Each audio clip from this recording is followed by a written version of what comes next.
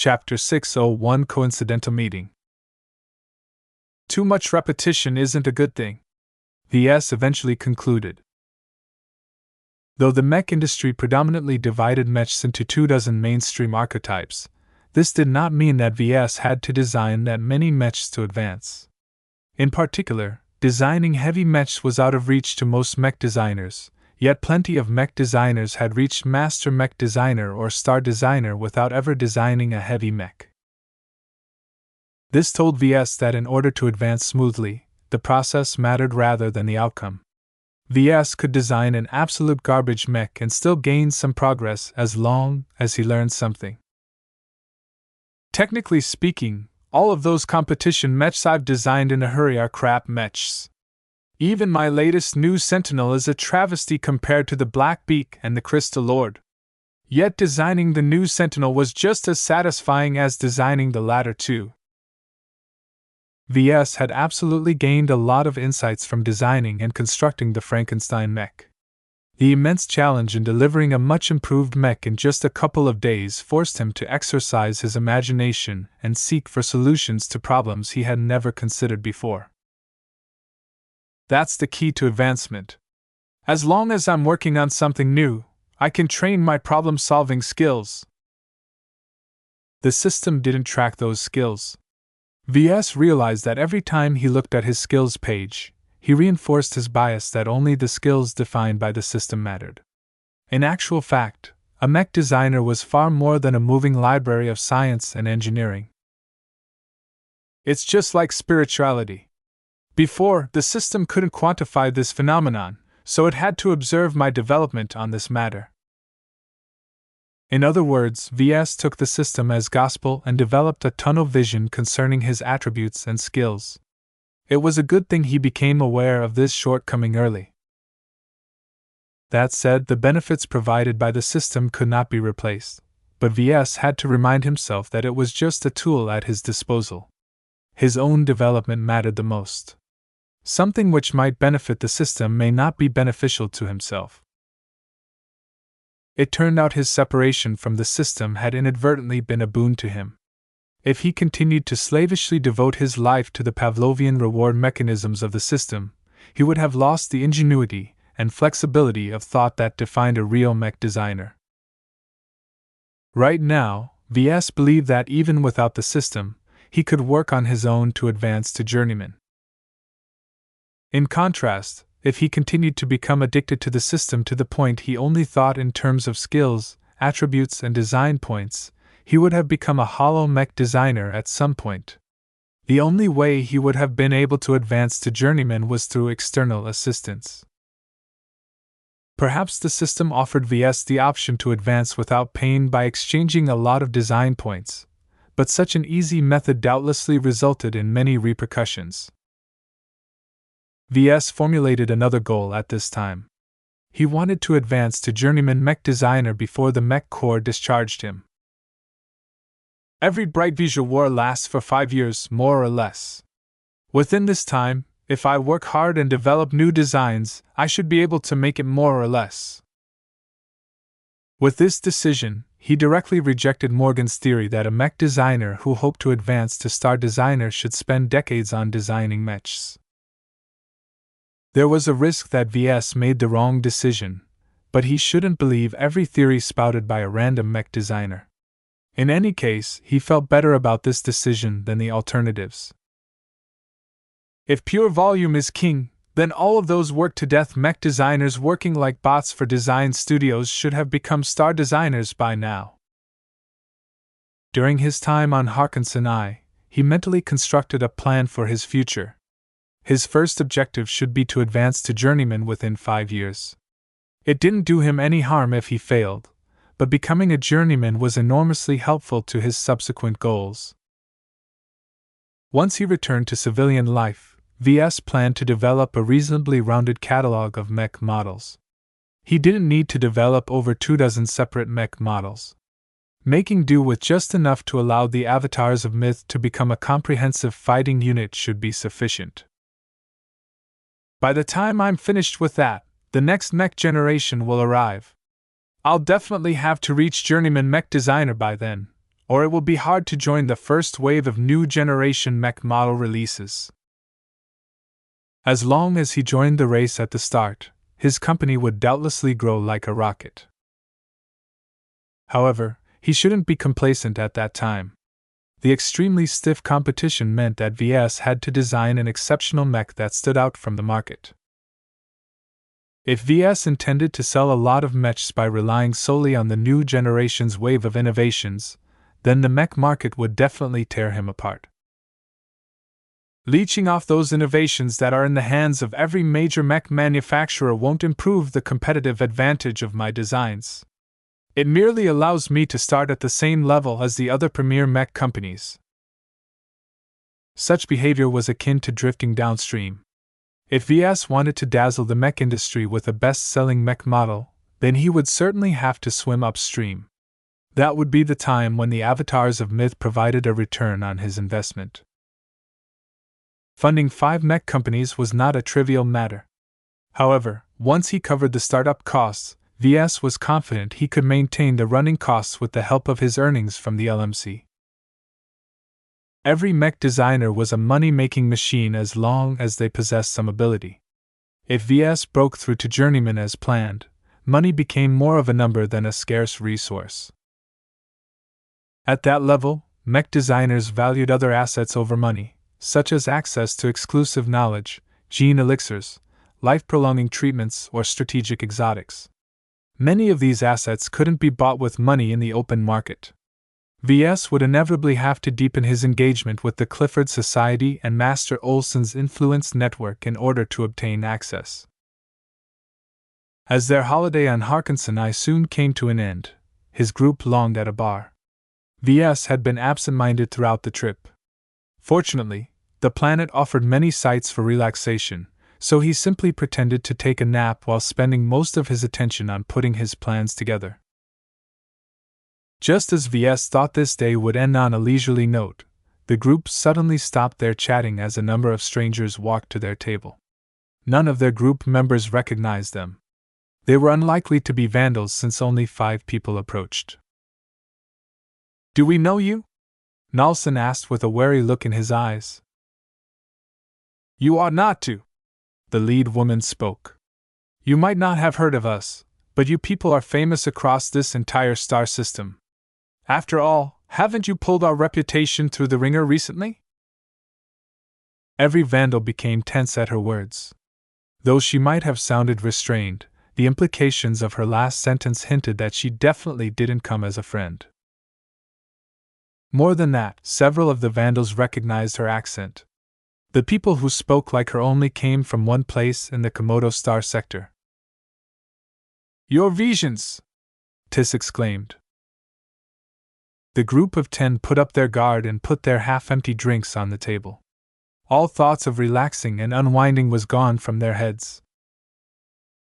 "My name is Calabas Darmland. As you've just declared, we are visions," the woman responded with a coy smirk. "Do you mind if we sit next to you?" "Actually, we do mind," Nalson said. "Oh, come on, don't be a spoilsport. This is a neutral star system. Even if our brothers and sisters are locked in a harrowing war at the front lines, in Reynolds space we are all friends with each other." Nalson pressed his lips into a thin line. "Whatever you say, Miss Arnland." "Call me Calabas, like you Briders always do. It's not as if we are in uniform right now." VS quietly turned to Tryon Earls. "Are they mech pilots?" "Not sure," the Vandal mech pilot whispered back. "Some of them have the build for it, but I don't feel any sense of aggression in their eyes. They're more like Nalson than me. They are definitely trained and aren't afraid to show it off." If Tryon was right, these visions underwent combat training. VS probably guessed that Calabas and her ilk were deadly at the infantry level. One question kept nagging Nalson. "How did you recognize us?" This was a very good question. The entire planet was under the control of the Reynaldans. Tracking the Vandals on this planet wasn't impossible, but it definitely wasn't something a random group of Visions could do in a snap. The Harkinson system is a supremely important point of interest to my state. As their neighbor, how could we not keep an eye on what is going on here? This shouldn't have come as a surprise. The Vija Kingdom possessed a very strained relationship with the Reinald Republic. Though the Harkinson system wasn't the most important star system in Reinald, it attracted the most foreigners by far. This was Reinald's main interface to the rest of the star sector. Calabast and her ilk outright ignored Nalson's declaration and rudely sat next to their table. Each of them ordered a drink from the list projected by the table. In a short instant, a floating bot arrived to deliver their drinks. "Ah, that hits the spot," the woman pepped up. "I have to hand it to the Reinaldans. If there's one thing they're good at, it's collecting an enormous amount of imported drinks." "Why are you here, Miss Calabast?" Nalson asked with a persistent tone. The Visions all grinned back. "We're just curious, that's all." "Curious about what?" "Why you bunch of losers managed to flounder your way out of the kingdom without getting annihilated." Calabast spoke with the most poisonous grin of them all. "You're not the first collection of vandals I've met. So far, I've seen nothing different. You vandals are the louts and brutes of the Bright Republic. It's no wonder your Mech regiment is treated so poorly by your own military." Her words touched on a nerve of the vandals. Everyone looked angry, but Nalson quickly gestured them to calm. Starting trouble on Harkinson was a sure trip to jail. "We don't appreciate your provocative words. We have no interest in conversing with you. Would you kindly leave, please?" "What's the hurry? Can't we get to know each other better?" the woman responded.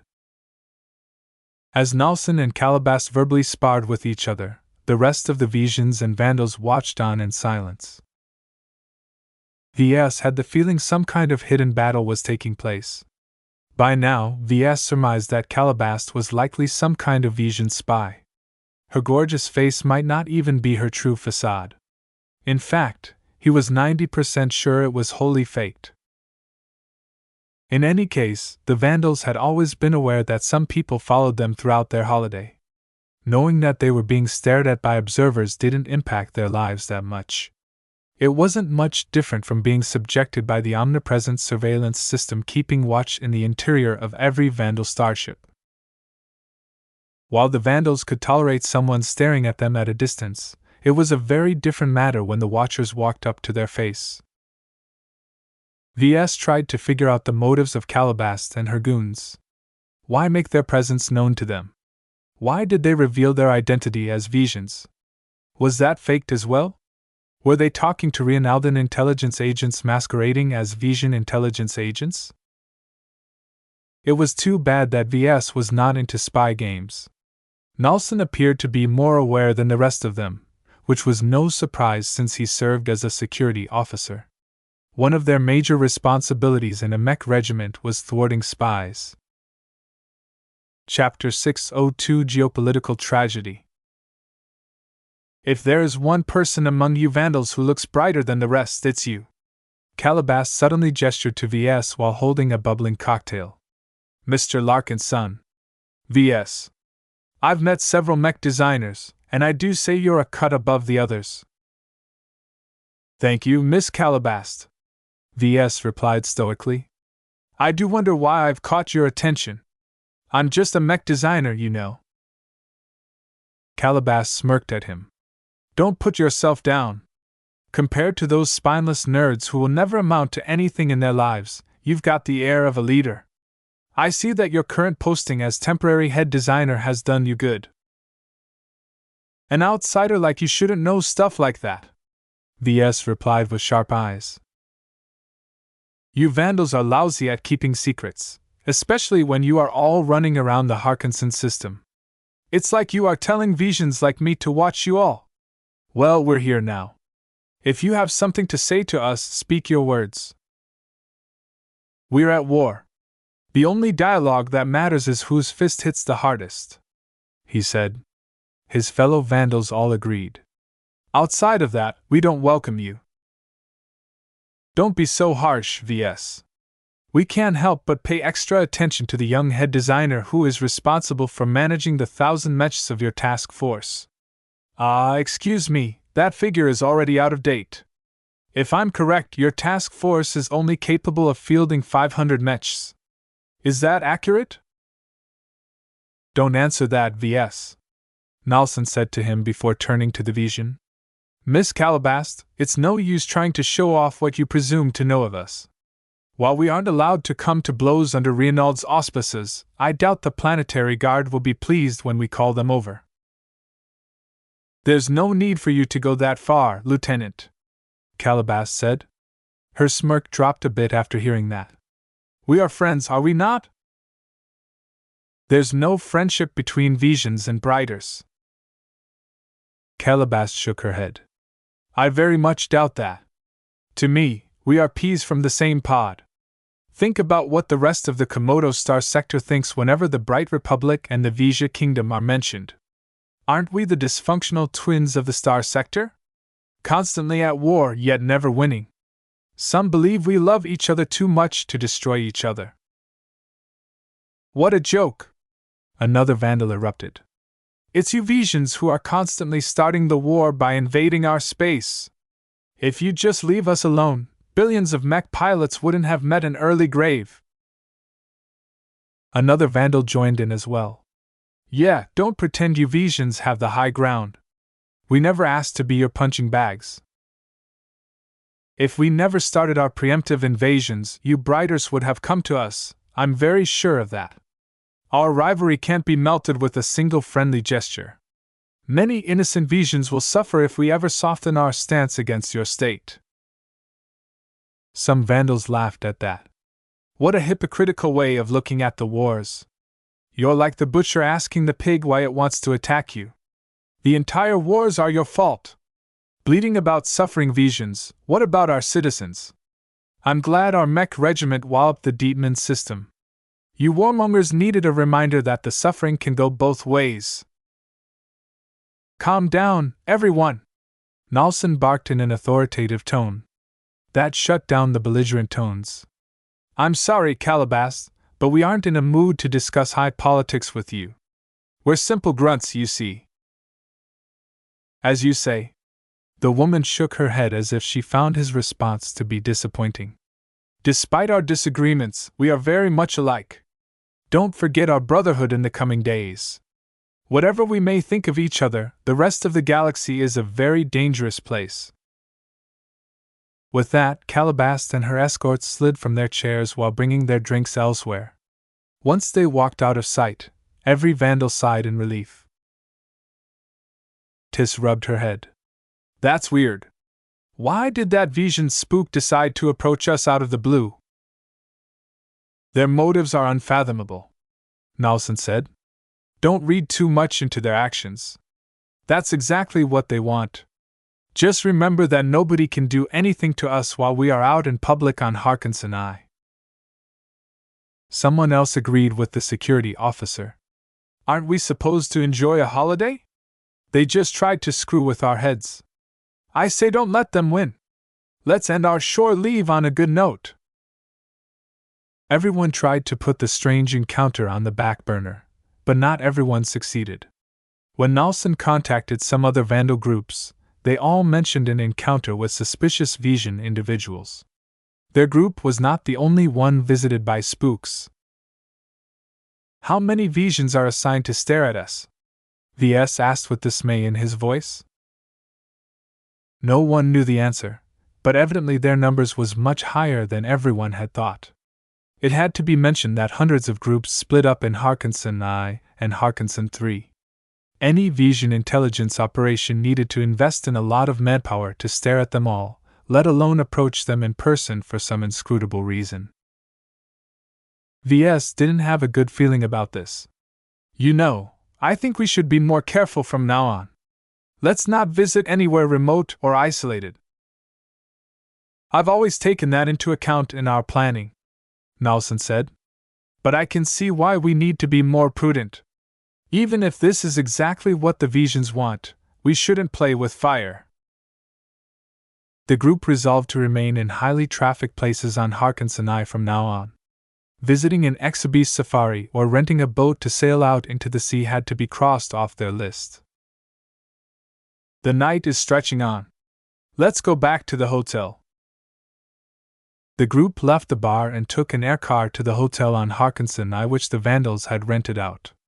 Though the place was less secure than the temporary compound on Harkinson 3, it saved them an unnecessary commute between planets. There were also a number of Vandal security officers on patrol, which reassured the Vandals who slept overnight. "Good night, VS!" Tis waved as everyone returned to their suites. As VS entered his hotel room, he walked over to the wide open windows and stared out into the city they were in at night.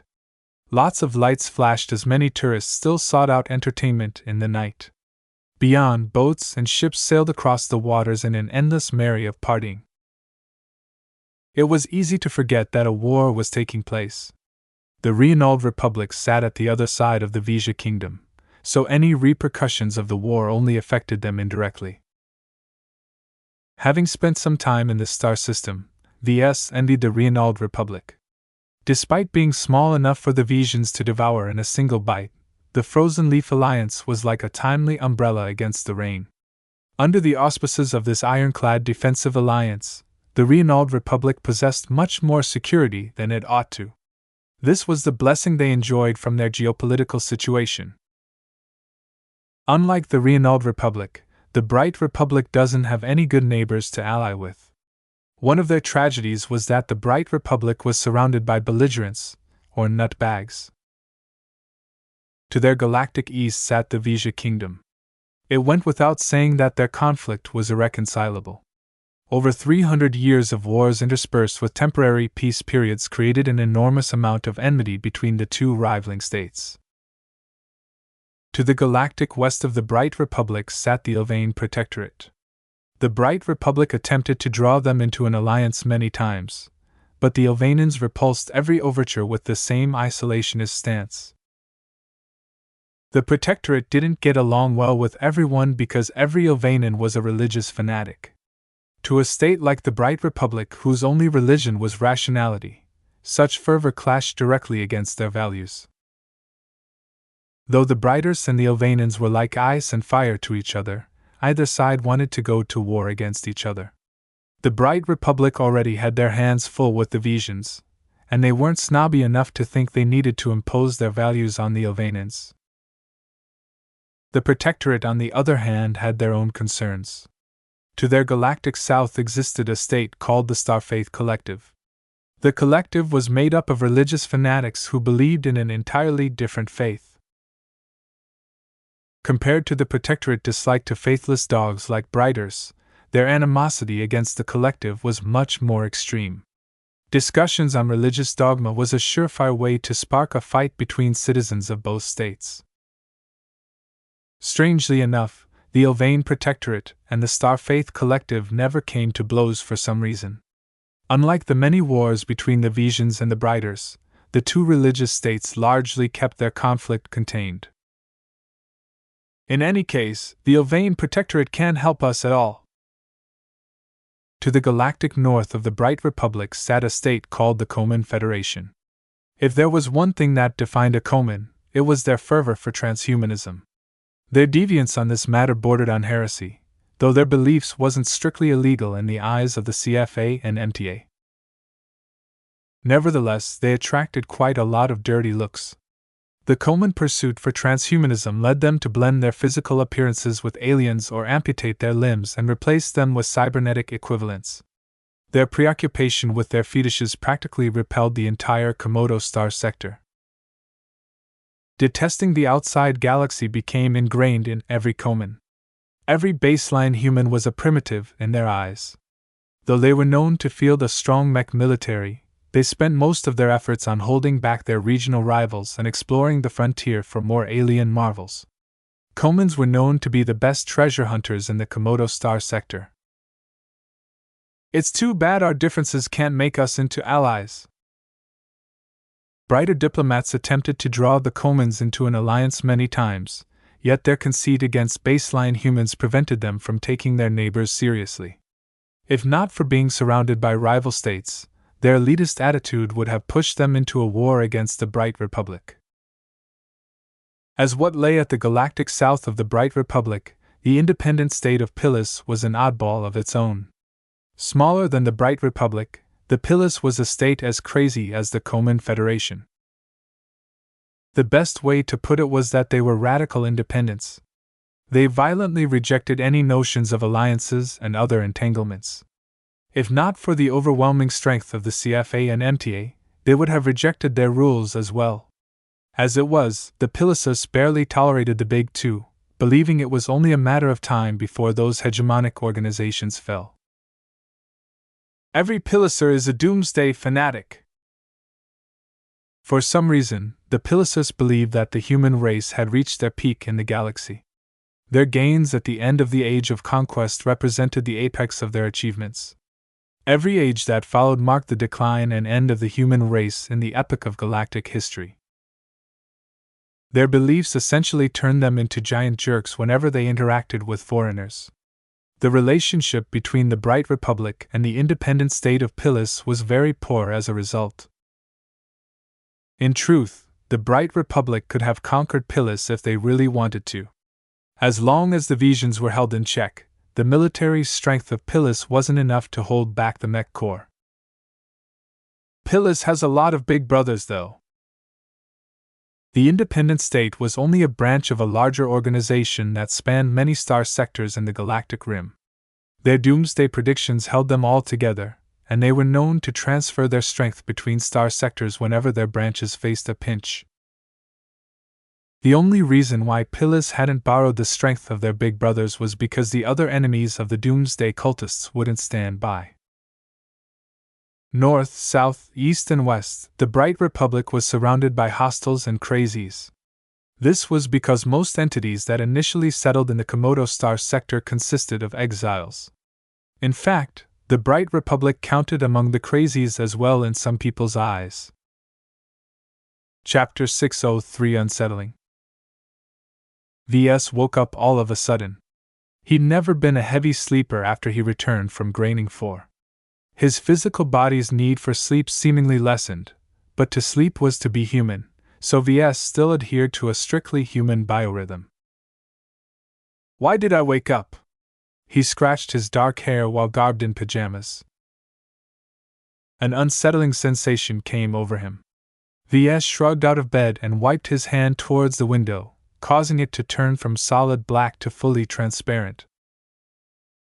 He blinked at the nightscape and checked the time. At 3 o'clock local time, the city was doused in the depths of sleep. Only the most hardcore partiers and revelers still roamed the streets. Drunken tourists crawled from bar to bar while the nightclubs lit up their surroundings with light and noise. Beyond the stretch of beaches, half a dozen yachts had congregated and formed a makeshift floating club where over 100 privileged young men and women pretended to be nocturnal party beasts. To all intents and purposes, the city appeared to be completely normal. Yet VS couldn't dismiss the nagging feeling of something wrong. His instincts might not be as good as an oracle, but VS had learned to trust his gut feeling.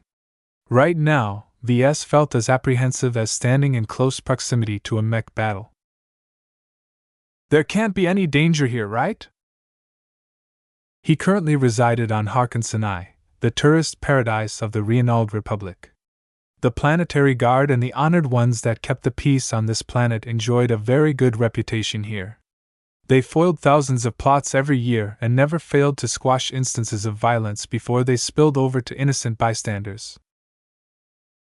After several minutes of staring out of the window, VS decided it was best to be safe than sorry. He raised his comm, which had never left his wrist, and opened a channel to security. His comm projected the bust of a bored-looking Vandal security officer.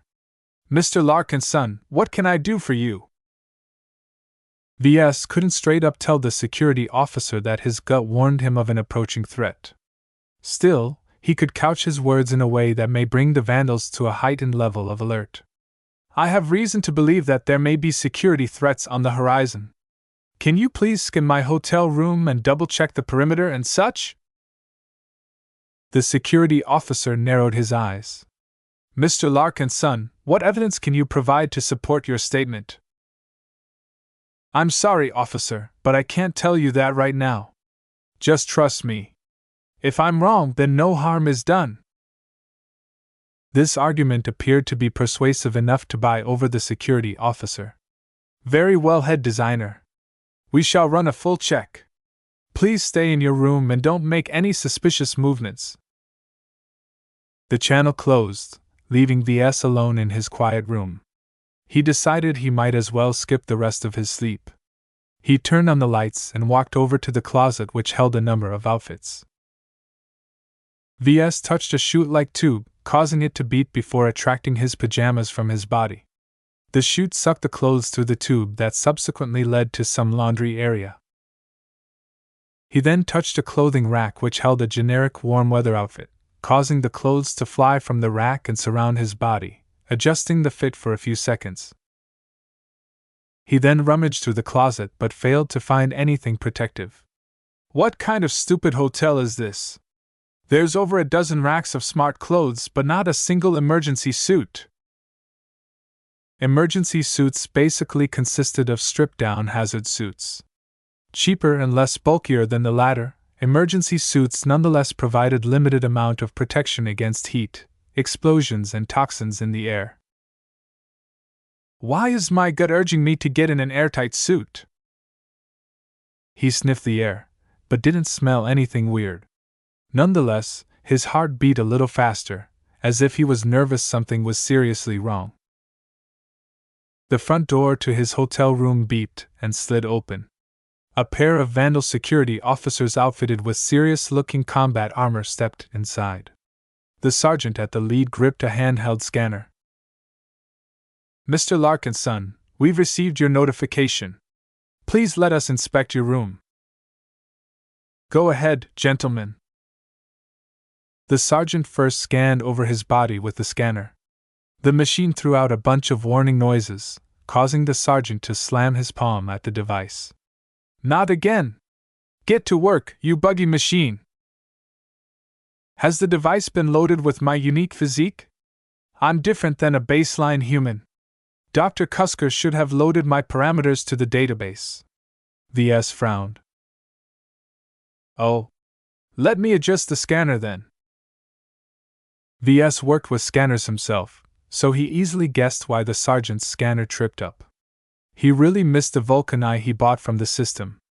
With a scanner worth 100,000 DP, he would have already been able to detect any anomalies himself. While the sergeant loaded in the right settings, the other security officer made a cursory inspection of the hotel suite.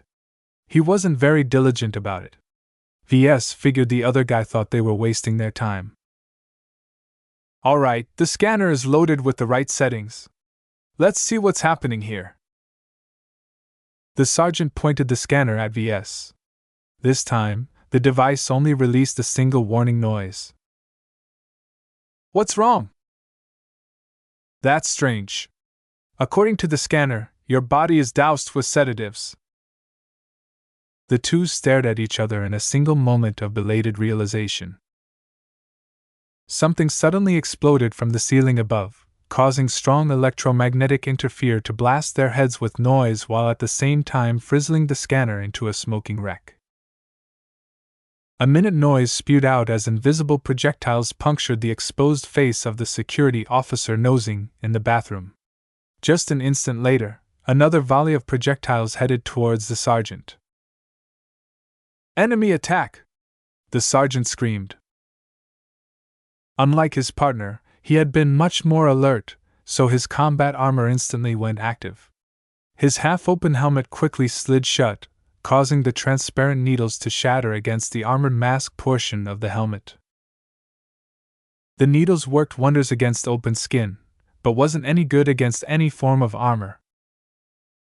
TCH. We go loud. An electronic voice sounded out. The room became instantly bright with the flash of a high-powered laser beam that tore through the sergeant's armor like it was made out of cloth. The vandal's body slowly tumbled onto its back, as if the man couldn't fathom why he was killed so quickly. The hot laser beam instantly set off alarms in the hotel. The noise practically forced every vandal awake. Just as VS thought the assailants would be scared away, he glimpsed something alarming through the window at the other end of the suite. Out of the waters, a couple of mech-like shapes emerged from the depths. The nearby party fortress lit up the contours of the mechs that had hidden themselves underwater. Some of the mechs pointed their arms in the direction of the hotel. Twin booms sounded out as a salvo of kinetic projectiles thundered towards the tall hotel. Just as the projectiles hit the building, an energy screen came to life. The projectiles managed to punch through the energy screen, but lost a lot of their force in the process. By the time they hit the hotel, the structure only shook lightly as a couple of hotel suites became flattened. This caused the entire city to erupt in alarms. Warning noises penetrated everywhere, causing even the heaviest sleepers to shake off their dreams. A few seconds later, massive EMP detonations racked the area around the hotel, causing most of the nearby alarms to sputter out. Nightclubs went silent while bars went dark. Every electronic device with insufficient shielding became completely inert. Worse, more explosions detonated underground and elsewhere, causing the camouflage turrets and other security measures to freeze. VS couldn't pay attention to those matters though, because a trio of dark-suited infiltrators dropped from the ceiling. He noticed that their suits possessed active camouflage capabilities that allowed them to blend into the background. They might have been staring at him at sleep for hours. "Who are you guys? Visions? Reinaldans?" VS barked, but he didn't wait for their reply. He quickly turned around and dove towards the exit, only to skid to a halt when another infiltrator barred his way. All of the infiltrators wore the same high-tech get-up. Their suits stuck close to their bodies and seemed to be layered in thin but flexible armor. The suits allowed them to walk on the ceiling or walls as if they walked on the ground. The helmets showed off a faceless visage, save for two tiny crystals that served as the main sensors of the infiltration suit. "You're coming with us," the electronic voice commanded to VS. He held up his arms while keeping his senses alert. He felt vibrations approaching him from the rear.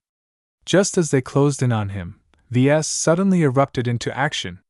He kicked out to the rear, bumping the infiltrator behind him like a ball soaring through the air. The unfortunate enemy crashed against the unbreakable window and slid down in a crumple. The rest of the infiltrators acted quickly.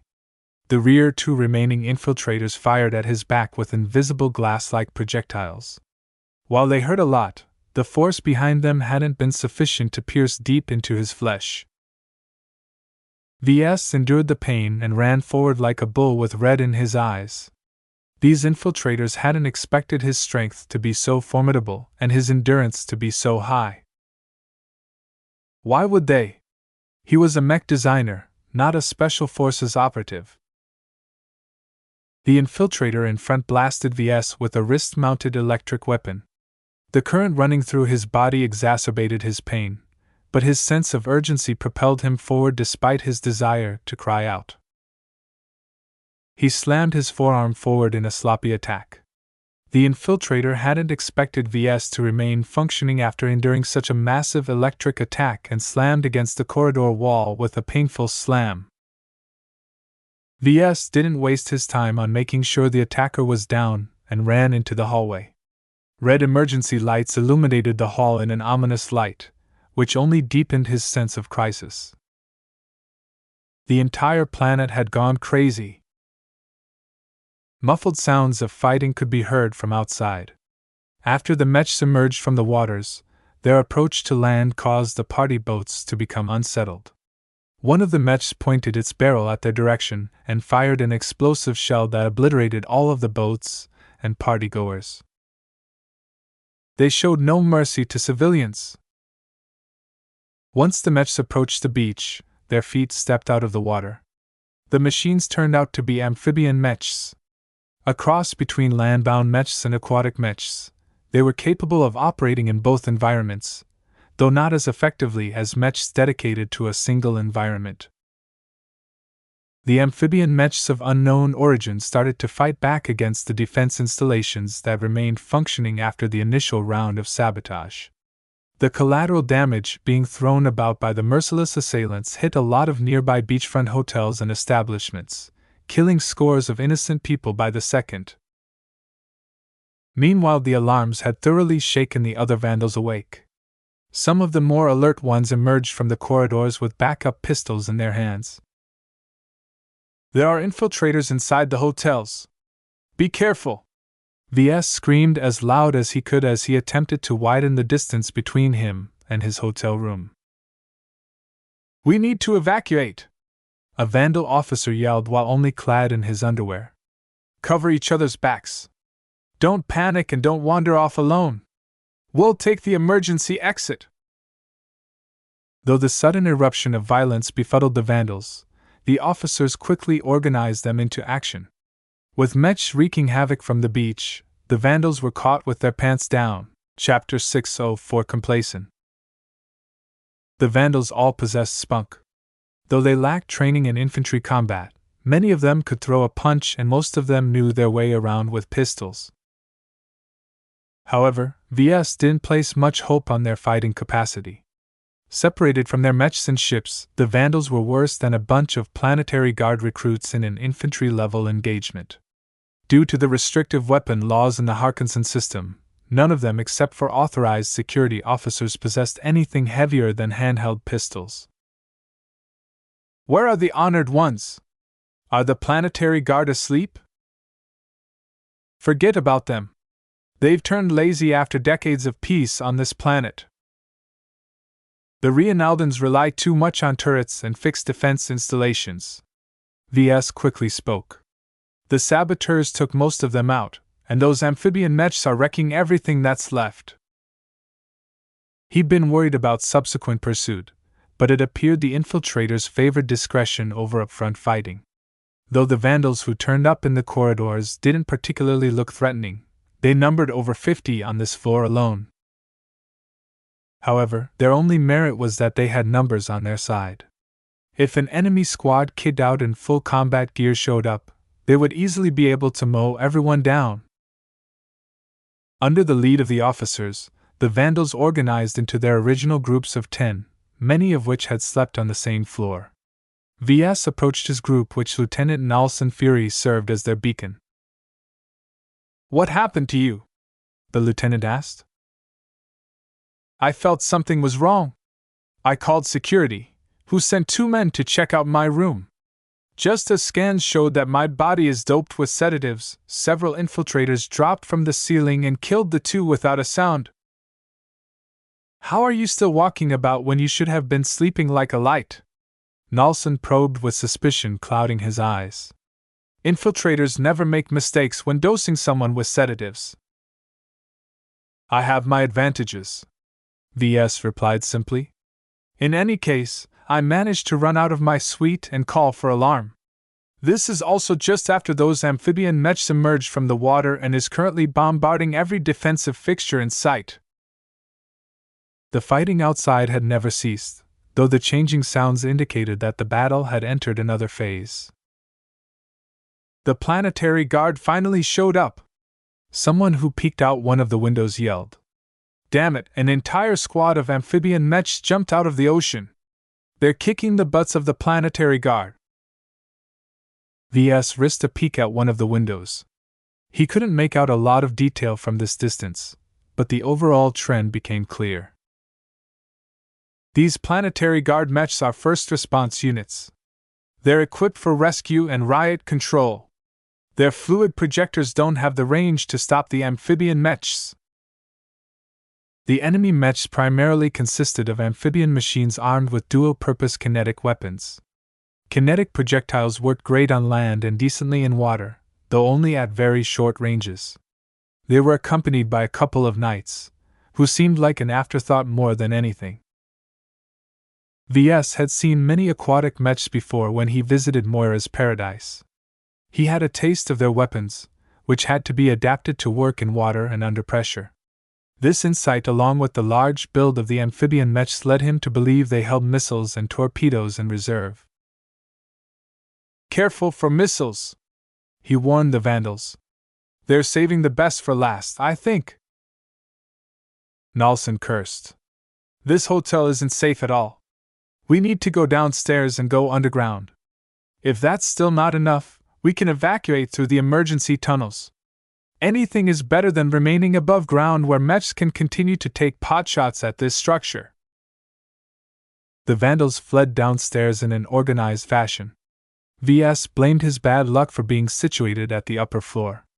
This meant that they had to wait in line for the stairway and emergency tubes to clear out the clogging. "Hurry up! Don't press against me!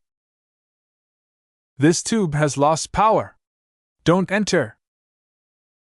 The stairway was the most reliable exit.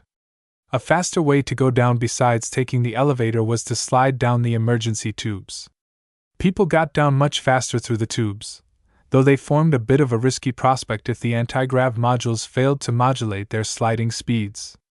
Their bodies might go splat at the other end. Due to the EMP attacks, many high-tech escape methods failed to work despite their heavy shielding.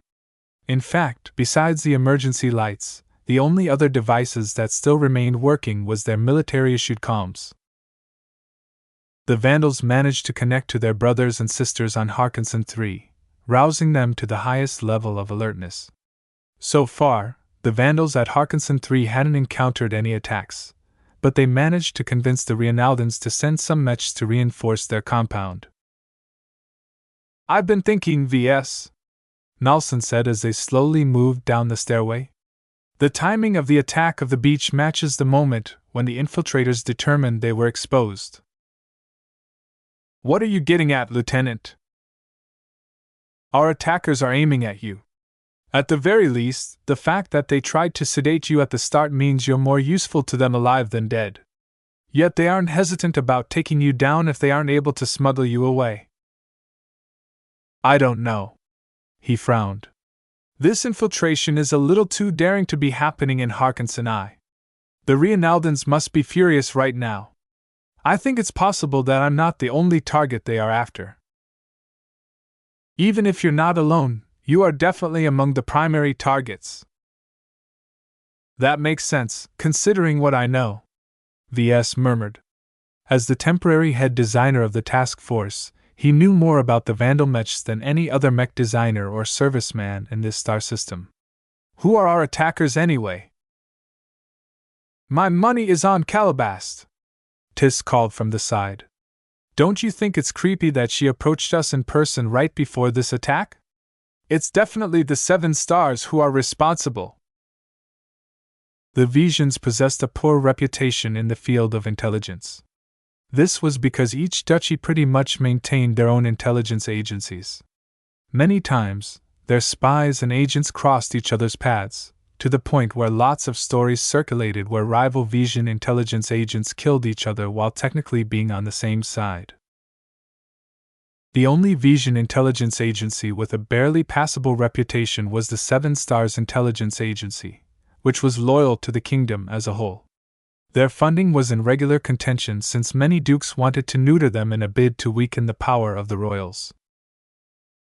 The 7 Stars won't be stupid enough to implicate themselves in a terrorist attack on Harkinson I. Nalson pushed back against that theory. If anything, Calabast is indicative of a false flag operation. Not that the Reinaldans will fall for this trick.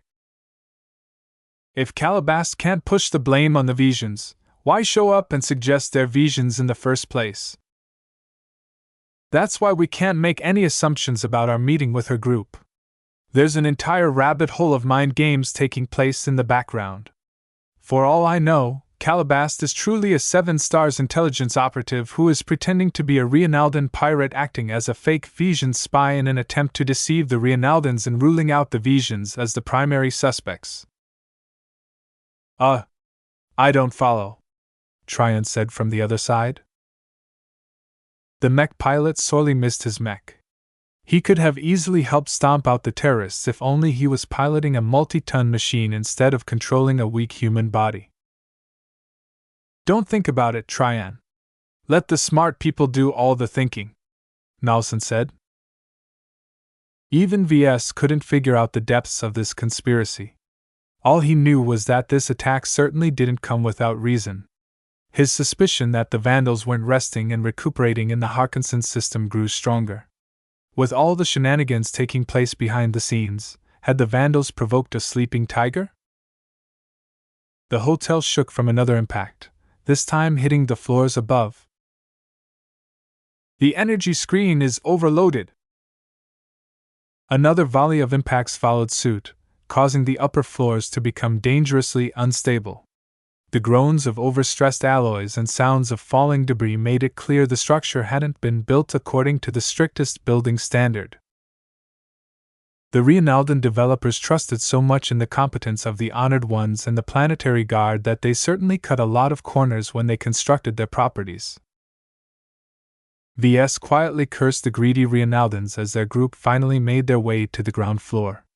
Heavily armed security officers guided every group of Vandals down the rear halls and towards an underground entrance. "I'm sorry, friends, but I have to gear up and join up with my mates." Nelson gestured his head at the patrols of armed Vandals. "Go ahead. We can survive without you." They all understood Nelson's need to help strengthen their guard presence. Once he adorned a suit of combat armor and equipped a heavy rifle, he would become 100 times deadlier than his current state. Right now, he was still wearing his sleeping clothes while armed with only a pistol. A string of Vandal guards guided the nearly defenseless servicemen into an underground shelter.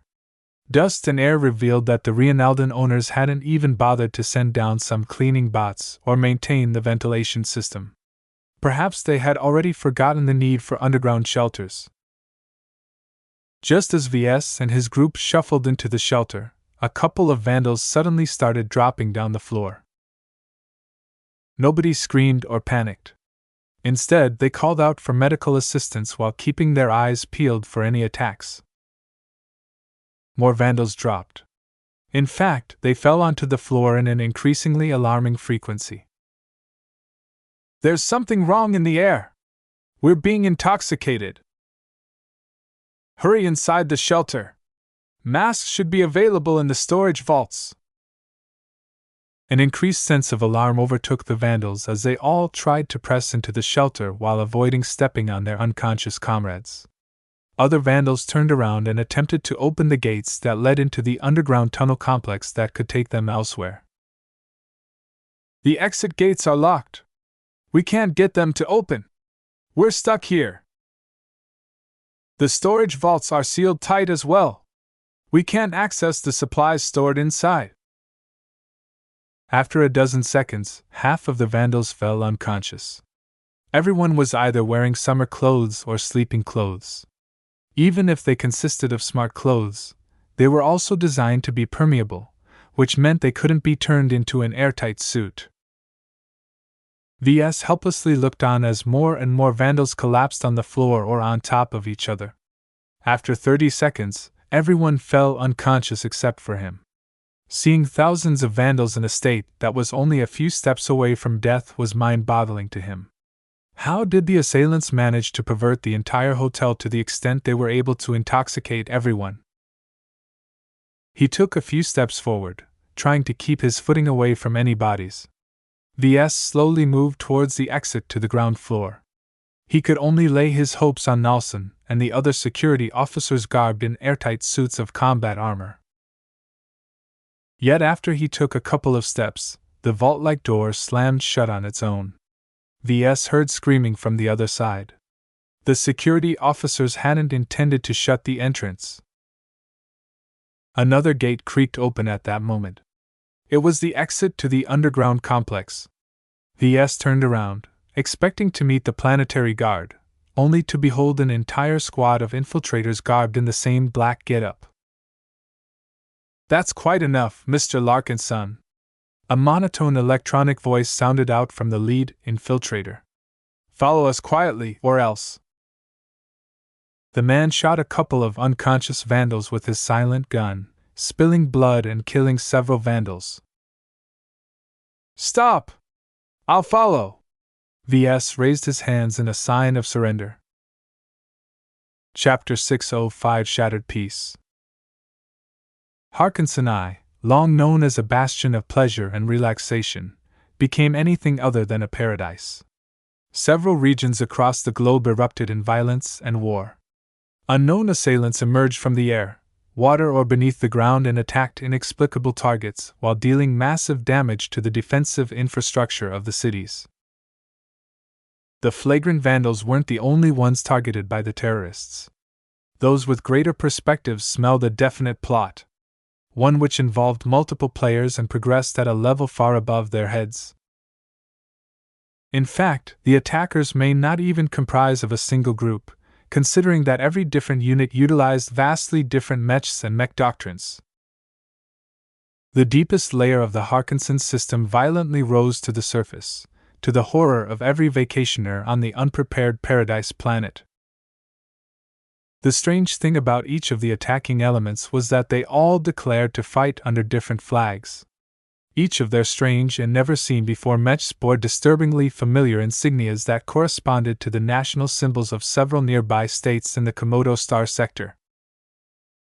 "We are the brightest minds! You insufferable imbeciles have wallowed in ignorance for far too long! Let us liberate your minds and bring you into the fold of the Bright Republic. Surrender to the Coman vanguard and accept the inevitable. Leave behind your weak and pathetic forms and embrace the virtue of evolution." Weak! You are too weak! Die in the name of Rapo! In this cruel galaxy of war and bloodshed, paradise planets such as Harkinson should be razed to the ground. Kill them all! The strength of the Renaud Republic is laid bare before all of yours eyes. Against our kingdom, none of you can withstand our might. Pledge yourselves to the true sons of Vija, and ready your pathetic state for total subjugation. VS grimaced as those words thundered from above. The volume of those broadcasts faintly penetrated the underground floor complex beneath the hotel. Standing amidst a carpet of unconscious Vandal servicemen, VS did not dare to make any sudden movements. The team of 15 or so infiltrators all pointed there out of the tunnel gate. They left no angle uncovered. As his hands remained above the air, he may have stated his surrender, but a significant amount of calculations and deliberations went on in his mind. Hundreds of thoughts flitted through his mind, while only a single second passed. He wasn't resigned to surrender to these ruthless murderers. Whatever game they played, they undoubtedly didn't have his interests at heart. Separating himself from the protective embrace of the Vandals to accompany these merciless terrorists was the worst idea he could think of. With how professional they operated, VS might never have the chance to escape from their clutches even with his secret weapon. His eyes glinted in his light as he contemplated the best use of his most reliable weapon to date. The reason why he still held some hope of turning this situation around was that he could summon his Amastendra from his inventory at any time. The only decision he agonized about was whether to summon it right now or wait until they took him into custody. VS figured the latter enabled him to spring his surprise on the infiltrators who let their guard down by then. Right now, 15 infiltrators would immediately be able to point their weapons at him and shoot him into a sieve. The downside to such a decision was that he had to make a leap of faith that they wouldn't restrain him in any way. If they tied his hands behind his back with some thick alloy cuffs or some other sophisticated restraints, it wouldn't matter if he could summon the Amastendra. He had no way to utilize his weapon effectively. Choosing to spring his surprise right now was the better choice in his eyes. Not only was the situation simpler and wholly within his view, he also believed he could down the infiltrators with a single high-powered attack. His eyes beheld the infiltrators as they stood at the mouth of the tunnel gate. None of them appeared to have stepped out as of yet, though VS couldn't rule out any invisible enemies creeping around at other angles. Still, the 15 infiltrators currently stood rather close to each other due to the confines of the tunnel, which was wide enough to traverse for 2 or 3 wide air cars. VS made a decision in his mind and started acting on it. He pretended to be affected by the invisible intoxicating substance that had been released into the air. His body wobbled a bit and fell to its knees. The infiltrators tightened their grip on their weapons, but VS had become somewhat accustomed to acting, so his performance wasn't too shabby. As his upper body wobbled a bit, his eyes estimated the distance and the angle between him and his opponents. After a few seconds of pretending to be woozy, VS finally stepped on the road to no return. His hands slowly fell from above his head, with one hand blocking the view of the materialing Amastendera as much as possible. That didn't help much because the Amastendera was larger than a regular laser pistol and much more ornate besides. The master-crafted weapon was made to attract attention. Therefore, VS had to move quickly before the infiltrators recognized what was going on. For now, the only reason why they hadn't pulled the trigger was that they couldn't believe that someone in this remote part of the galaxy was able to materialize a weapon from out of nowhere. He also whispered some words as quietly as possible. Set power setting to 10. Switch firing mode to wide-angle scatter mode. Set scatter angle to 10 degrees. Switch laser frequency to ultraviolet. Master Gunsmith Pierre Fimento's weapon could be controlled through various methods as long as the Amastendera was keyed to the user. VS normally found it more efficient to change the settings by adjusting a couple of knobs through a control interface projected from the rear of the pistol, but the infiltrators wouldn't let him do that. The only way for him to configure the right settings at the moment was to issue verbal commands. The pistol gently vibrated in his grip, indicating that it had read all of the instructions. 10 was the highest power setting the Amastendera could reach. At this mode, VS could fire only 10 times before the weapon forcibly entered a lengthy cooldown cycle. This should be more than sufficient to penetrate the stealth suits of the infiltrators. VS knew that their suits had to compromise a lot in terms of protection in order to retain their stealth capabilities. Changing the firing mode from a standard straight beam to a wide-angle scatter projection was like turning a precision weapon into a shotgun. 10 degrees was enough to cover the entire tunnel gate with plenty of margin to spare in case they jumped out all of a sudden. As for the issue of frequency, VS bounced around between infrared and ultraviolet, before deciding on the latter. Infrared lasers penetrated stronger armor better, but came with a massive wash of heat which might result in an enormous amount of collateral damage. With plenty of friendly bodies lying unconscious between him and his targets, VS did not dare spill over any excess heat. Laser weapon users considered ultraviolet lasers to be the more surgical option, though they still packed a lot of punch if pumped with sufficient power. With time running out, VS did not hesitate any longer. His body erupted into action, alarming the infiltrators. The first thing he did was to reach down his free hand and grab the body of Tryon Earls, who collapsed right in front of him. VS mentally apologized to the Vandal Mech pilot, but between choosing him or Ensign Tiss, the latter's body was too petite. His arm hauled Tryon's body from the ground and lifted it in front of his kneeling form. At the same time, he revealed the gleaming Amastendera in his hands and aimed it at the middle of the open tunnel entrance as best he could. Amastendera! VS closed his eyes as a strong cone of largely invisible energy erupted from the barrel of his weapon at the speed of light. The silent glass-like projectiles shot from the guns of the infiltrators barely left their barrels before the dreadfully powerful ultraviolet wave crashed against the infiltrators and vaporized the front of their suits. Screams escaped from all stricken infiltrators as their molten and vaporized suits blended into their scorched, vaporized and melted flesh in a single symphony of horror. Their screams quickly faded away as their lungs turned to ash and dust. Those further away became exposed to much less energy, so even if they suffered a severe amount of damage, they still managed to cling to life. Their horrendous forms barely distinguished these men and women from undead ghouls. Throughout it all, VS still kept his eyes closed. A high-powered laser beam was no joke, especially when fired in scatter mode where reflections could bounce back the light back into his own eyes. Though blindness from laser damage could easily be fixed in any clinic, VS could not afford to go blind right now even if his endurance was sky-high. Set power setting to 7. Set scatter angle to 8 degrees. As soon as the pistol vibrated in his grip yet again, VS immediately pulled the trigger.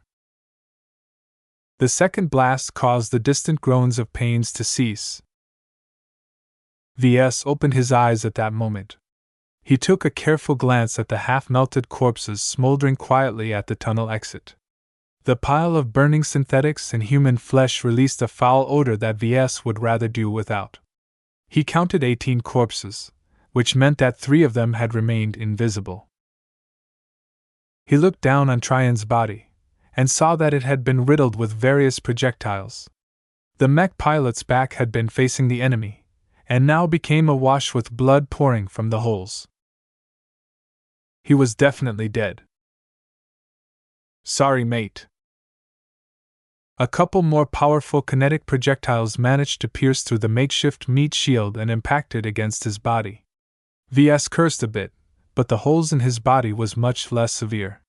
His inhuman level of endurance already worked to stall the bleeding. VS remained on guard against other infiltrators that might have already sneaked inside the underground hall. He had no good answer against them, though. The only thing he could do was to haul his bloody shield with him as he carefully stepped towards the exit that led back up to the ground floor of the hotel. Right now, he needed the help of the security officers. Set power mode to 5. Switch firing mode to cutting beam, continuous. Set laser frequency to standard infrared. He pointed towards the locked gate that barred his way upstairs and began to hold down the trigger of the Amastendra. The laser beam that erupted began to cut away at the surface of the smooth alloy gate, burning its way through the thick material. VS worked neither too fast nor too slow, and he barely paid attention to his progress. Instead, his eyes kept raking over the entire hall. The moment an infiltrator made a move, VS would immediately rake their position with his continuous beam. Fortunately, it hadn't come to that. When VS cut out a vague man-sized rectangle out of the gate, VS released the trigger of his weapon and let it dematerialize back into his inventory. He also hastily threw away Trion's corpse, which landed in a messy splat that undoubtedly looked suspicious, but VS quietly shrugged at that. As VS was bending down trying to clean the blood from his hand, the vandals on the other side finally kicked down the rectangle that VS had made. 2 squads of security officers entered the room in a tactical fashion, with half of them pointing their heavy assault rifles at VS. Unlike the light and stealthy needle guns of the infiltrators, these assault rifles would definitely be able to cut his body to ribbons despite his partially alien physique. Freeze! Hands in the air! Don't move! VS threw his hands in the air for the second time this day. It's about time you arrived! Chapter 606 Paradise Falls. Sometime later, VS sat with his arms crossed against his chest. The security officers worked to neutralize the chemicals that robbed the vandals downstairs from their consciousness. The infiltrators hadn't used anything lethal or sophisticated in order to circumvent detectors. The security officers sealed into airtight combat suits were easily able to inject the vandals with a standard cure that woke them up over a couple of minutes.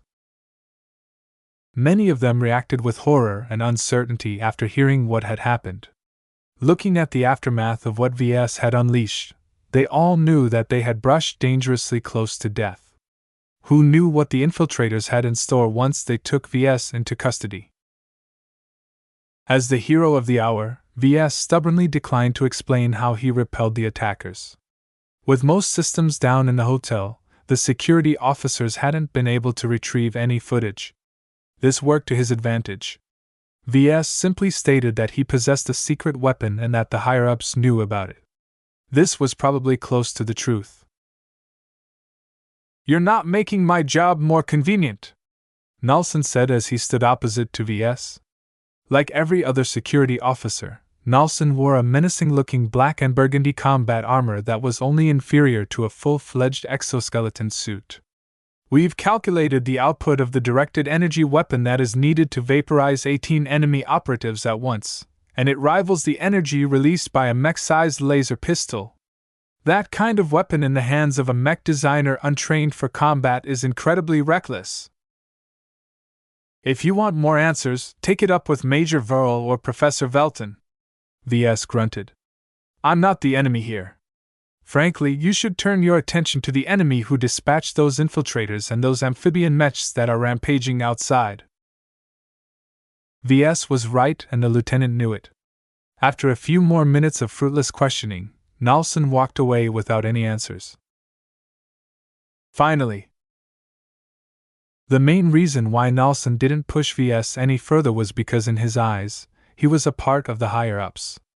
As the head designer of the task force, VS possessed an unsurpassed amount of prestige among the flagrant vandals. It should have come to no surprise that he possessed a couple of tricks to ensure his safety. A doctor had already come to remove the remains of the projectiles that passed into his body, so VS was currently trying to recover. What a mess! The noise outside had died down a bit. From what he gathered, the Planetary Guard and the Honored Ones finally got their act together and pushed the enemy amphibian mechs away from the city. Yet despite fighting on their home ground, the Reinaldan forces responded poorly to the crisis. All the sabotage that crippled their fixed defense installations hadn't helped their situation either.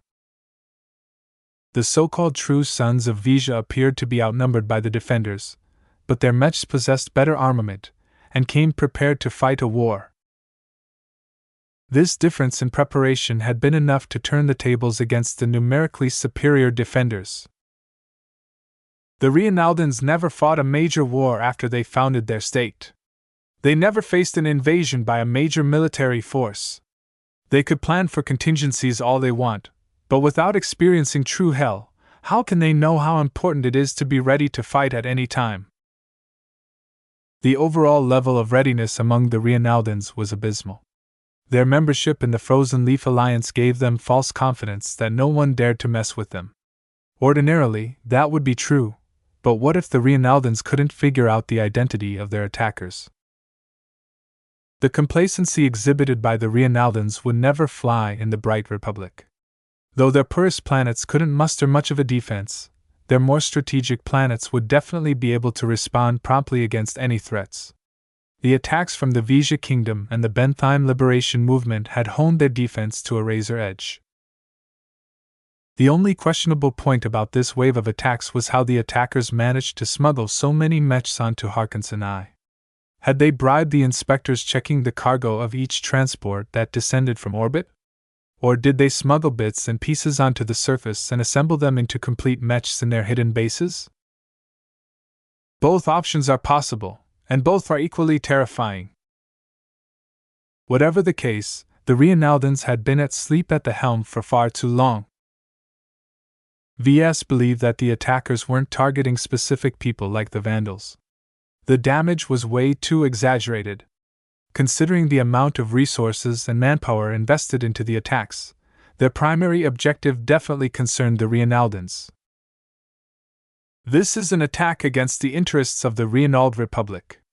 The mass casualties inflicted by outsiders has broken the unspoken promises made to visitors of the Harkinson system. How can the Reinaldans retain their credibility after this destructive crisis? The entire Komodo Star sector had already underwent a wave of unrest last year, but the Reinald Republic had largely escaped those repercussions. Their unique status as a friendly partner to shady outfits caused most bad actors to restrain themselves against one of the rare states that was sympathetic to their presence. It was too bad that not everyone found the Reinald Republic to their liking. Making enemies was inevitable. No matter how much Reinald wished to maintain friendly or cordial relations with everyone, plenty of enemies still wished to tear them down. The murky identities of the attackers only complicated the repercussions of the attacks. Even now, VS could still hear the piercing broadcasts from the true sons of Vija. Even though every Reinaldan leader would probably scoff at this obvious false flag, their citizens and the tourists might not be so imaginative. The troublesome part about these ear-wailing announcements was that plenty of people probably bought into these claims. Not everyone was capable of reading in between the lines, and regular people didn't normally think beyond their immediate status. The dangerous games played among leaders of states and non-state powers was highly inscrutable among average folk. VS definitely expected millions of survivors to develop an incurable animosity against the Vija kingdom after this attack.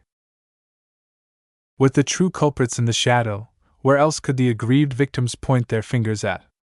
They're definitely going to demand compensation from the Vijans. The attack by the true sons of Vija and all the other fake terrorist groups primarily served to sour the relations between the Reinald Republic and the other states. A diplomatic reputation in the toilet was a crippling blow to a state that depended heavily on tourism and trade.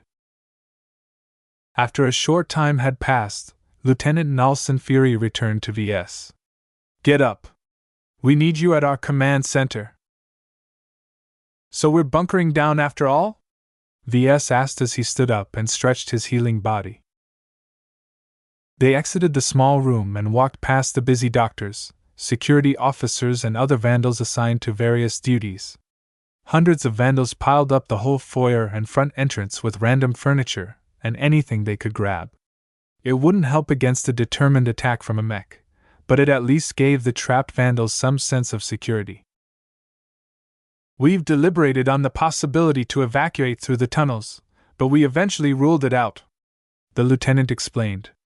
"With all the widespread sabotage, we can't ensure the tunnels won't collapse on our heads." "Sounds logical." VS nodded in approval. "Right now, the enemy appears to be in greater control over the city's emergency facilities than the Reinaldans. I don't have to explain why fleeing on open ground is a monumentally bad idea. With all the lasers, shells, and missiles flying around, it only takes a single instance of bad luck to wipe half of us out. Besides, every vehicle trying to flee the city so far has been shot down. So the only choice that remains is to hunker down in the hotel.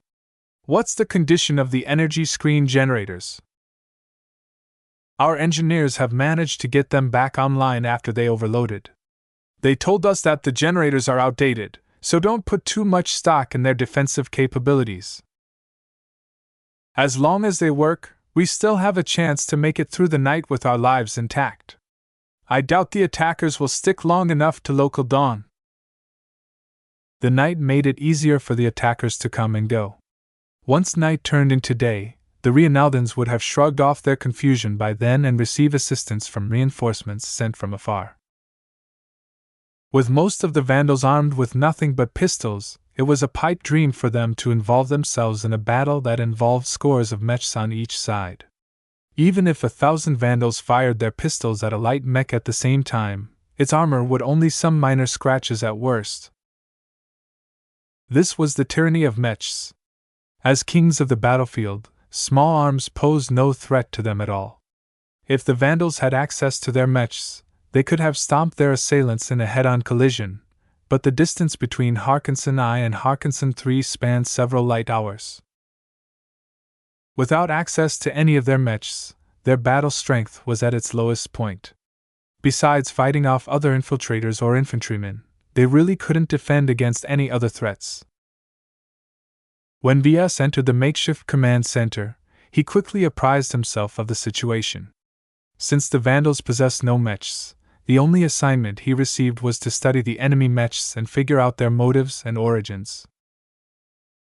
The live footage playing out in front of VS didn't really give VS a lot to go about.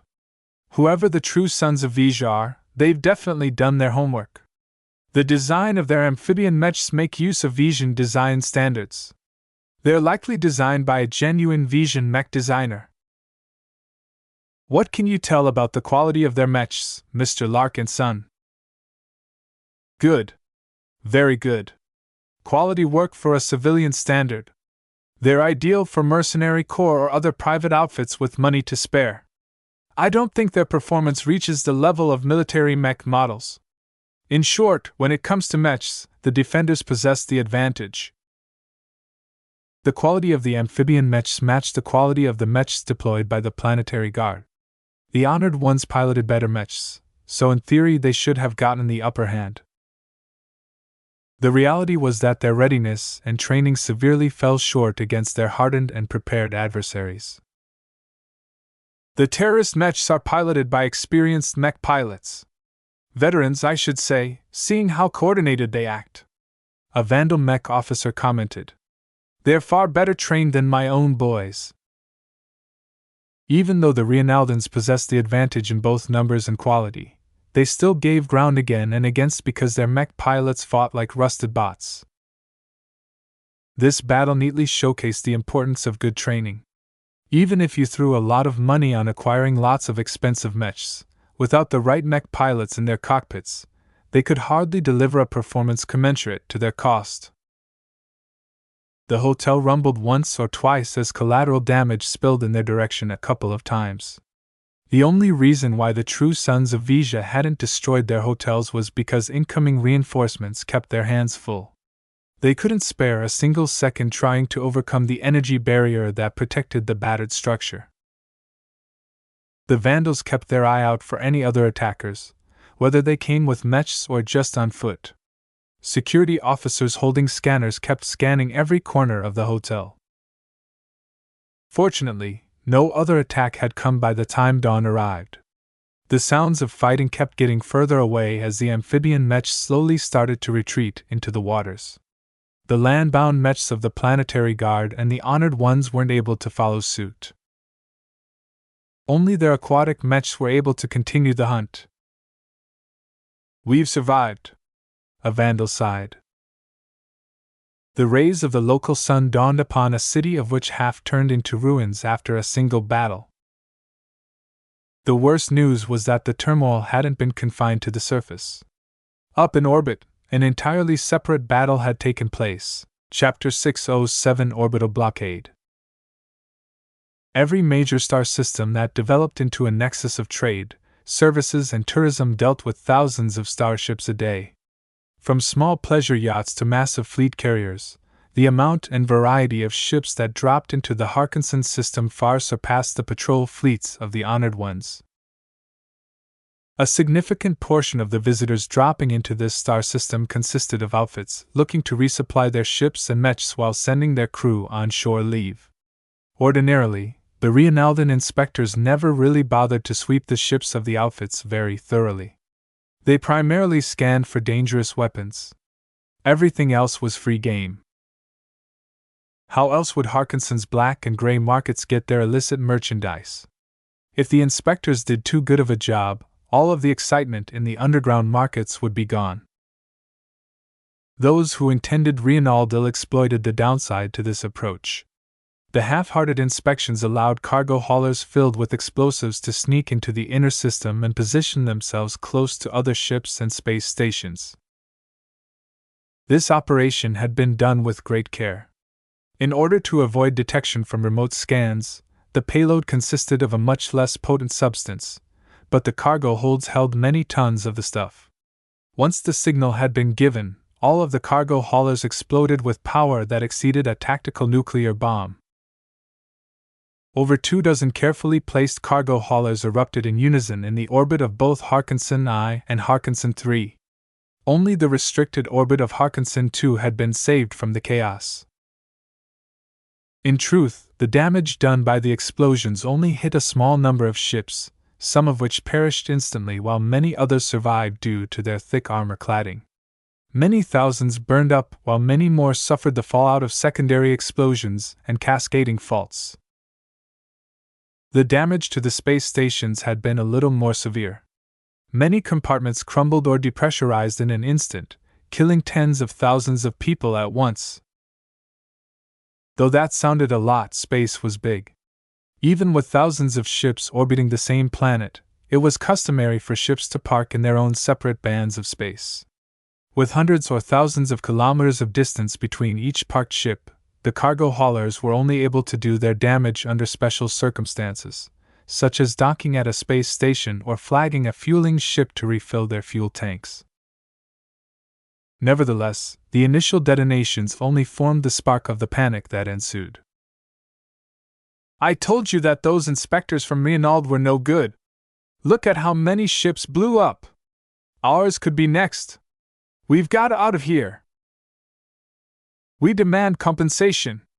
We lost more than 200 million marks worth of cargo. We're facing double that amount in penalty fees. I went to Harksensonite to get away from the war, not jump right into it. This is the worst holiday destination ever. I'm leaving right now and I'm never going back again. My children are dead. My wife is dead. My entire family is dead." The galactic net exploded with indignant remarks. VS casually browsed the news portals, and all of them painted a picture of doom and gloom. The arrival of dawn had chased away the attackers, but that did not put an end to the suffering. Everyone wanted to leave the planet and the star system. However, the Reinaldans wouldn't allow them to leave willy-nilly. Reinforcements arrived to maintain order on the surface and in orbit, but they could barely hold back the masses that wanted to depart. Blockades, traffic jams, curfews, and more all hindered the stranded visitors from leaving. With the unknown assailants at large, the Reinaldans could not afford to let the guilty parties slip away from Harkonsonai by blending in with the crowd. After taking such an enormous hit to their credibility, the only way to salvage the pieces was to catch the people responsible and put them all on trial. Back at the hotel, the leading vandals gathered for an emergency meeting. Various mech and ship officers entered a conference room meant to host business gatherings. They took their seats with grim faces and murmured to each other with subdued voices. VS attracted a lot of attention as he sat down. Practically every vandal in the hotel had heard how he somehow wiped away the lives of 18 infiltrators. The fact that their seemingly weak mech designer was capable of such slaughter earned him a lot of respect from the men.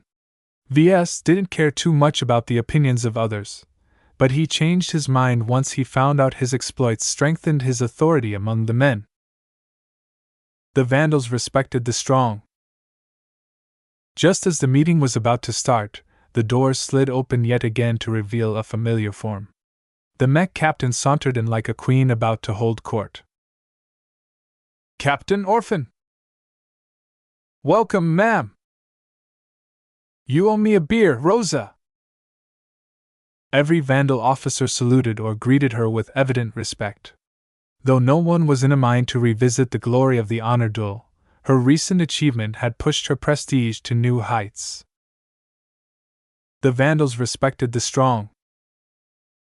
"All right, vandals, let's get down to business," Captain Orphan declared as the gravity of the conference room seemed to center around her position. "First up, what's the numbers?" A logistical officer stood up.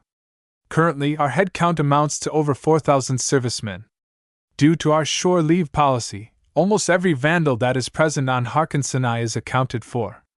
There are a small handful of stray vandals that have absconded from our midst, however. They can be anywhere. Try and locate them and drag them back," the mech captain commanded, as if this matter didn't require any discussion. "What if we can't?" someone asked. "There are bound to be vandals stuck on the other side of the planet." Captain Orphan waved dismissively. "Then leave them behind. If they were stupid enough to wander off, then they have to pay the price. Right now, we have to fend for ourselves. What are our assets?" "Precious little, I'm afraid," a security captain replied. "When we initially requested the Reinaldans to send down a security detail to secure this hotel, we had to fight to get this much armaments down. The strict anti-mech and anti-weapons policies have hampered our attempts to bring down heavy armaments." Every vandal received a spare pistol, but this weapon was only good for repelling petty thugs and rioters. Against a serious military or paramilitary force, the low caliber of their weapons wouldn't do them any good. How many fully armored soldiers do we have? If we use up all of our spare equipment, we can field just over 100 security officers. I have to warn you that my men are trained for base and ship defense. They are not adept in any offensive actions. In other words, the security officers acted more like guards or military police. Their primary duties entailed throwing drunken vandals into the brig and repelling hostile boarders. Well, they better learn quickly, because I've got plans, Captain Orphan said as she adopted a confident grin. Let's begin with the first issue. Are we safe here? The Vandal officers looked at each other and shook their heads. VS spoke out his own opinion on the matter. The Reinaldans have proven themselves to be incapable of guarding their heavily populated cities. From what I've gathered, the true sons of Vija made an orderly retreat and shook off the pursuit from the Reinaldan aquatic mechs. With much of the defensive infrastructure in shambles, the short-handed Reinaldan mechs are stretched too thin. When night falls again, who knows if the terrorists return? We can't stay here, a space-born mech officer said. We have mech pilots but no mechs. We have mech technicians but no supplies. We have ship crew but no ships. We're as helpless as unarmed babes in the woods. Our highest priority should be to obtain more material so we can put our training to use. Hear, hear. First sane idea I've ever heard. Without someone like Majorville to maintain order, the participants didn't restrain themselves too much. Captain Orphan listened on with a smile. Increasing our ability to protect ourselves is important, but I'd rather work to leave this planet. VS interjected. Right now, all of our assets are stuck on Harkinson 3. In my opinion, we should work to rendezvous with our brothers and sisters at the other planet and get the hell away from this star system. Agreed. The sooner we're off, the better. Another ship officer shook her head. How are we going to get off? The Reinaldans have set up a blockade and revoked every vehicle's permission to lift off into orbit. There's been reports of hundreds of shuttles and transports attempting to escape. All of them ignored warnings before being shot to pieces. The Reinaldan patrols in orbit really aren't messing around at this moment. This put the Vandals in a grim mood again. How long will the blockade last? Until the Reinaldans caught all of the perpetrators or aren't able to hold back the tourists looking to leave. Say, a week or a month. We can't wait that long, VS stated. I don't know about you, but the terrorists targeted us as well. We've attracted their ire for some reason, and the presence of the infiltrators proved that we've landed on their list. The longer we stick around, the greater the risk of calamity. From what I heard, the sneaky bastards primarily targeted you. Why don't we split up so you won't bring us all down? A shifty-looking Vandal proposed. Ridiculous. Mr. Larkin's son is one of us. Without his assistance, we would have never succeeded so well in the Dietman operation.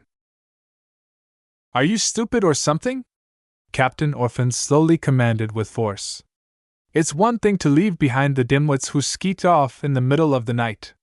It's another thing to kick out one of our own. Besides, from what I've heard, those pretend visions are targeting all of us, so there's no point in singling our mech designer. I agree with our captain. This is no time to point our guns at ourselves. VS sighed in relief. Captain Orphan's decisive words instantly solved this matter. Though he regarded her rather poorly, her simple thought patterns happened to benefit him this time. For the next 30 minutes, the Vandals hashed out a plan. Their primary objective was to reach orbit. From there, they would wait and see whether their fellow Vandals back on Harkinson 3 had managed to reconstitute the fleet, and was able to pick up the Vandals stranded on Harkinson I. If this hadn't happened, then Captain Orphan vowed to reach Harkinson 3 by any means possible. Even if we have to hijack a ship, we're getting back no matter what. The crazy Vandals cheered her bold plan, though a couple of people such as VS didn't join in. Driven by a lack of patience, the flagrant vandals lived up to their name and planned out a bold series of actions. If VS had to summarize the plan, it could be described by a single phrase: steal or scavenge what they needed. They had no mech to protect themselves against other mechs? Let's just salvage the wrecks strewn about on the beaches and hammer them back into working condition. They possessed no tools to fix up those mechs? Fine then, let's raid the nearby tool stores and miscellaneous boutiques to get our salvage operation going. They had no shuttles or transports to flee to orbit? There are thousands of them stranded at Harkinson I's spaceport. As long as we can incite the crowd, we can overwhelm the Reinaldan guards and lift off this war-torn planet in no time. That last step was especially tenuous. Too many conditions needed to be met. During a time of crisis, who could tell if the Reinaldans wouldn't point their weapons at the riders itching to board the stranded craft? Naturally, the most eager proponent of this plan happened to be Captain Orphan.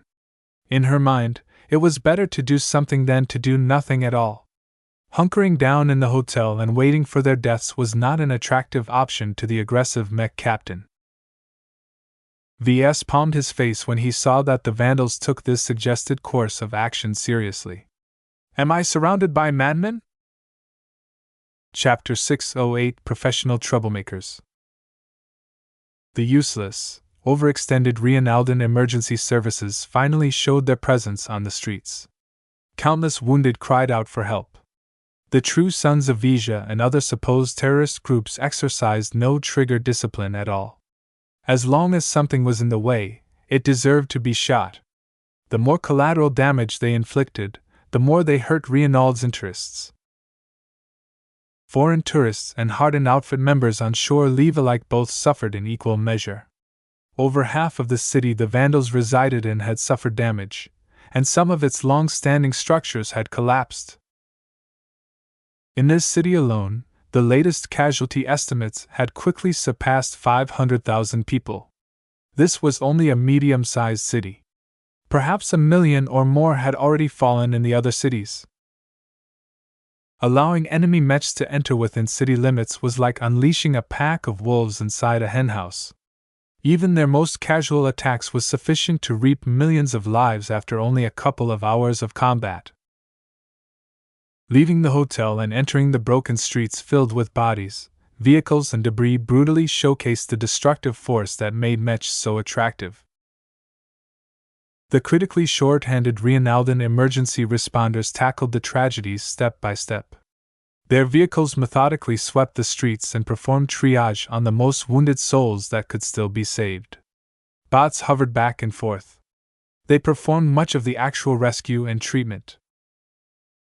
The vandals emerging from the scarred hotel ignored the annoying bots as they asked whether they or their relatives needed treatment. Instead, they took up scavenged or appropriated tools and started breaking into the nearest air cars. All of the vehicles long stopped working after receiving an emergency lockdown command from the city's central hub. With all the deaths and chaos, a bunch of flying vehicles over everyone's heads wouldn't make the situation better. Nobody cared about the abandoned vehicles at this time. The hackers among the vandals nonchalantly intruded into their operating systems and granted full jurisdiction to their side. An hour later, the vandals gathered a score of vehicles and a bunch of light-duty tools. VS grimaced as he looked at the piled-up bunch of equipment. These tools had been built to service boats or air cars. Repairing mechs with these skinny, underpowered tools was going to be very challenging. It was too bad that Harkinson I was devoid of mech workshops or other forms of heavy industry. Its economy revolved entirely around tourism and services.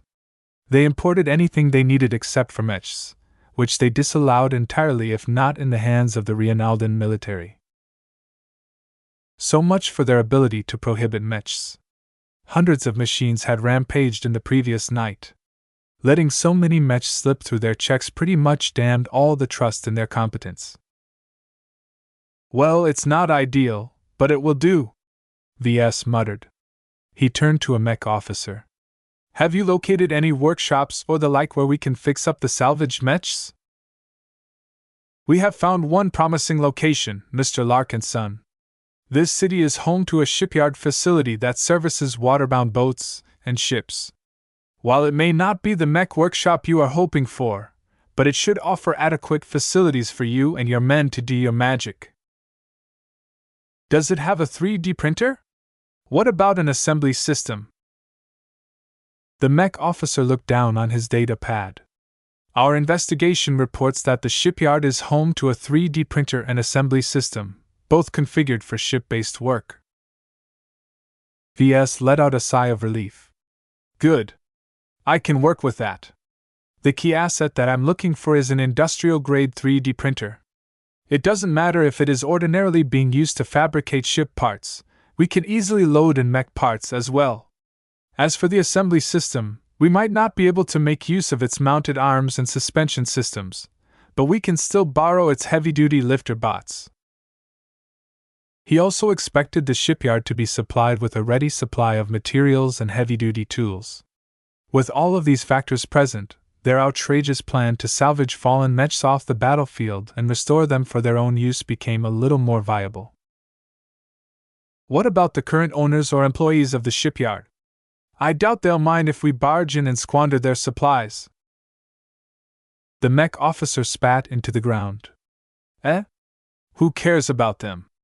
If they're stupid enough to lodge a complaint, just kick them back into the streets. We'll shoot them if they become a nuisance. That was a typical Vandal response. VS didn't bother arguing that harming a Reinaldan in a Reinaldan star system was a very bad idea. The hackers appropriated an increasing amount of cars, but they still needed some time to provide transportation for all 4,000 Vandals along with their assorted loot. In addition, they also needed a way to transport the mech wrecks from the battlefield to the shipyard. The latter issue puzzled VS the most right now. Has there been any progress in finding a transport large enough to retrieve the wrecks? None so far. Not even the parking space next to the shipyard hosts any transports at this moment. The officer regretfully informed him. We would have found one by now if we had based ourselves in a major city.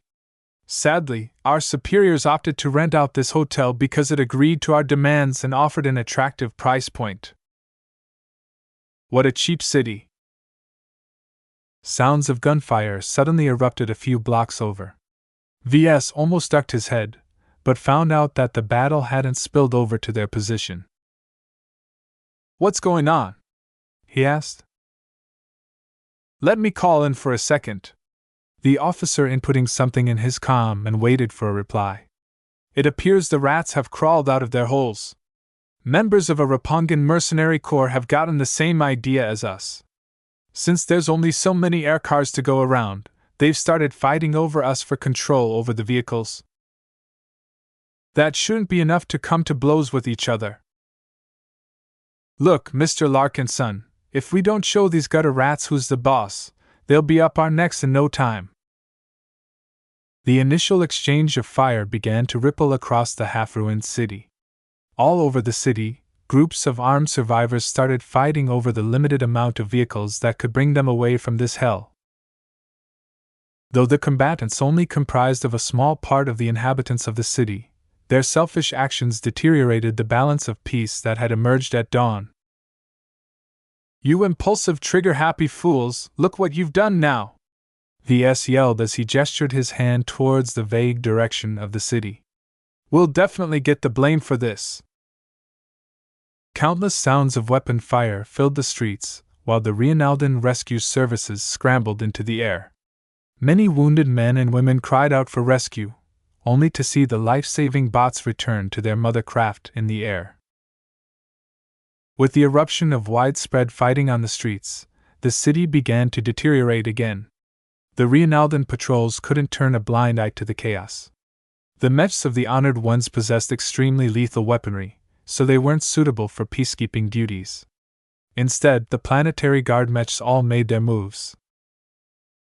Armed with fluid projectors, the muzzle of the flamethrower-looking contraption started to spew large amounts of foul-smelling brown smile. Those unfortunate to get caught in the slime couldn't fight any longer as their bodies and their weapons became enmeshed with slime that quickly hardened to a degree that even mechs may find difficult to break. If not for their breathable and soluble properties, those who had been struck would have suffocated to death. A single planetary guard mech could slime over a crowd of hundreds within the span of a single minute. With almost every mech equipped with a fluid projector on the move, more and more troublemakers lost the ability to kill. None of the peacekeeping mechs had reached the Vandals as of yet, but VS could already hear their thundering steps coming closer. VS became exasperated by what the Vandals had unleashed. Now look what you guys have done.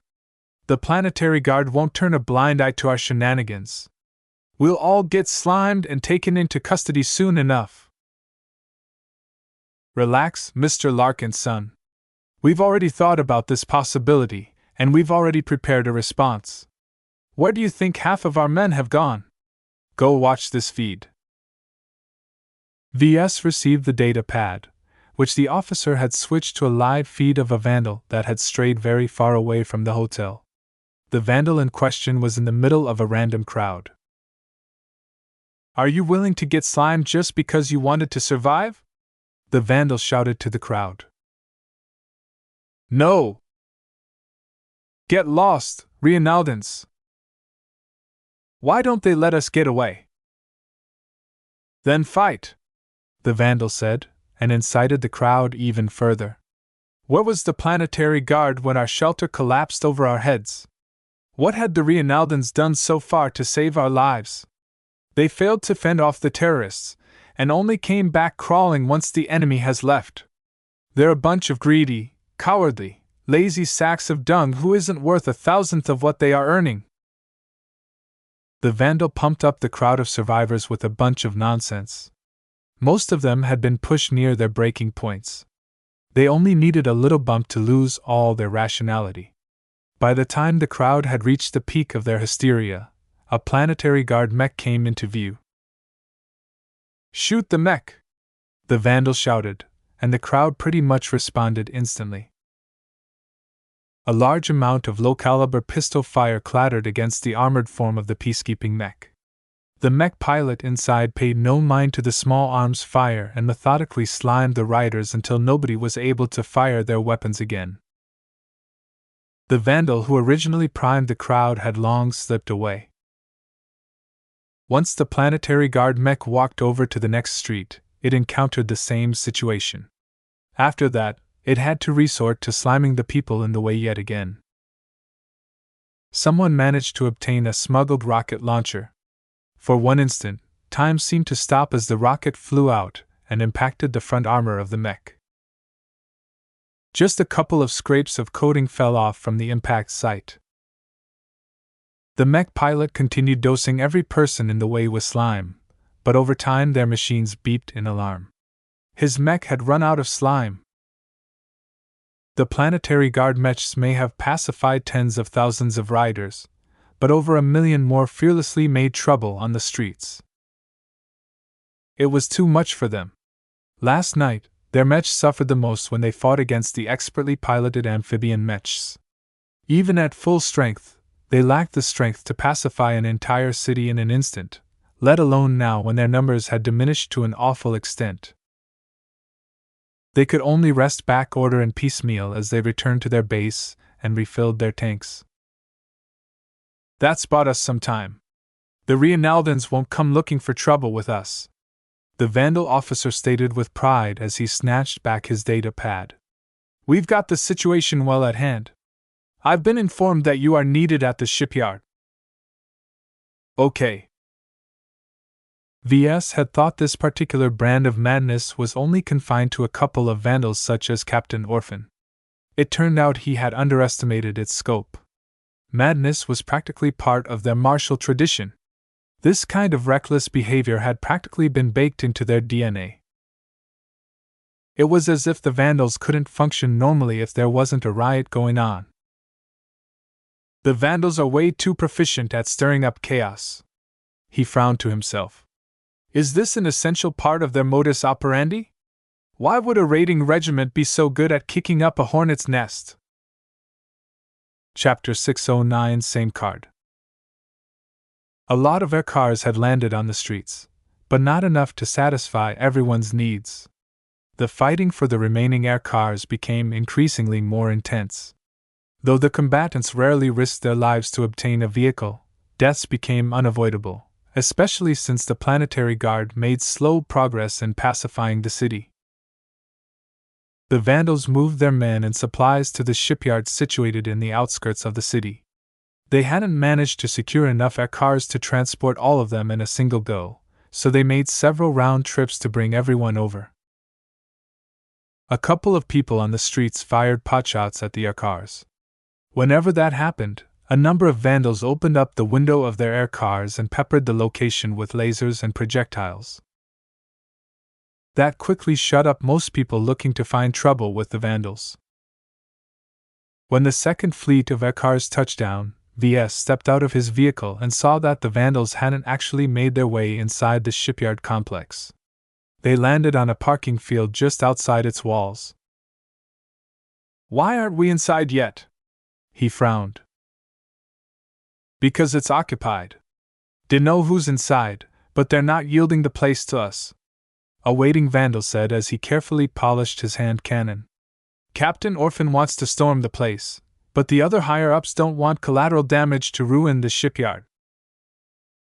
VS grimaced at that. "Everything else is expendable, but the shipyard's 3D printer can't receive a single scratch. In fact, it's fairly sensitive to concussive shocks, so even proximity to fighting can damage the more vulnerable components within." Having assembled the Dortmund printer by hand, VS had become very familiar with the internal makeup of this production machine. In one way, they possessed a fair amount of resilience, as they often had to handle multi-ton components. If the printer malfunctioned each time a heavy component dropped all of a sudden, then no one would buy its model. However, having witnessed the destruction of half the city, VS became especially paranoid when it came to collateral damage. Even if the Vandals possessed no Mechs as of yet, several thousand of them could easily affect the integrity of the 3D printer. VS walked over to the command group where all the officers heatedly discussed options to take over the shipyard. He ignored the mech and ship officers for now and tried to find his own crowd. The mech designers and mech technicians stood a little off from the rest. Nobody was interested in their input unless their expertise was required. Everyone wore off-duty summer clothes right now, but he recognized Mercator and Vidette from the Finmoth Regal among the circle of mech designers. From the gathering of chief technicians, he recognized Chief Leo Keys, also from the Finmoth Regal, and Chief Kian Vaser, the most senior chief aboard the Linever Swan. With this much mech designers and chief technicians, VS felt very hopeful about what they could accomplish. Though borrowing the facilities of a shipyard to restore broken mechs wasn't very ideal, as long as they possessed enough ingenuity, they could manage. "Mercator, fill me in," VS said. The high-ranking mech designer eyes VS with a gloomy expression. If VS hadn't been present here, then Mercator would have been the mech designer with the most say. "It's just a bunch of warmongers arguing the best way to slaughter their way in the shipyard. Right now, the shipyard is occupied by a coalition of gang members and mercenaries. None of them are armed with anything fancier than a pistol or a submachine gun, but they number more than 1,000 among them. Combined with their defensive advantage, it won't be easy for the Vandals to overrun their position." VS closed his eyes and took a deep breath. "Have there been any attempts at negotiating?" "Nah. The stupid gang members just shoot at everyone who approaches. They're irreconcilable low-lives, all of them. I don't think there's a single person among them who's in charge, really. You can see how they all group up by outfit." He looked at the shipyard and did indeed observe different clumps of defenders. The gang members often appeared sloppier and didn't particularly seem diligent. The mercenaries, on the other hand, all walked with their backs straight, and eyed the growing congregation of Vandals with growing vigilance. Once he understood the situation, VS patted Mercator's back. Keep the rest of our crowd at the rear. Mech designers and mech technicians have no place on the battlefield. Each of them possessed valuable skills that had to be preserved at all costs, not just today but in the future as well. The scarcity of competent mech technicians and mech designers almost matched the scarcity of trained mech pilots. Losing a huge chunk of both of them couldn't easily be replenished on a whim. When VS approached the arguing officers, he found out that a decision had already been made. "We're going to storm the place and get this done with," Captain Orphan argued. "We'll concentrate our forces on the weaker members of the coalition and leave the tough customers for last. If they're smart enough, they'll take the escape route we've left out for them and squirrel away." VS became a little alarmed at this haphazard plan. "I don't think it's a good idea to make a frontal assault. We only have a small number of armored security officers, and unlike mech armor, their combat suits can be overwhelmed. More importantly, if we push the defenders too hard, they might decide to destroy the 3D printer out of spite." "Tough luck then." Captain Orphan crossed her arms. "We need to make a move. I don't want to wait around until the rest of you summon up your courage." He really didn't want to leave the safety of the 3D printer to fate. He swiveled his head at the shipyard and tried to come up with an idea that might help. "What if we can sneak into the shipyard from the water? All of their attention is certainly pointed in our direction. Why not make use of that and try to slip in some men via water? Even if they posted some guards at the waterfront, it shouldn't be too much." The shipyard complex encompassed a stretch of water as well that was connected to the ocean. Some of the vandals looked intrigued at the idea. "The idea has merit, but we don't have any specialized troops to send. Our armored security officers won't be able to function underwater, and our regular vandals are armed with nothing but some flimsy clothes and a pistol. Even if we sneak in 100 men through the water, they won't be able to accomplish much." VS shook his head. "It's not their role to defeat the coalition. The only objective they need to accomplish is to locate the 3D printer and set up a perimeter defense around it. As long as the defenders are too preoccupied with the attack from the outside, they won't easily divert their attention to the machine." Such a move couldn't be performed so casually, especially for the Vandals. Without any special forces among their ranks, the Vandals had to ask for volunteers among the bravest and most water-adept Vandals. Most of them who stepped forward consisted of security officers that hadn't been lucky enough to receive a set of combat armor. The Vandals quickly made their preparations. They raided a nearby diving store and robbed any equipment that seemed useful for humans diving under the water. VS had made his way over to them as well in order to caution them how to recognize and how to handle the 3D printer. Once the impromptu commandos finished their preparations, they lifted the commercial oxygen masks to their faces and pulled down the watertight visors over their eyes before jumping into the water. "You know, if the coalition is scanning the water diligently, those men we just sent out will be shot into pieces before they can emerge from the water," Mercator said, as if VS had made a grievous mistake in suggesting this course of action in the first place. VS pressed his lips into a line. "Successful or not, their presence will certainly alarm the coalition. When the defenders find out that the water is no safe having at all, the added pressure will tip over their courage." They all waited until the commandos had given the signal. With their military-issue comms, VS put a lot of trust in the device. "We should be able to receive their signal from here without alarming our opponents." Half an hour went by as the shipyard complex stayed quiet. The Vandals all hid behind the nearby structures, ready to charge forward as long as the signal was given. Suddenly, their comms beeped. It signaled that the commandos had bypassed the underwater barriers and made it into the base through the water, but not without some noise. They had been discovered. "Attack!" The attack plan immediately went into motion.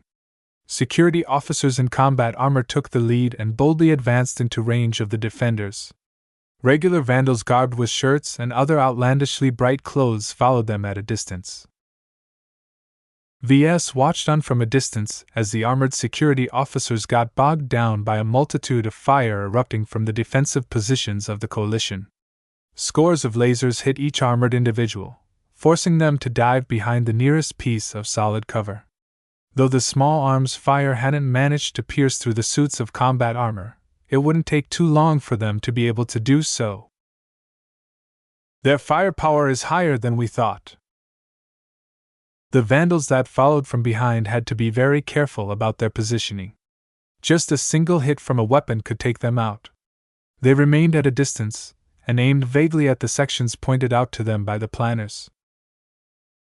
Perhaps being shot at by a single pistol wasn't very intimidating, but when thousands of them struck the same spots, it turned into a terrifying storm. This instantly suppressed the gang members that had been targeted and gave the armored vandals some breathing room. Still, it was a bit too precarious for them to advance. The defenders made full use of their defensive position. Those that had been spared of the storm began to help their comrades from the sides. Minutes passed as the battle devolved into an unsteady stalemate. The defenders turned their firepower against the unarmored vandals firing at them from a distance. They found out they had a much easier time trying to score a lucky hit on an unarmored opponent than to wear down the hunkering armored vandals. VS stood behind a wall at the very rear of the vandal position. As he feared, despite being outnumbered by at least 4-1, the defenders possessed enough advantages to negate the disparity in numbers. The commandos who snuck inside didn't appear to be strong enough to change tide. Do I have to show off once again? He really didn't like to intervene in person, but the stalemate might go on for an hour at this rate. The more time went past, the higher the chance something awful might happen to the 3D printer. The vandals needed to obtain a working shipyard, not a stretch of ruins with hardly a single machine left intact. I guess the cat is already out of the bag, pretty much. Nobody paid much attention to him at the very rear, but he had no doubt that plenty of recorders were active at this moment. A trump card played too often ceased to be a trump card. Those with ill intentions would certainly catch wind of his weapon and plan around it next time. Well, it's not like there's no point in using it once it becomes known. The Amistendera remained a powerful weapon whether nobody had heard of it or everyone had heard of it. VS was confident that he could obtain more trump cards over time that could replace its position as a weapon of last resort. VS stretched out his arm and summoned the gracefully elegant weapon into being. With deft familiarity, he inputted the right settings before aiming the weapon at a stretch of walls. As he pulled the trigger, a thick beam emerged from the muzzle of his weapon. The entire situation changed at that moment. Chapter 610 Waterbound Shipyard. The beam raked over the top of the wall where the defenders shot down at the vandals. Their commanding position along with the thick slab of cover enabled them to hold back the disadvantaged vandals without too much pressure. In fact, the fight so far progressed fairly relaxed in their perspective. Both sides tried to preserve their lives first and foremost, so casualties among both sides piled up slowly. Still, the vandals lost more than the defenders, so time was definitely against the attackers. All of this consideration changed once the thick beam of energy lanced through the wall and vaporized the bodies of those who had been struck. All of this took just an instant of time. By the time the laser fired from a distance ended its fury, over 50 gang members had lost their lives. This instantly weakened the defensive position where they had been stationed. The remnants of the gang all lost heart in the battle. Why are we fighting against this mob? There's no point in holding on to the shipyard. Screw this, I'm going home. This place isn't worth dying for. When another 50 men abandoned their defensive positions at once, a critical gap had emerged. The coalition of gang members and mercenaries roiled with fear and uncertainty. The rank and file expressed an increasing amount of discontent. Why were they defending this shipyard in the first place? Outside of the leaders of the various outfits, nobody could answer this question. To them, there was no need to fight to the death when the Reinaldans would eventually get a grip and organize a proper rescue. They just needed to be patient and hunker down for some days. There was no reason to battle over the shipyard. More and more defenders became swayed by this argument. The will of the coalition unceasingly weakened. It came to no surprise that a second gang changed their minds. They quickly stopped fighting and turned around to exit the shipyard. Once the third outfit gave in to their cowardice, the battle was set. The defenders could no longer cover every direction, and they still had to deal with the vandals that had snuck inside the base from the water. VS found to his satisfaction that he didn't need to fire his weapon yet again. Its awesome power had been seared into the minds of both sides of the battle. As VS fearlessly stepped forward, many vandals of all stripes voluntarily made way for him. The stupendously powerful laser beam that erupted from his weapon had definitely surpassed the firepower of an infantry-sized laser cannon. "What in tarnation was that?" Captain Orphan yelled as she rose out of cover to take some potshots at the remnants who hadn't fled. "If we knew you had this laser gun from the start, we would have ordered you to carve the defensive perimeter apart." "Don't ask questions, please. It's something that's meant to safeguard my life." Let the listeners make up their own stories about VS in their minds. He didn't care what conclusions they arrived at, as long as they didn't ask him to relinquish his weapon. VS was pretty sure it wouldn't come to that. The Amistendra helped the Vandals out several times.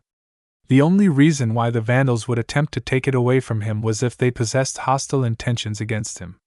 Considering the many secrets floating about the Mech regiment, keeping one more secret to himself didn't hurt. The most mystical thing about V's weapon was that it disappeared after firing once. Many Vandals that paid attention to VS suspected that he was carrying a cloaked weapon that couldn't be detected until actually used. Such weapons existed, but only assassins used them prominently. They could never in a million years imagine that VS could still call upon his weapon if he was ever stripped and searched for hidden weapons. "They're running! We won!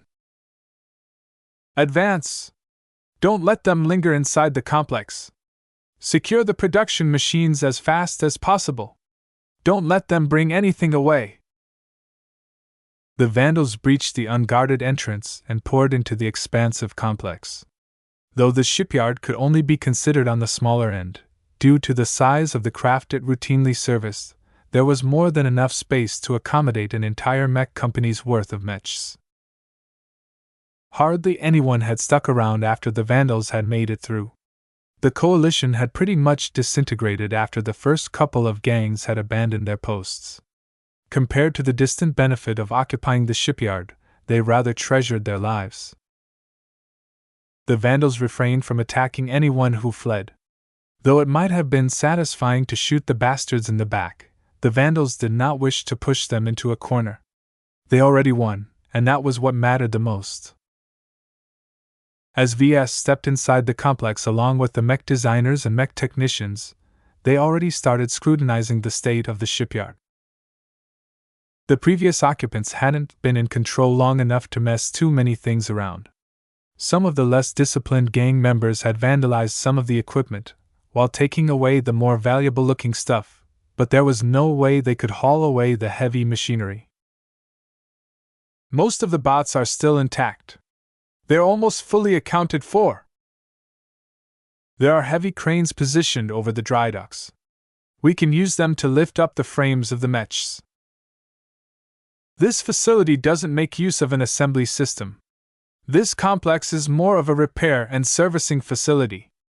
I don't think it has ever fabricated a new ship from scratch. There's nothing good in the warehouses. The only thing we can find are standard composites and alloys. They're no good when it comes to taking damage." VS took in the news as he walked over to the 3D printer. He met the original commandos who snuck inside the base through the water. "Mr. Larkin's son, we've guarded the machine as best we could. Please inspect." The fighting hadn't been very intense here, but the 3D printer had definitely been exposed to some threats. He winced as he saw that the exterior of the massive machine had suffered a glancing blow from a ballistic pistol. Fortunately, its shell held up and the projectile hadn't punched into the delicate internals. "Good job! I think it's in working condition." The praise flattered the commandos. Though VS couldn't give them a ribbon or something, his words gave them one more story to brag about. Some mech designers and chief technicians approached the 3D printer. Most of them probably didn't have a clue how the 3D printer worked. Many mech designers and mech technicians these days treated 3D printers as black boxes. They didn't need to know how it worked. They only needed to provide specific input and wait for the appropriate output to arrive. Something goes in, something else goes out. Certainly, they also needed to be proficient at providing the right instructions to the machine. The more advanced operators possessed a good understanding of the limitations imposed by the 3D printer and could get the most out of the production machine. VS turned to the only person besides him who probably understood 3D printers at a deeper level. "What do you think about this beast, Chief Vaser? Is it good enough to fabricate replacement parts for Mechs?" "It's an old model. Rather worn too. It's not suitable for jobs that require too much precision. The quality of processors and other micro-components from this printer will be very questionable. I'd rather not put all my chips on this machine." "Is it good enough to fabricate replacement armor plating?" "Theoretically, there shouldn't be any issues with that. In practice, a printer as old as this won't work well with harder and tougher alloys. Not that we have access to those alloys anyhow. From what I've heard so far, this shipyard only stocks materials to patch up the hulls of waterbound boats and ships." "I was afraid of that." He listened to Chief Vaser as he enumerated a host of issues, some of which VS had never considered. He respected the old chief's opinion because he possessed the most eminent qualifications among the chief technicians. Vaser served as the senior chief aboard the Linever Swan. This massive logistics ship was a sister to the Beggar's Bounty, and contained a mix of industry. There was never a moment in time when all of its processing and production facilities had fallen idle. The variety of work that needed to be done was mind-boggling in itself. Only an experienced hand with rich knowledge would be able to maintain a grip on the industrious ship. VS had heard something about the man's background. Chief Vaser used to work his way up in the private sector. Back then, he didn't work with Mechs. Instead, he became involved with heavy industry, and eventually made a detour into working with Mechs. Compared to the other chief technicians, Vaser's mastery of Mechs was rather low. However, his competence in many complicated processes that did not directly involve mech components enabled him to command an undisputable position on the Linever Swan. "Now that we are establishing control over this complex, what do we need to start fixing Mechs?" The chief scratched his cheek. "If we don't care about quality, we can get to work immediately. This shipyard is decently stocked for a site that isn't a mech workshop. The only problem is that we don't have access to the design specifications of the Mechs that had gotten wrecked last night. Without any schematics or design specifications to go on, we'll have to do all the guesswork. There's no way we can obtain the right materials that matches those used in the wrecks." VS responded with resignation in his eyes. "We'll have to resort to substitution to make do. This is the only option available to us that lets us get the most Mechs up and running quickly." By now, the fate of the trapped inhabitants, tourists, and visitors became clear. The Rionaldans broadcasted that the terrorists would either launch another attack or escape from the planet as fast as possible. If the former happened, the Vandals really needed Mechs to establish a basic form of defense against the threat of hostile Mechs. No matter how much small arms and other inconsequential weapons they made use of, a single mech could definitely squash thousands of them flat. If the latter happened, the necessity of Mechs became no less greater. The escape attempt might be the only time where people could leave Harkinson. After the first attempt, the Reinaldan fleet assets in orbit would be bound to tighten their watch over the planet. Besides, I don't think the assailants will try to run the blockade alone. They are bound to solicit others. The Reinaldans really didn't wish anyone to leave their ruined paradise planet without going through stringent inspections. This might last up to a month, which didn't sound very long. For some reason, the higher-ups expressed some urgency in attempting to leave this star system. They couldn't afford to delay for an entire month. Though nobody ever told VS the reason for all of the hurry, he surmised it must have been related to the murkiness surrounding Lord Javier. VS threw those guesses to the back of his mind. Right now, he needed to fulfill his responsibilities as a head designer. The mech technicians already started to dawdle after they dumped all of their supplies in the complex. All right, you folk. Break time is over. Let's start salvaging some mechs from the beaches. He flung some common sense orders about. He divided the technical crew into separate portions.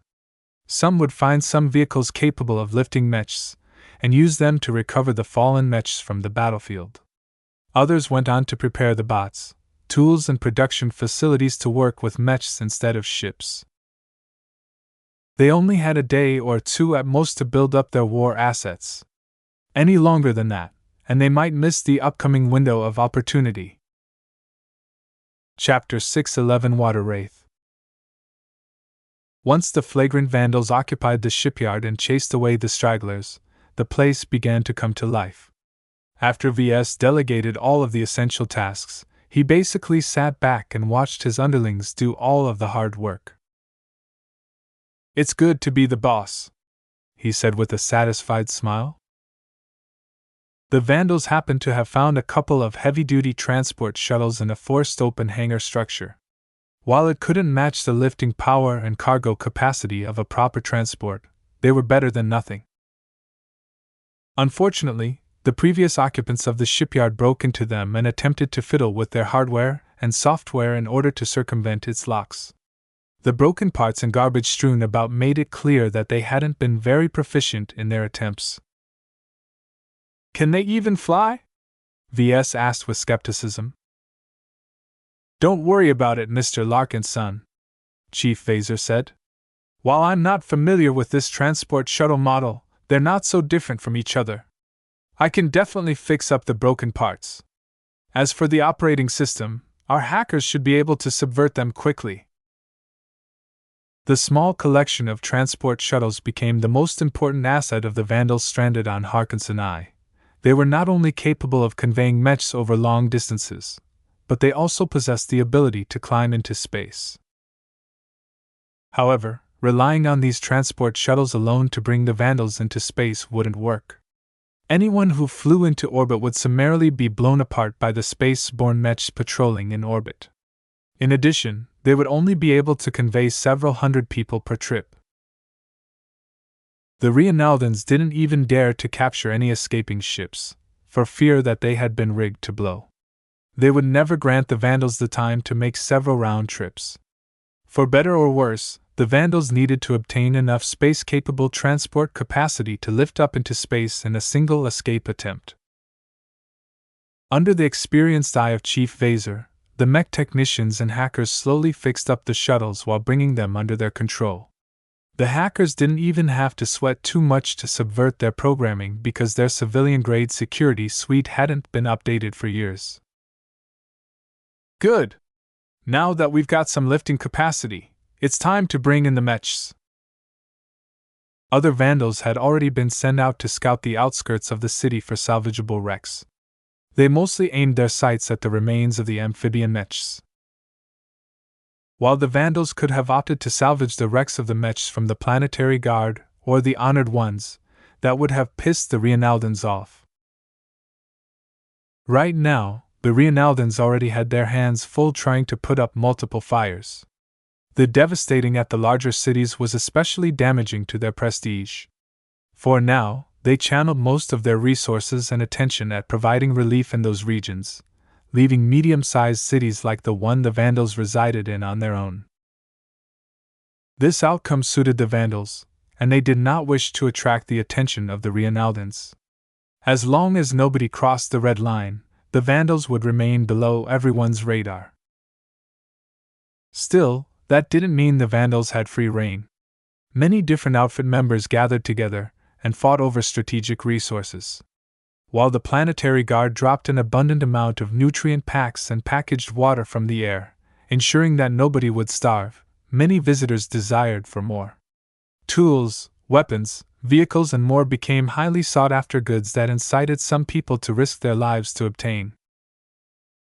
The Vandals did not disappoint in this aspect. Their numbers made them one of the largest cohesive groups in the city, and their military training and coordination overwhelmed any opposition in their way. Gang members reveling in the chaos tended to become overconfident, but once they fought twice or thrice the number of Vandals, they quickly learned their lesson or landed in an early grave. VS did not have to concern himself with protecting the salvaging parties.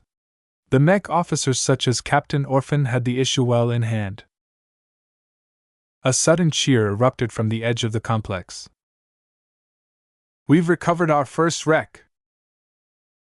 A decently intact wreck hovered into view from above. Several chains connected the wreck to a formation of shuttles flying in unison. Several heavy-duty lifter bots placed on strategic positions around the Mech helped take up some of the burden. Even then, the amphibian mech that weighed as much as a medium night mech could barely be brought back to the shipyard complex. "Well, let's see what big boy we have here." As VS and a number of mech designers and mech technicians gathered over to the wreck that had been dumped at a designated area, they got their first clear look at the machine that caused them terror last night. "Its design is really good," VS said with evident admiration in his tone. "Has anyone identified its model yet?" "It's an unregistered model. There's no record of this exact mech model in the NTA's database," Mercator answered. "However, I've snooped around and found a partial match for Gleason Systems' Water Wraith Wawa 44AE model. The mech model is designed around the concept of bombarding shore positions from the water. The AE variant sacrifices all close-range combat options for stronger ranged abilities. Its dual-purpose cannons are highly effective on land, but not as good underwater." The Water Wraith looked like a fat humanoid mech with extra bits. Its surface was coated in blue and green, and besides bearing the insignia of the true Sons of Vija, it exhibited no other noticeable features. Even without studying amphibian mechs in depth, VS could tell the Water Wraith's design tried its best to balance out its performance over land and underwater. Its thick, streamlined armor had obviously been designed to keep it watertight and capable of withstanding a fair amount of pressure. Different from true aquatic mechs, the mech model hadn't been designed to withstand the crushing pressure of the deep. Depending on the characteristics of the ocean, diving 3 or 4 kilometers deep was probably their limit. "Where is Gleason Systems based at?" "It's not a company native to the Komodo Star sector. According to the records, it's a mech manufacturer from the Vicious Mountain Star sector." That caused everyone to mutter in surprise. Humanity settled Vicious Mountain earlier than Komodo, so its overall level of development was significantly higher. "Does Gleason Systems maintain any branches in our star sector?" "None as far as I'm aware of. They may have extended their presence here through hidden partnerships, but if there are any, you won't be able to find any proof on the galactic net." This oddity sounded very strange to VS. Why would the masterminds behind the terrorist attacks make use of a Vicious Mountain mech design? It was not as if the mech designers from Komodo lazed about. They developed more than enough amphibian mech designs to choose from. Could this be a hint that the scope of the conflict encompassed multiple star sector, or was this just another red herring meant to lead investigators on a false trail? No matter the truth, the Vandals had to work with the mechs at hand. "All right, there's no point in speculating. Let's start by fixing up this mech. Mr. Mercator, Since you're so good at investigating stuff on the galactic net, see if you can't dig up some schematics or specifications on the water wraith. Even a repair manual will do. The other mech designer shook his head. Mr. Larkinson, I'd like to remind you that the wrecks from the battlefield are not exact copies of the water wraith. What is the use of digging up those documents? Even if these wrecks are variants, they should still use the same components. Restoring them will be a lot easier if we have something to base our work upon. But not everything will match. How are we going to deal with the discrepancies? VS sighed. Leave that job to me. Jury rigging is something of a specialty of mine. If we can't make the right parts, we can always fudge something up until it resembles the original. We're not looking to produce a long-lasting mech. It's good as it holds up for a week or so. The reminder set their priorities straight. They did not need to work at the highest standard of quality. While that was important when it came for the main mechs of the Vandals, right now they only needed to borrow the strength of the water wraiths for a few days. Once they transported the wreck to a workshop area converted for their use, VS inspected the wreck and drew up a preliminary restoration plan. The front armor looks trashed, but the internals don't require too much work to fix up. VS stated his conclusions to the crowd.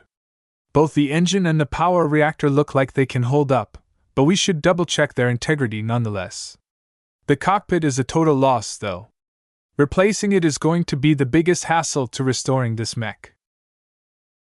The Vandals opted to recover this particular mech first because it seemed the easiest to repair. Compared with fabricating an entirely new engine or power reactor, duplicating a cockpit was much simpler. The only complication was that they needed to replicate the software as well, which was a significant hassle but not a big one as long as they employed hackers. Alright, let's temporarily designate this mech as WW1. Mr. Vedette? Loke Vedette stepped forward. Yes, sir? You're in charge of restoring this mech. Me? But this is too big for me. Oh, don't be such a worrywart. I'll take care of the design work.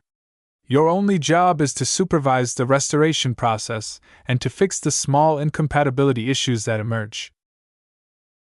VS assigned Vedette to WW1 because the mech was probably the easiest to bring back to life. His judgment was proven right because in the next couple of hours, the transport shuttle dragged over several wrecks in increasingly more awful conditions. One lost both of its legs as well as a head, while another one exhibited a hole from front to back which swallowed half of its power reactor. He assigned Mr. Mercator, Chief Keys and Chief Vaser to oversee the restoration of the other mechs. As for the wrecks the Vandals brought afterwards, VS gave up on them after determining their exact state. The damage they suffered was so extensive that the Vandals likely needed materials they couldn't obtain from the city. They were only useful for the spare parts that the Vandals could scavenge off their broken frames. In particular, armor plating was hard to come by, so having a ready source available helped speed up the restoration work. VS busied himself with solving all manner of technical problems. Despite the number of wrecks they recovered, some broken parts simply didn't have any spares to go around. He felt as if he became an emergency responder who constantly had to go back and forth in order to put out the fires started by his own underlings. Time passed as the mech slowly started to get back together. Since their lives and freedom depended on their efforts, the mech technicians required no further encouragement to work hard. VS had rarely seen them work at their full potential. It turned out that they became quite capable. The mech overseen by Vedette only needed a couple more hours to return to fighting condition. The other 3 water wraiths required further work to get back online, but would likely be back in working condition on the next day. The Vandals became fully alert when night fell. They feared a repeat of what happened last night. Vandals on night shift vigilantly kept their eyes and scanners peeled for trouble. Having learned their lessons this time, the Vandals procured a large batch of scanners from somewhere and pointed them in every direction, including the water. Anyone approaching from stealth would regret it. VS had become somewhat paranoid about this issue, so he also implemented some other tricks. Chapter 6:12 Hidden Dagger. VS reflected on the difficulties he faced in the past, and the most recurring threat always seemed to come from nowhere. Use of stealth technology appeared to be much more ubiquitous than he thought. "I've been screwed way too many times by attackers hiding under stealth." He knew how powerful stealth technology could be under the right circumstances. He himself made use of the full stealth augment from the system in the past. Its uses had saved his life at several critical moments. If VS could make good use of stealth, so could his enemies. Before, VS had the misconception that stealth was a rare breed in the galactic rim. Now he knew better.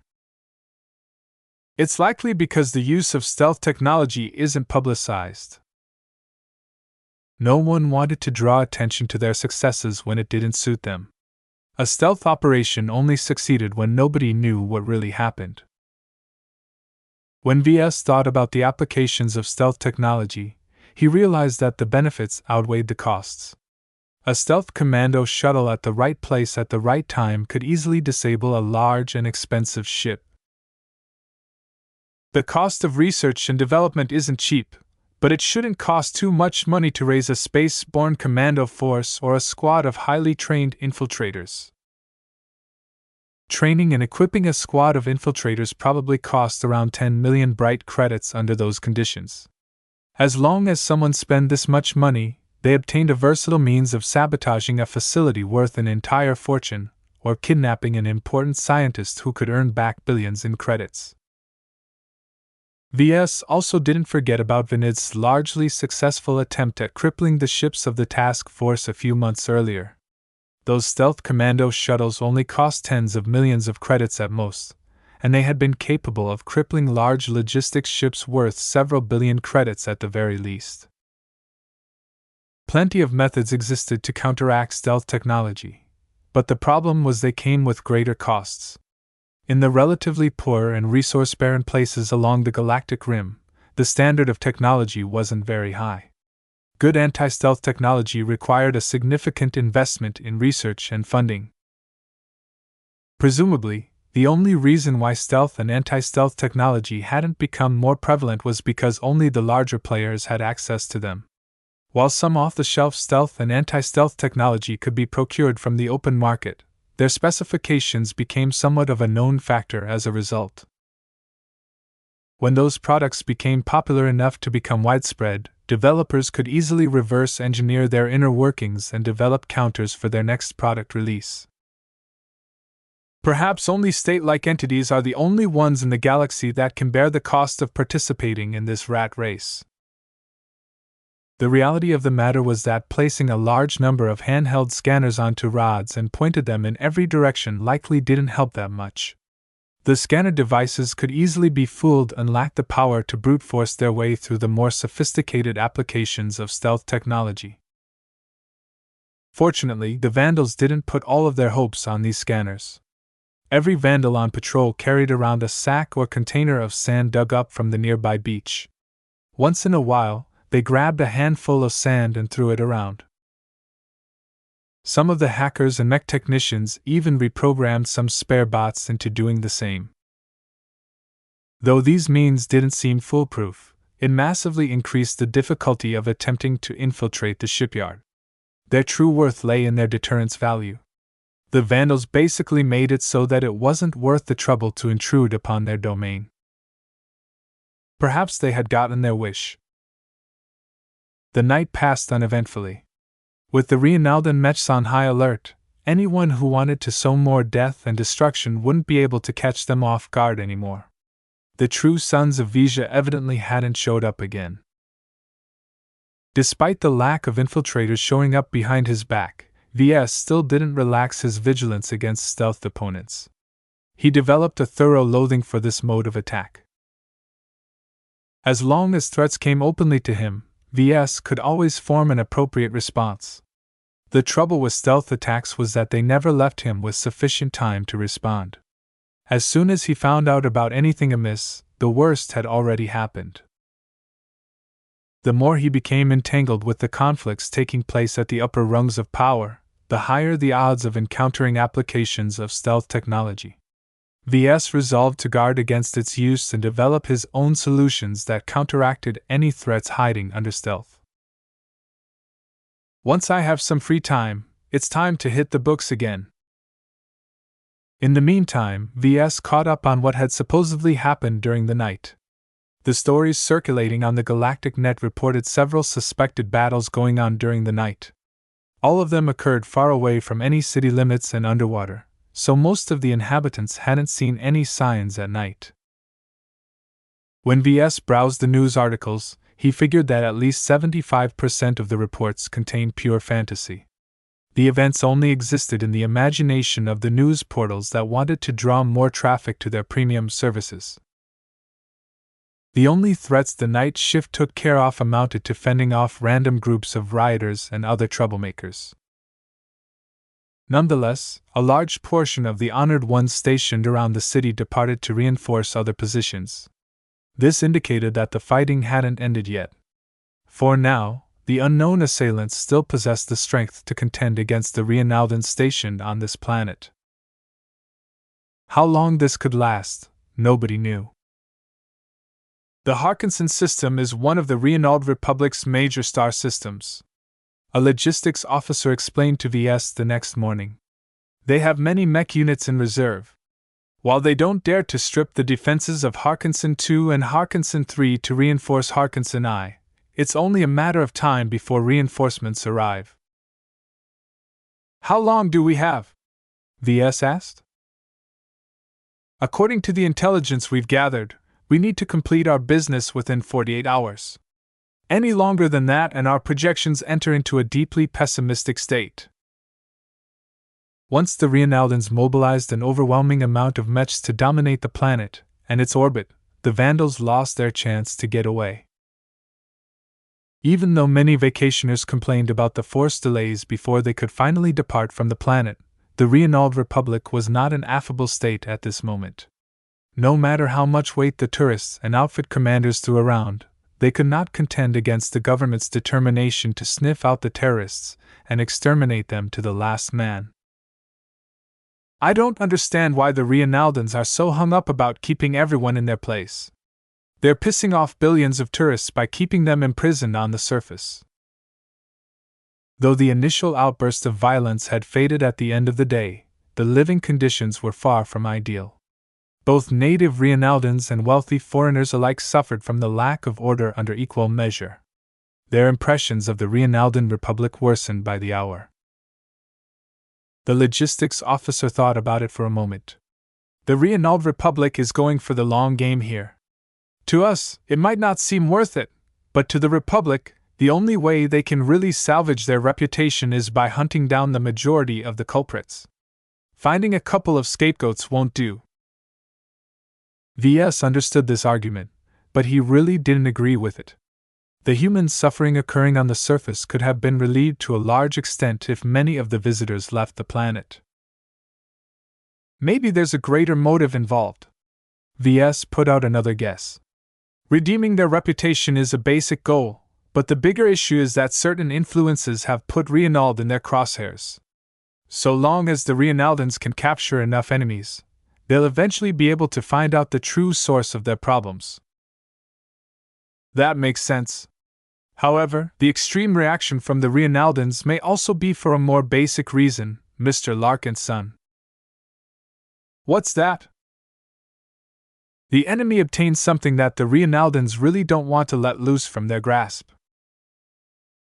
When VS heard this possibility, a small bomb exploded in his mind.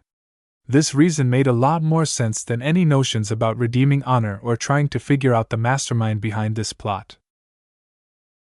He still remembered that a week earlier, Harkinson 3 became engulfed with a spike of violent incidents. Perhaps the things the secret combatants fought over was also present on Harkinson I. Well, you've given me a lot to think about, that's for sure. Once everyone ate nutrient packs for breakfast, they resumed their work. Mech technicians crawled over the disassembled mechs like bees in a hive. Each of them contributed their own efforts into restoring the salvaged mechs to some form of functionality. Vedette's WW1 became the first salvaged mech to come to life. The test pilot who turned the mech online put the restored mech to its paces. A lot of problems popped up due to the overly hasty work, but VS didn't mind them too much. The Vandals could deal with them for the time being. We've obtained our first mech. With a working example at hand, the remaining work crews became much more productive. The importance of WW1 was that it provided a solid direction for the rest to work towards. They didn't have to come up with their own solutions to overcome difficult problems anymore. In the afternoon, 2 more mechs came online. Dubbed WW2 and WW3, their overall integrity was worse than WW1. In a pitched battle, their weak and patched-up armor coverage could easily lead to their downfall. The Vandals didn't ask for much, luckily. Even a basic mech would do as long as it could move and pose a threat. The true worth of the mech lay in the ability to elevate their group over the heads of others that didn't possess any working mech. On Harkinson I, almost no private outfit or group possessed a mech. Owning even a shambling mech meant that their battle capabilities instantly multiplied by 1,000. Even the Reinaldan peacekeepers would keep their distance from the Vandals now that their mechs could pick them off from a distance. If the Vandals possessed a single water wraith when they initially approached the shipyard, they never would have bothered to fight the thugs who occupied it first. The shipyard would have already emptied out by the time the mech approached into firing range. Now we are talking. Captain Orphan grinned as she stopped by the workshop area. With these beauties in hand, we can finally step up to the next phase of the plan. And what is that? VS asked. Why, taking them out for a spin. Now that we've become the top dog, it's time to take what is ours. Once the last water wraith became operational, the Vandals left WW1 behind to guard the shipyard. They took WW2, WW3 and WW4 and placed them at the head of 3 large expedition groups. Their goal? Loot more ships and supplies. The 3 mechs wandered off into the city, walking well ahead of a convoy of air cars and other vehicles bringing hundreds of Vandals along. Whenever the local bullies attempted to repel the water wraiths, the Vandal mech pilots ruthlessly retaliated by firing back with their heavy cannons. Even a single kinetic projectile was sufficient to obliterate their strongholds. Tyrannical. Flagrant. The instant the Vandals regained their power, they didn't hesitate to throw around their weight. Once the Vandals demonstrated their willingness to use the weapons in their possession, the other outfits instantly became honest. The Vandals extorted their air cars and other supplies at gunpoint, and there was nothing the victims could do about it. Naturally, the Vandals didn't go too far with their robbing spree. Once they obtained sufficient air cars, they led off on the rest. Chapter 613 Aircar Flee. They call it the Big Breakout, Captain Orphan said to the crowd of high-ranking Vandals. Everything is hush-hush for now, so don't spread it around. The only reason why the main players invited us is because we've salvaged some working mechs. Everyone, including VS, looked intrigued. Some of them might have been aware that some of the trapped foreigners attempted to organize a big escape. However, VS did not expect they valued working mechs so much, but it made sense now that he thought about their scarcity. Orphan smiled at the way the crowd looked at her. Another reason why they had been contacted was because she had recently shown her strength on Harkinson 3. Mechs are strategic resources on this planet. You all know how stingy the Reinaldans are with possession of mechs. If they aren't so busy chasing after the terrorists, they would have taken them away from our hands by now. Right now, only the Planetary Guard remained to guard the cities affected by the attacks. The land-bound mechs of the Honored Ones all pulled back to reinforce more strategic locations or assist with the ongoing counterattack. Nobody was clear of the exact details. While VS could always listen to rumors on the galactic net, the problem was that most of it was nonsense. The honored ones likely generated most of the rumors themselves in order to flood the net and make it impossible for anyone to figure out their true movements. When will the big breakout start? Someone asked. They've only given us 16 hours to reach the capital city. If we haven't reached Tsev City within 16 hours, they're starting without us. Even if we join at a later stage, we might not be in time to obtain a transport or a ship by then. The attendants of the meeting all showed ugly faces. 16 hours is too little time to bring everything with us. It only takes an afternoon for us to fly every one of us to the capital, but we don't possess a vehicle capable enough to bring along our mechs. If Harkinson I's infrastructure had still been working properly, then it only took 6 hours to fly to Tsev City. However, under the collapse in order, safety couldn't be guaranteed. Who knew how many people would fire missiles at a fleet of air cars and other vehicles in the air? The question on how to bring their mechs along became the most thorny issue. During their robbing spree, the Vandals prioritized the theft of heavy-duty shuttles. Even then, they barely gathered enough to lift 2 mechs and bring them to Tsev City at a decent speed. Do we really have to leave 2 mechs behind? Chief Keys furrowed his brows. The man rarely spoke during the meetings. I'm afraid we won't have much of a say if we only bring half our mechs. A mech officer spoke up. We have all these air cars. Can't we use them to lift up the mechs instead? That's far too risky. Do you know how much a mech weighs? The water rates weigh more than a medium-sized office building. We need to connect a mech to more than 100 air cars to generate the lifting power necessary to transport a mech. It only takes a single error for the entire arrangement to collapse. There is no way we can safely transport a mech to Tsev City in this way. VS had thought about this problem ever since he suspected the Vandals intended to relocate to the capital city. With thousands of kilometers of land and ocean to traverse, bringing along the water wraiths was by far their greatest challenge. The water wraiths are amphibian mechs, right? A logistics officer asked. Why can't they get to Tsev City on their own power? They're too slow. VS immediately shook his head. But why? I thought that water mechs are supposed to be fast. It is indeed true that many aquatic mechs can traverse the waters quickly. They are larger and more powerful than land-bound mechs and incorporate a special form of propulsion in their frame to achieve supercavitation.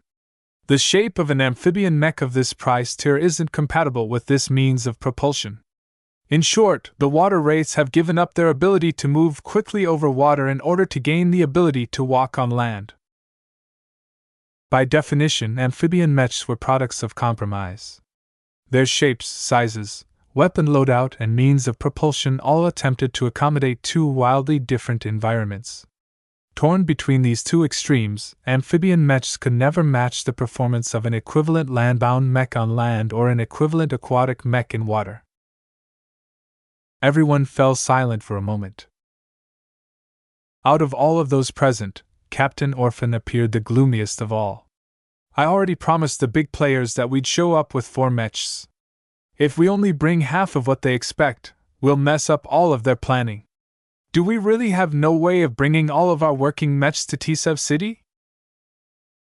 Since nobody provided any suggestions, VS did not hesitate any longer. I still have one suggestion. I'm not in favor of it because the water wraiths aren't in good shape, but it seems we have no choice but to consider the option. The problem right now is that it's too much of a burden to lift a couple of extremely hefty mechs. Why not cut them up? Let's disassemble the 2 water wraiths into several pieces. As long as we are careful, our air cars will have a much easier time in lifting a couple of parts. The technically inclined Vandals seriously considered the proposal. They did not show immediate enthusiasm for the solution because it came with several caveats. There are a number of issues that come with this proposal, Chief Vaser stated. First, disassembling the Mech takes time. Assembling it back into a working mech takes even more time. Will we be able to do both as well as relocate to Tsev City within 16 hours? I'm not sure. But there's no harm in trying. It's better than leaving the Mechs behind. Can the disassembled parts withstand the rigors of travel in this fashion? VS already had an answer to this issue. We don't need to lift the parts in the open. This shipyard stores many spare containers. We can disassemble the parts into pieces that can fit inside the containers to protect them from exposure and avoid attracting any attention. A few more issues popped up, but either VS or some of the other mech designers and mech technicians always managed to come up with a solution. All right. It seems you fellows have this well in hand. Captain Orphan finally clapped her hands. Many of the mech officers and ship officers looked bored at the discussion. Since the clock is ticking, let's adjourn this meeting and get ready to move everyone out. We need to bring as many supplies as we need for the upcoming operation. The Vandals had already been ready to move out at any moment. With this much manpower, they tidied up the shipyard and packed up all of the supplies they thought they needed. Preparing the Mechs for transport took a lot more time, however. The Vandals spent 2 hours trying to speed up the partial disassembly of WW3 and WW4. VS had decided upon cutting up the worst 2 Mechs while leaving their better Mechs intact in order to preserve their defensive ability. Even if WW1 and WW2 were being towed in the air, they could still go online at any moment and fire at anything that attempted to threaten them. So long as they kept those Mechs functional, the Vandals possessed sufficient deterrence to cross over to Tsev City without getting entangled along the way. More than 2 hours later, the flagrant Vandals collectively lifted off. Several hundred aircars moved into the air in waves. Sturdy alloy cables connected a dozen or so aircars to a container. Each group of aircar lifted off a separate container filled with water wraith parts along with other supplies. The aircars formed into a giant, but largely vulnerable fleet. In order to provide some measure of security, heavy-duty transport shuttles lifted up WW1 and WW2, both of which had entered standby mode. The shuttles positioned the Mechs at the front and the rear of the fleet. The massive swarm finally moved away from the city and started to make their way over to Tsev City. They made for a dramatic sight, and everyone that witnessed their migration became awed at their enterprise. Seeing 2 functional Mechs being towed in the air made for a profound sight to anyone who witnessed the movement. Every city or settlement in the way fell silent as the intimidating Vandals flew past their vicinity. Word got out about their movements, and the settlements along the way all turned out to witness their passing. Of course, not everyone was willing to see the Vandals make it out. At another medium-sized city, a volley of missiles suddenly launched towards the fleet. With so many air cars in the sky, the missiles could have their pick of vehicles to blow up. Activate anti-missile systems. The water wraith at the front fired fragmented projectiles from their gun barrels, each aimed at a different incoming missile. Within a second, the deadly missiles had all been swept up, exploding harmlessly in the air. Backtrack the trajectory of the missiles and teach them a lesson. This time, WW1 fired off all of its cannons. Instead of fragmented projectiles, the Mech fired off solid kinetic slugs this time. Their high velocity quickly delivered them to the city block where the missiles had emerged. Boom! The heavy impacts flattened the entire area around the enemy stronghold and certainly wiped out every human in the vicinity. That will show them what will happen if they mess with the Vandals. WW1 deliberately went overkill in order to demonstrate their willingness to hit back twice as hard. By killing the chicken to scare the monkeys, every other group along the way who wanted to mess with the Vandals finally lost heart. The fleet of vehicles reached the outskirts of Tsev City almost half a day later. VS peered through the window of the transport shuttle he was riding with and evaluated the state of the city. The sprawled-out metropolis prohibited high-rise structures, so the capital city featured a gigantic sprawl of different neighborhoods and districts, each of which served a different community. The adobe walls and tropical climate evoked a sense of paradise, and ordinarily average people could only dream of living in this prosperous city. Now, the paradise had fallen. Just like many other cities affected by the attacks, most districts witnessed a partial or complete collapse of order. Though the Reinaldans sent out a large amount of planetary guard mechs to keep the peace, Tsev City was host to many million citizens and foreigners. It was impossible to pacify the entire city within a week. The Reinaldans concentrated most of their defenses around government buildings and military bases. This left many gaps which turned into a gigantic no-man's land.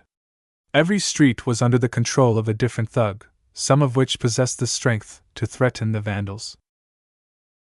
Flying high above their heads was bound to be regarded as a provocation, so the fleet of aircars quickly descended from the air and landed a fair distance away from Tsev City's spaceport. As soon as the aircars landed on the ground, the S and the others quickly left their vehicles. "We've only got less than 2 hours left to reassemble WW3 and WW4. We need to hurry up." While Captain Orphan and some of the cadre flew off to meet with the organizers of the big breakout, the Vandals who remained needed to get ready to take part in the operation. Their first priority should be to put the disassembled pieces of the water wraiths back together. Chapter 614 Tsev City. "Mr. Larkin's son, what now?" "We can't put the water wraiths back together out in the open." VS sighed in an exasperated manner. "It's a good thing I've done some research. I've identified a shuttle workshop in the vicinity that reluctantly meets our needs. Go take a water wraith and kick out the occupants. I don't care how you manage to do so, just make sure you don't damage the production equipment." After spending so much time among the Vandals, VS inevitably picked up some of their inclinations. Before, VS would have never thought to outright plunder the possessions of others. Before the Mech Corps called him up, VS mainly adopted a commercial mindset. Everything desirable became something of value. Every person and every group provided different goods and services to others for a price. A transaction occurred when two different parties agreed on an exchange of different goods or services. As a businessman who made his way up from scratch, his perspective became more and more tinged with lenses that only saw society in terms of transactions. A balance of demand and supply dictated his own responses. The Vandals obviously didn't think that way. Certainly, they made transactions when it suited them. They relied on them to acquire their own funding. Outside of that, their default state was a little lawless. If anything could be taken for free, then they would certainly make a grab at it. Power dictated how far they could go. This isn't a normal way of looking at things, but it has its uses. It allowed them to skip a lot of troublesome matters. As long as they possessed enough strength, they could take what they wanted without much repercussions. The Vandals didn't particularly care about pissing people off. As long as they were small fry, they didn't lose any sleep over their morally bankrupt behavior. During times of peace, this pattern of thinking was problematic. In times of turmoil like now, the Vandals adapted to its rules like fish in water. Upon his suggestion, the Vandals moved out with a single intact mech and a bunch of armored Vandals. Upon approaching the workshop, its occupants had already scrambled out of the structure. They did not wish to be present when the intimidating mech pointed its guns at them. Well, that was fast. This saved the Vandals a lot of trouble. With a quick command, the aircar fleet returned to the air and made a short hop over to the workshop. Container after container entered the workshop premises. Scores of mech technicians guided lifter bots to open them up and place them at an assembly point. After adjusting the workshop's assembly system, the Vandals puzzled the water wraiths back together with rapid tempo. "Too slow," Chief Vaser exhorted his mech technicians. "Split up the work. I don't need 5 mech technicians to install the engine. 3 will do. As for you two, go help out the fitting process of the legs. Assembling the mechs back together required lots of precision, but little thought. Aside from some thorny issues arising from improper handling, VS and the other mech designers did not need to intervene too much. In truth, with the sheer amount of mech designers and mech technicians among them, working on only a single pair of mechs was overkill. They had more than enough manpower at their disposal to restore WW3 and WW4. As soon as the mech pilots of both mechs successfully booted them up, everyone celebrated their success. Yes! They work! VS did not look as happy as the others. Due to the haste involved with this operation, disassembly and reassembly processes proceeded sloppier than normal. Some of the parts sustained minute amounts of damage, and the lack of proper tools meant that some of the parts hadn't been solidly fixed in place. Considering that WW3 and WW4 already came in a very poor state, the extra damage compounded their performance hit. I wouldn't trust WW3 and WW4 to last in a fight, VS said to the 2 chief technicians as they watched the celebration.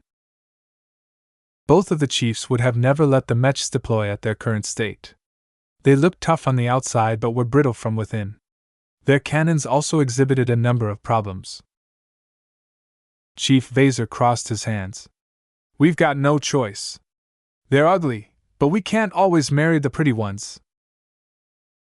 VS turned to Vedette and Mercator. What do you two think? Do you believe it's proper to send these 2 mechs out for battle? Our needs rank higher than some safety rules, sir, Mercator answered. During a crisis, sometimes the best way to solve a problem is if you ignore the problem instead. As long as it's not too big, it won't affect you that much. Vedette murmured some generic words of no import. For someone who VS kept his eye out, Vedette's continued timidness became increasingly more intolerable. Still, VS couldn't do anything about it. The low-ranking mech designer needed to grow his confidence on his own, and the only way for him to do that was to accumulate his strength over time. Maybe a few years would ripen him up.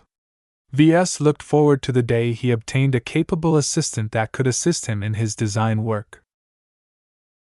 After making sure the 2 mechs wouldn't fall apart in the next couple of days, VS met with Captain Orphan in private. She recently returned from an important meeting with the organizers of the big breakout. So what's the news? We're in. She grinned at VS. It's a good thing you fixed up those 2 mechs. Now that we've brought 4 intact mechs to the table, our right to speak has become stronger.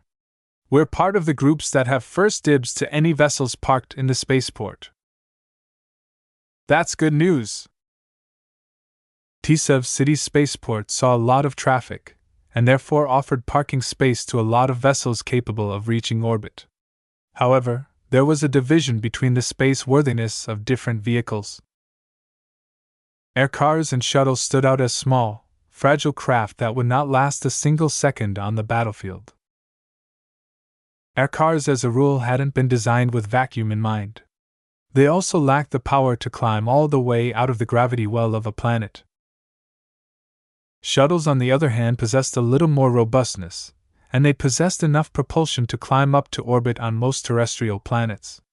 They came in many shapes and sizes, but the general definition of a shuttle meant it was unlikely that they could lift more than a single container at a time. The larger issue with shuttles was that they were lacking in speed and endurance when it came to deep space travel. They were sufficient enough to bring someone from the surface of a planet to its moon and back. Any further than that, people usually transferred to other vessels. The truly valuable ships at the spaceport possessed genuine in-system travel capabilities. Transports and passenger ships both formed the staple ship classes in conveying people and goods from one planet to another.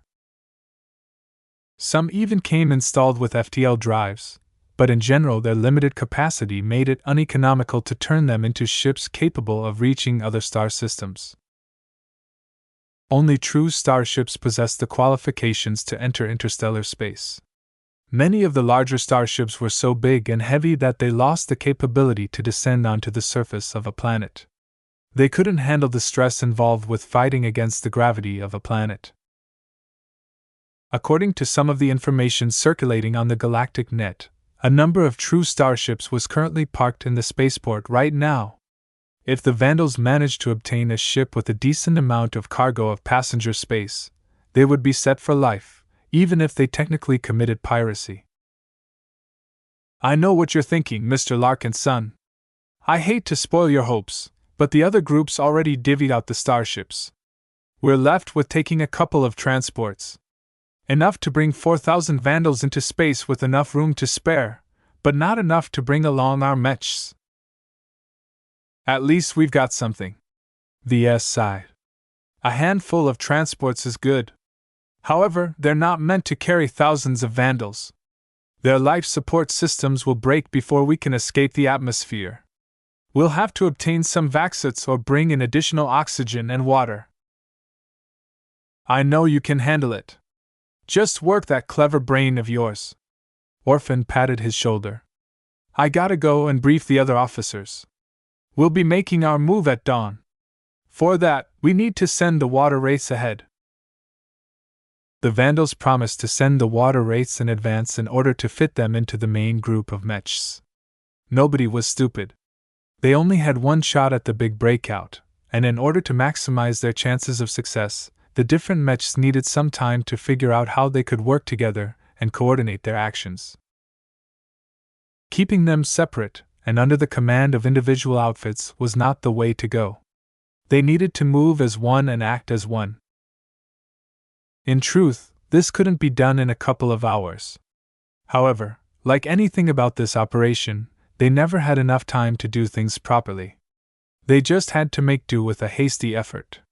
It was already good enough if every mech pilot understood the same commands. 4 mech pilots entered the water wraiths and disappeared into the streets. The Vandals all felt much less safe now that they lost their most effective protective talisman. I hope we don't have to wait long.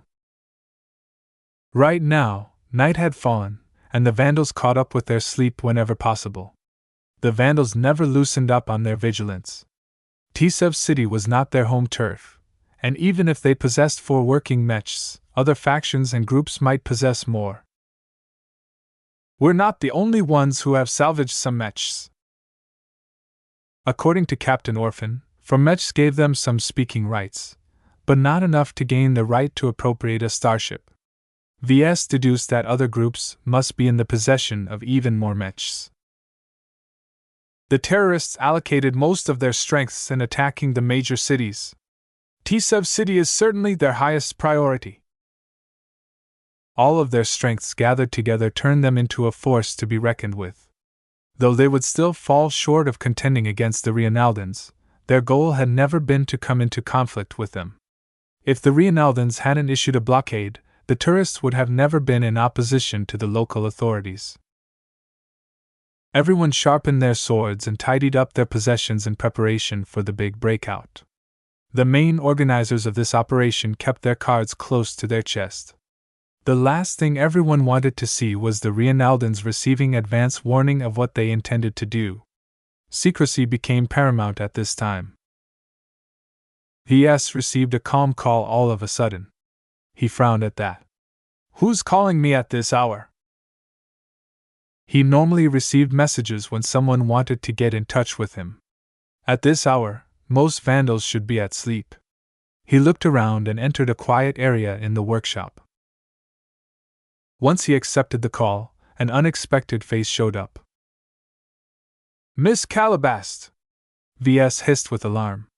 How in hell did you obtain my contact details? That's not important, VS. The woman smirked at him. I haven't called you on a whim. Time is short, so let me get to the point. We require your assistance. VS looked at Calabast as if she was a dullard. Why would I ever want to do that? Whoever you are, Vision, Rienaldan, Rapongan, Lisvian or whatever, you're certainly involved with the initial attacks. Her smirk grew wider. Can't you just take my word that I'm a Vision? Who would believe you? She shook her head. Whatever floats your boat. If that's all, I'll hang up now. Don't be too hasty, VS. If you do, you'll never find out how you can save the big breakout from disaster. That attracted his attention. You know about that? Chapter 6:15 Veiled Negation. It shouldn't have been possible for someone to obtain the contact details of a military-issued comm by default. They blocked all incoming contacts from unknown sources. This prevented the comm from being influenced by malicious code and annoying ads. Not even most of the Vandals possessed the privileges to send a message to his comm. The only ones who possessed the necessary qualifications would either have to be a chief technician, a mech designer, or a senior officer. As for the rank and file, VS wasn't interested in hearing them out. For Calabas to obtain his contact details, she either retained the services of an extremely skilled hacker, or she accessed the comm of one of those people mentioned above. VS grimaced even further. Calabas not only had the ability to contact him willy-nilly, she also knew about their escape plan. The thing is, even if there's an issue with the big breakout, why are you approaching me of all people? Don't overvalue yourself. You're not the only one who we've approached, Calabas replied with a calm smirk. Even without your assistance, my goals can still be met. Contacting you is just an afterthought. Though it was hard to determine Calabas' intentions, his intuition told him she was mixing truth with lies. His business sense told him that Calabas attempted to gain the upper hand in an upcoming negotiation. A negotiation meant a bargaining process. Each side wanted something from the other side, but neither side was aware of each other's limits. The best negotiations resulted in a win-win situation for both sides. However, if one side bargained too well while the other side let themselves get ripped off, a win-lose situation could easily occur. An important weapon in any bargaining process was information. If one side possessed more information about the limits and intentions of the other side, they gained an inestimable advantage. They could use their superior information to extract the maximum amount of value out of the other side while minimizing the price they needed to pay in return. Right now, VS knew that he possessed a very distinct disadvantage in this area. Even as the temporary head designer of the Vandal Task Force, Major Vol had never initiated VS into his inner circle. The Vandals of the outer circle usually played fast and loose with the rules. However, it was a very different matter when it came to the inner circle. Each member of the inner circle kept their lips sealed on the secrets they learned. If not for being more perceptive than others, VS would have never been aware of this undercurrent hiding underneath the Mech regiment's facade. Miss Calabas, let's not be too obtuse here. You contacting me definitely means you're out to get something from me. I'm not too keen on interacting with a suspected terrorist such as you. The blood on your hands must be enough to fill Harkinson's eyes oceans. The woman carefully maintained her expression. She did not exhibit a single micro-expression on her face, a sign of extremely diligent training. There are no permanent enemies, only permanent interests. Whatever you think about me, it won't benefit you at all if you keep up your hostility to me. Let me remind you that the big breakout that your allies are brewing in the dark can only succeed in a single shot. Once you fail, the Rienaldans won't let those spacecraft linger at Tsev City's spaceport. She had a good point. The most important requirement to the plan was to use misdirection to draw the attention of the Rienaldans away from the spaceport. Though they would never let up their patrols around the strategic location, for now they believed that the Mechs they had already stationed there possessed enough strength to deter anyone with greedy intentions. VS already knew that at this moment, the masterminds incited other groups to stir up trouble at various points in Tsev City.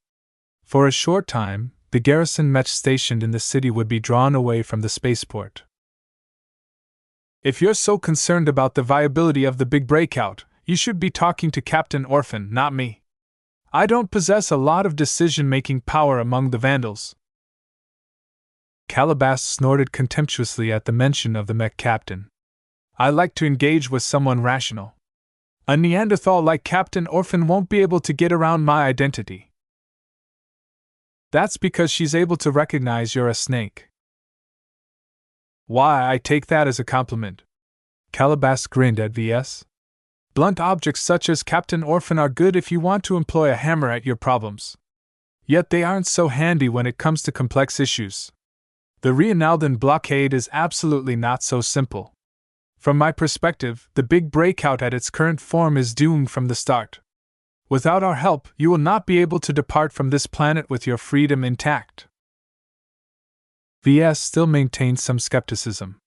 The Reinald Republic isn't hostile to the Bright Republic. Even if they throw us in jail, we'll only be stuck for a couple of months at most. Maybe if I'm lucky, I can ride out the rest of the war in a comfortable cell. How short-sighted! Calabas humphed. You really don't know anything, do you? Perhaps you don't see the harm in being held back in Reinaldan custody. But let me tell you, everything the flagrant Vandals have been working towards will be in vain. All those battles and all those sacrifices, and for what? To give the Visions a bloody nose?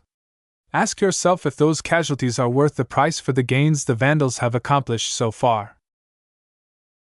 Up to now, the Vandals won several battles and skirmishes over the Visions. However, their impact in the Greater War was much less significant. The biggest gain had been to pierce the Visia kingdom's belief in their own infallibility. The Vandals had shown them in a brutal fashion that their interior wasn't as safe as they thought. The victories also affected the morale of both sides. The confidence of the Bright Republic had received a much-needed boost at the right time. In many ways, determining whether the sacrifices had been worth it was very difficult to judge. To VS, it seemed the Vandals had suffered a lot on behalf of the Bright Republic, but only obtained some scraps in return. To the selfish, flagrant Vandals, they would never work to the death for the benefit of others. I'm still reserving my judgment, but I'm willing to hear you out, VS cautiously said. What is it that you want? Calabas paused for a moment. Instead, the calm suddenly broke connection. VS scratched his head. Why did she cut off the calm call all of a sudden? A familiar voice suddenly spoke from behind.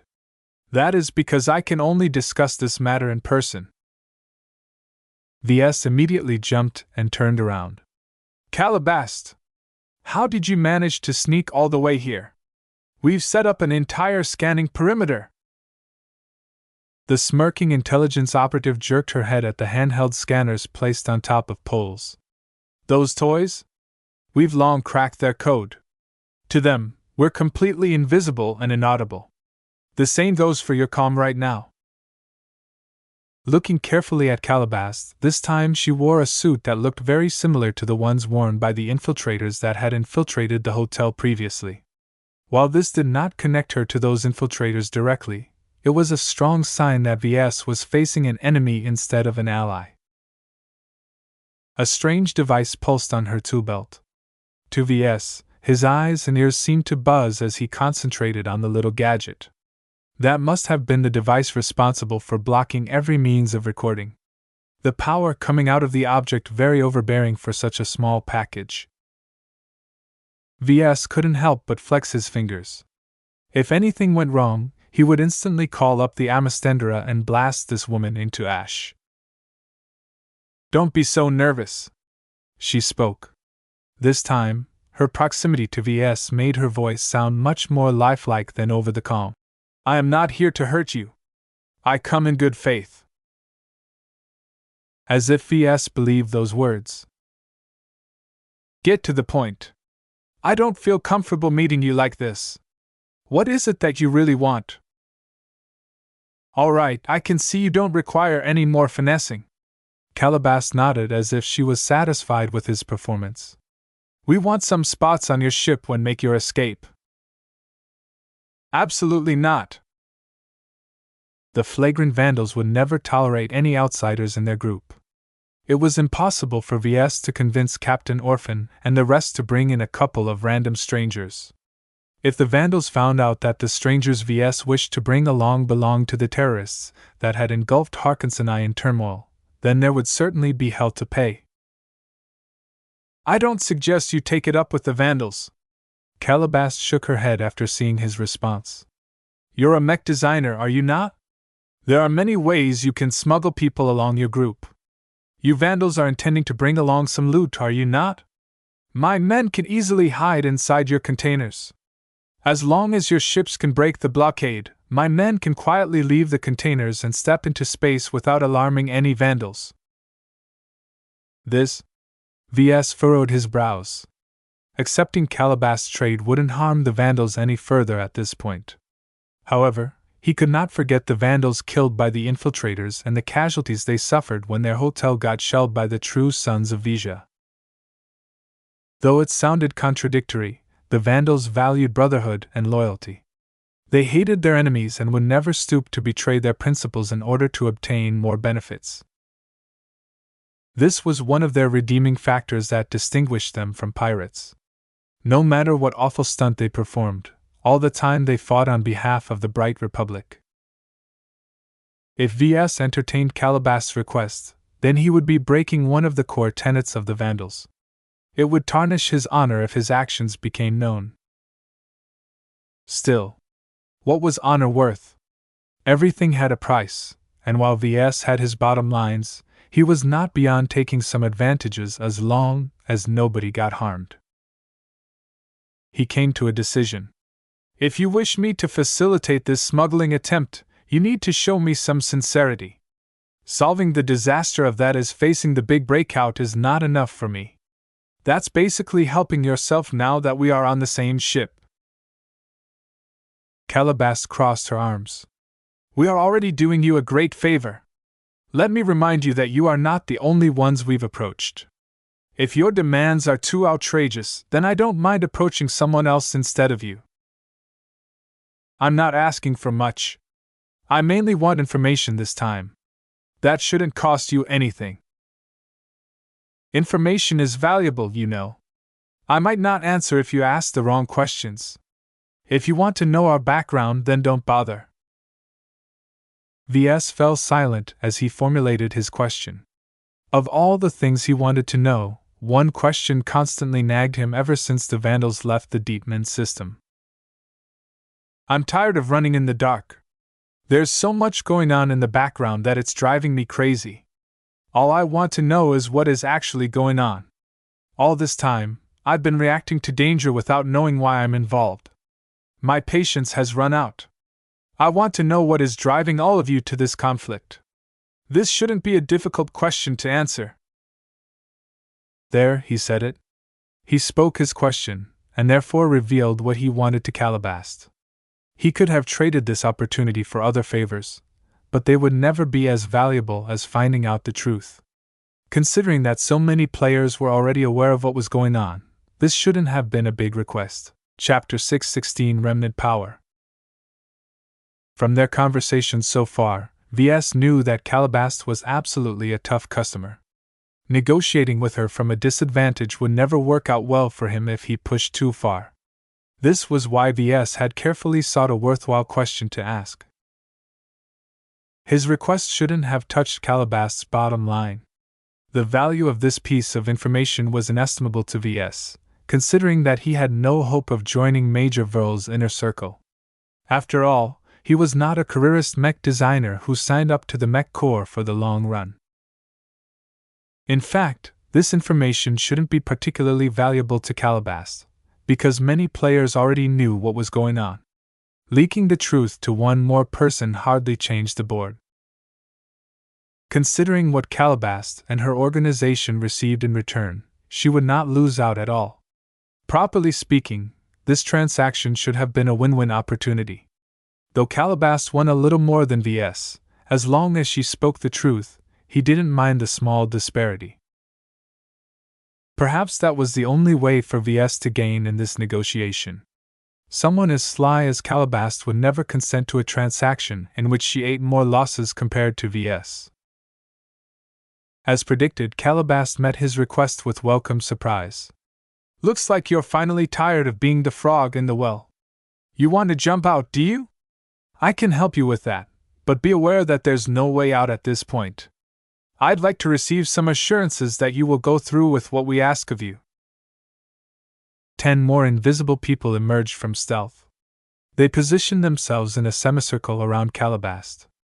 Though they wore the same modified stealth suits as Calabast, to VS the differences to the infiltrator suits was cosmetic. Still, enemy or not, at the moment they had more to gain from cooperating. VS tried hard not to show any hostility to the new arrivals.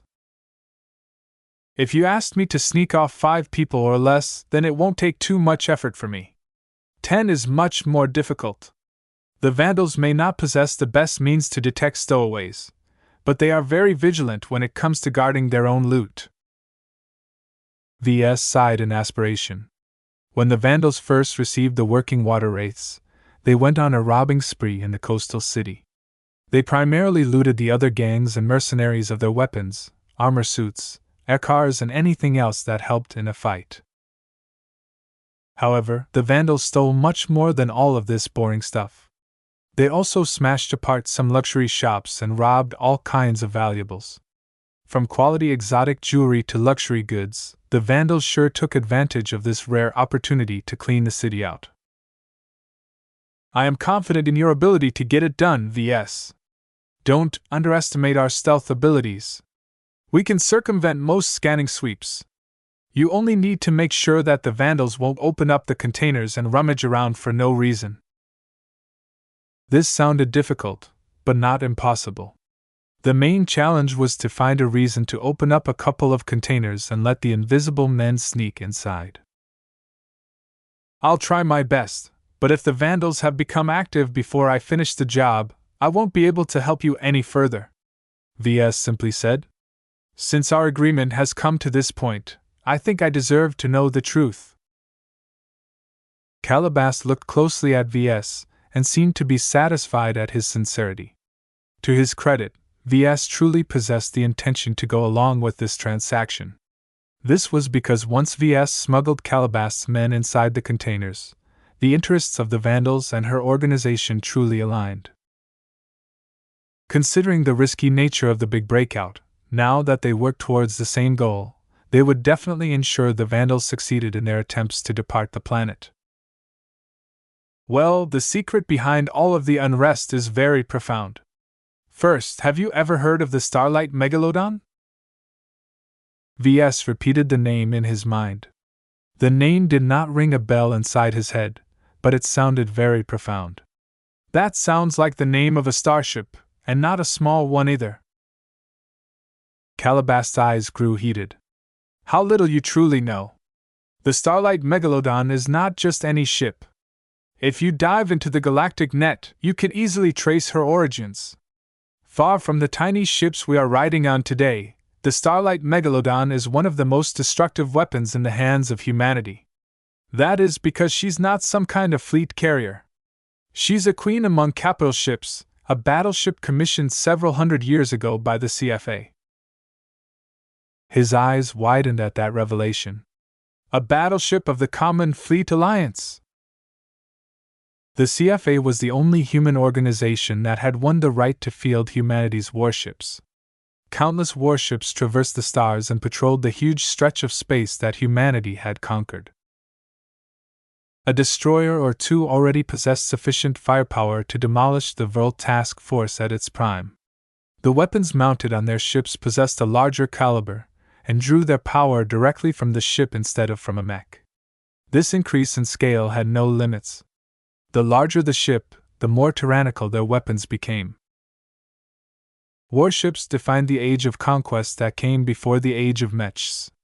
Their dreadful power and majesty had been seared in humanity's collective consciousness ever since they first toppled over the alien empires that used to human space.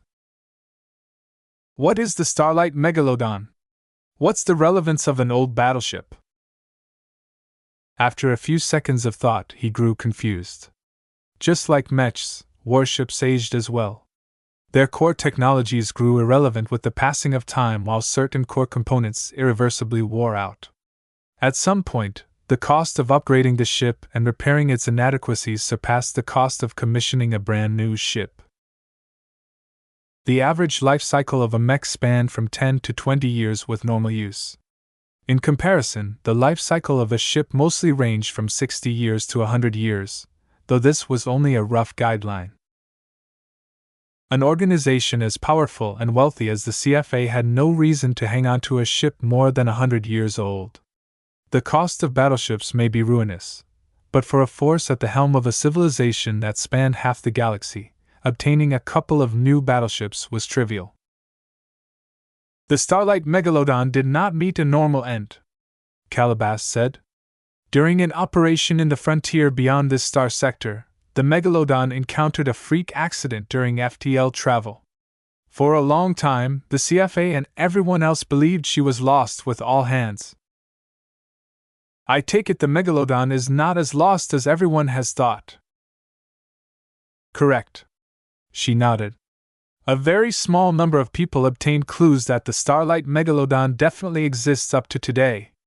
She hasn't been torn apart in the higher dimensions, nor had she been sucked into the gravity well of a black hole or a sun. She's intact, and maybe even alive. The repercussions of these revelations impacted VS a lot. Are you guys nuts? Are you out to steal this battleship? The CFA won't tolerate other humans encroaching upon their monopoly on power. This is one of their biggest taboos. Calm down. From what we have gathered, the Megalodon is in a bad state right now. Even if she's in a better shape, none of us dare to swallow the entire ship. We only want to strip her of some valuables that we know she's carrying in her vaults. The CFA stands at the apex of human society, and every single aspect of the Megalodon is made in the standard of a first-rate superstate. That alone sounded extremely attractive. In the aftermath of the graining mission, VS had once received the opportunity to board a ship of the CFA. Though VS had only been able to observe some superficial sights, what he witnessed that time had already impressed him of the height of humanity. A ship constructed according to the standards of the Galactic Center far surpassed the primitive starships of the Galactic Rim. If the Starlight Megalodon is in bad shape, how come you found out about her in the first place? The short answer is that the Starlight Megalodon has crash-landed on an untamed planet. Over time, the original crew have all died off, but before they croaked, they followed their instincts and gave birth to descendants. Repeat this cycle a couple of times and you have a whole community of humans that have essentially gone native in the frontier. Recently, some of us have gotten into contact with some of their descendants. We even captured some of them, but keeping them alive proved more difficult than we thought. This story grew wilder and wilder as VS listened on. He would have treated the tale as fantasy if not for Calabas' serious retelling. These descendants. They just wandered off into the frontier for no reason. No. She shook her head. There is a reason for that. The Megalodon is in a very bad state, and it has grown worse due to the condition of the planet she has crash-landed upon. The planet she's landed on turns out to be a super-Earth. Its gravity is several times higher than the Terran standard. Now he knew that Calabas wasn't lying to him. This was because VS recalled the time where he helped the Vandals purchase high-gravity equipment in bulk. The expense of this transaction was very significant, especially since the equipment had to be rated to withstand 5 Gs. If you managed to capture a descendant, couldn't you have traced his route back to the Megalodon? Calabas grinned again. That's the puzzle that we have all been trying to solve. The descendants of the crew might have degenerated a lot compared to their ancestors, but they still possess some common sense. Everyone sent out into the frontier traveled on modified FTL-capable shuttles. In particular, they tweaked their navigation system to wipe out the route they traversed. This isn't something that can be reversed by hacking. All of the logs were permanently scrubbed. This explained why the Megalodon remained relevant. So long as the prize was still there, people would continue to kill for it. So if the shuttles erase the route back to the Megalodon, how can the descendants even go back to their homes? As large and wondrous as the Megalodon might be, she didn't carry an unlimited fleet of shuttles. VS didn't know why it took several hundred years for the descendants to show up in the frontier, but they never would have been allowed to take the shuttles if they didn't have any interest in coming back. Each descendant that we've met carries an encrypted data chip, Calabas simply explained. The trouble is that we're not talking about a regular data chip. Its encryption is virtually unbreakable unless you have access to a Terran or Rebarthan supercomputer. Even after such a long time, the standard of technology of the CFA is still ahead of ours by many leagues. Still, for some reason, besides entering the right input, the data chips can also be unlocked in another way. That is to gather several of them and put them all together. The encryption will fade and the coordinates of the Starlight Megalodon will be revealed. This part sounded really fishy to VS. The descendants have gone through so much length to wipe out the logs and encrypt the data chips that contains the only way back to the Megalodon. How come they offer such a stupid alternative for unlocking the data chips? Isn't that asking for them to get robbed? Calabas shrugged her graceful shoulders. Mind you, the offspring of the original crew are a far cry from modern humans. Their knowledge, values, and beliefs are shaped by their environment. Under such extreme conditions, none of them have grown up entirely sane. No matter the reason for this quirk, VS finally became enlightened to the truth behind the conflict in the Harkinson system. For some reason, the small club of people who got wind of the Starlight Megalodon decided to gather in the Harkinson system and began to compete over the data chips. Holding only a single one was useless. The only way to derive value out of them was to gather even more. Besides taking them directly from the descendants wandering in the frontier, the best way to obtain them was to snatch them from their competitors. Chapter 617 Ultimate Prize. The Starlight Megalodon represented more than just a tool for war. Though classified as capital ships, their majesty and power outshined all other capital ship classes. The fleet carriers utilized by the militaries of human states paled in comparison to even a single warship. Whether it came to size, technology, materials, firepower, toughness, the combat prowess of a battleship surpassed the combined combat power of a fleet carrier and her full complement of mechs. A single fleet carrier possessed enough strength to conquer an average medium-populated planet. A battleship possessed enough firepower to destroy the same planet. Naturally, VS also came in touch with rumors of even greater weapons of war. The Common Fleet Alliance supposedly developed dreadnoughts capable of snuffing out stars. Even while the rumors hinted at the existence of gigantic planet-sized constructions capable of wiping out black holes. That last bit sounded far too mind-blowing to VS. In any case, battleships already formed the culmination of humanity's peak strength. Their dreadful firepower had amply been proven during the Age of Conquest, having broken through countless alien fleets and paving the way for total conquest. The legacy of that glorious age lived on until today. Much of the traces of alien occupation had been wiped out.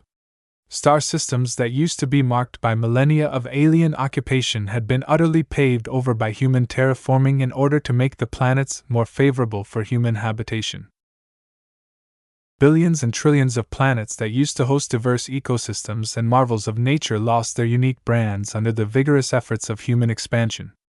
The ceaseless hunger for human-compatible living space turned the ecosystems of these diverse once-alien planets into carbon copies of old Earth's ancient environment. All of this was only possible due to humanity's ceaseless development of battleships.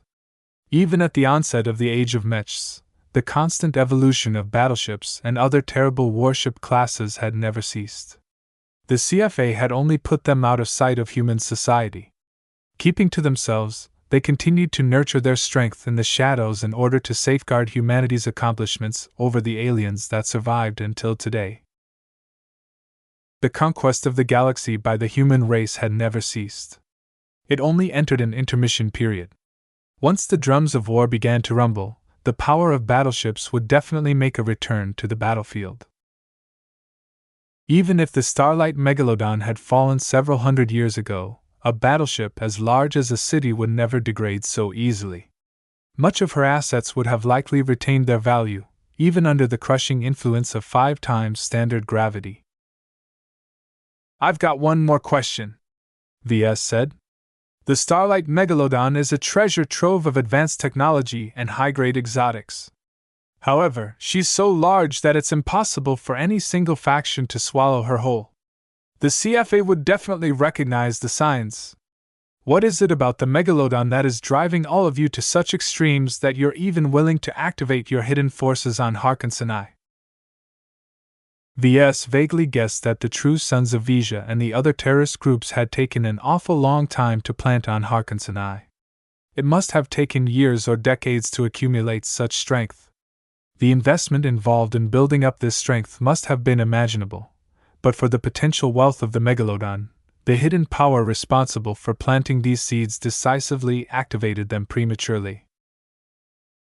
This decision didn't make any sense if the gains from the Megalodon only amount to a few scraps of advanced technology. Since you know this much, it won't do any harm of telling you the next part," Calabast amiably said. Now that VS had agreed to cooperate with her organization, he became a little more pleasing to her eyes. "It's true that we don't dare to plunder the Megalodon wantonly on account of her former owner. No, the true prize we are after is something very different, and won't touch the bottom line of CFA. Can you guess what it is?" What could those hidden players be after if not for advanced technology, or high-grade exotics? VS furrowed his brows. He couldn't figure out anything someone could gain from the Megalodon that wouldn't touch the nerves of the CFA somehow. It was like a bunch of robbers invading the summer of a wealthy individual. Even if the robbers only stole something as trivial as a couple of spoons, the mere fact that the home had been intruded upon would definitely enrage the owner. A few seconds passed as VS flitted through countless possibilities. "Let me save you the trouble. What we are truly after is life-prolonging treatment medicine. And not the basic kind either. These ones will allow someone to extend their lifespan to 300 or 400 years. All of it made sense now. VS became fully enlightened why the players didn't hesitate to expend all of their accumulation on obtaining the route to the Starlight Megalodon. It was all about extending their lives. In the galactic rim, prolonging a human's natural lifespan by 100 years was expensive and out of reach to most people. Even by borrowing the power of a state, perhaps only a dozen people might benefit from this at most. However, more advanced treatments had been developed as well. Extending a human's lives by 200, 300 or 400 years was very much possible. The only problem was that the cost was too ruinous to contemplate. Even the Friday Coalition might not be able to bear the cost of prolonging the lives of all of its leaders. As for master mech designers, not everyone among their ranks earned enough wealth to fund an extension of their lives. Each gradation of life-prolonging treatments demanded an exponentially greater price. This was why mech designers worked so hard to conquer the mech market. From their first mech design when they became a novice, they had stepped in an unimaginably competitive race for income and market share. The winners earned enough wealth to extend their lives, while the losers eventually expired under the passing of years. To third-rate states like the Bright Republic and the Vija Kingdom, the most basic life-prolonging treatment was all they could afford. Extending a powerful person's life by more had always been a pipe dream to these old coots. Yet now they gained some hope. The discovery of the Starlight Megalodon shone a light at the end of their paths. As long as they worked hard enough, they would eventually be able to live 100 or 200 years longer. Of course, such a good thing would never be in much supply. Even the CFA themselves couldn't afford to expend the lives of their officers. "Do you know how much of those medicines are left? Haven't they expired already over the years or due to the crash?" VS frowned as more questions popped up in his mind. Maybe the original crew has already used them up. That's impossible. Calabash shook her head. The vault which stores the key medicines is locked even tighter than those encrypted data chips that we are hunting for. Even if the Starlight Megalodon is torn apart, the vault will definitely survive. This we know.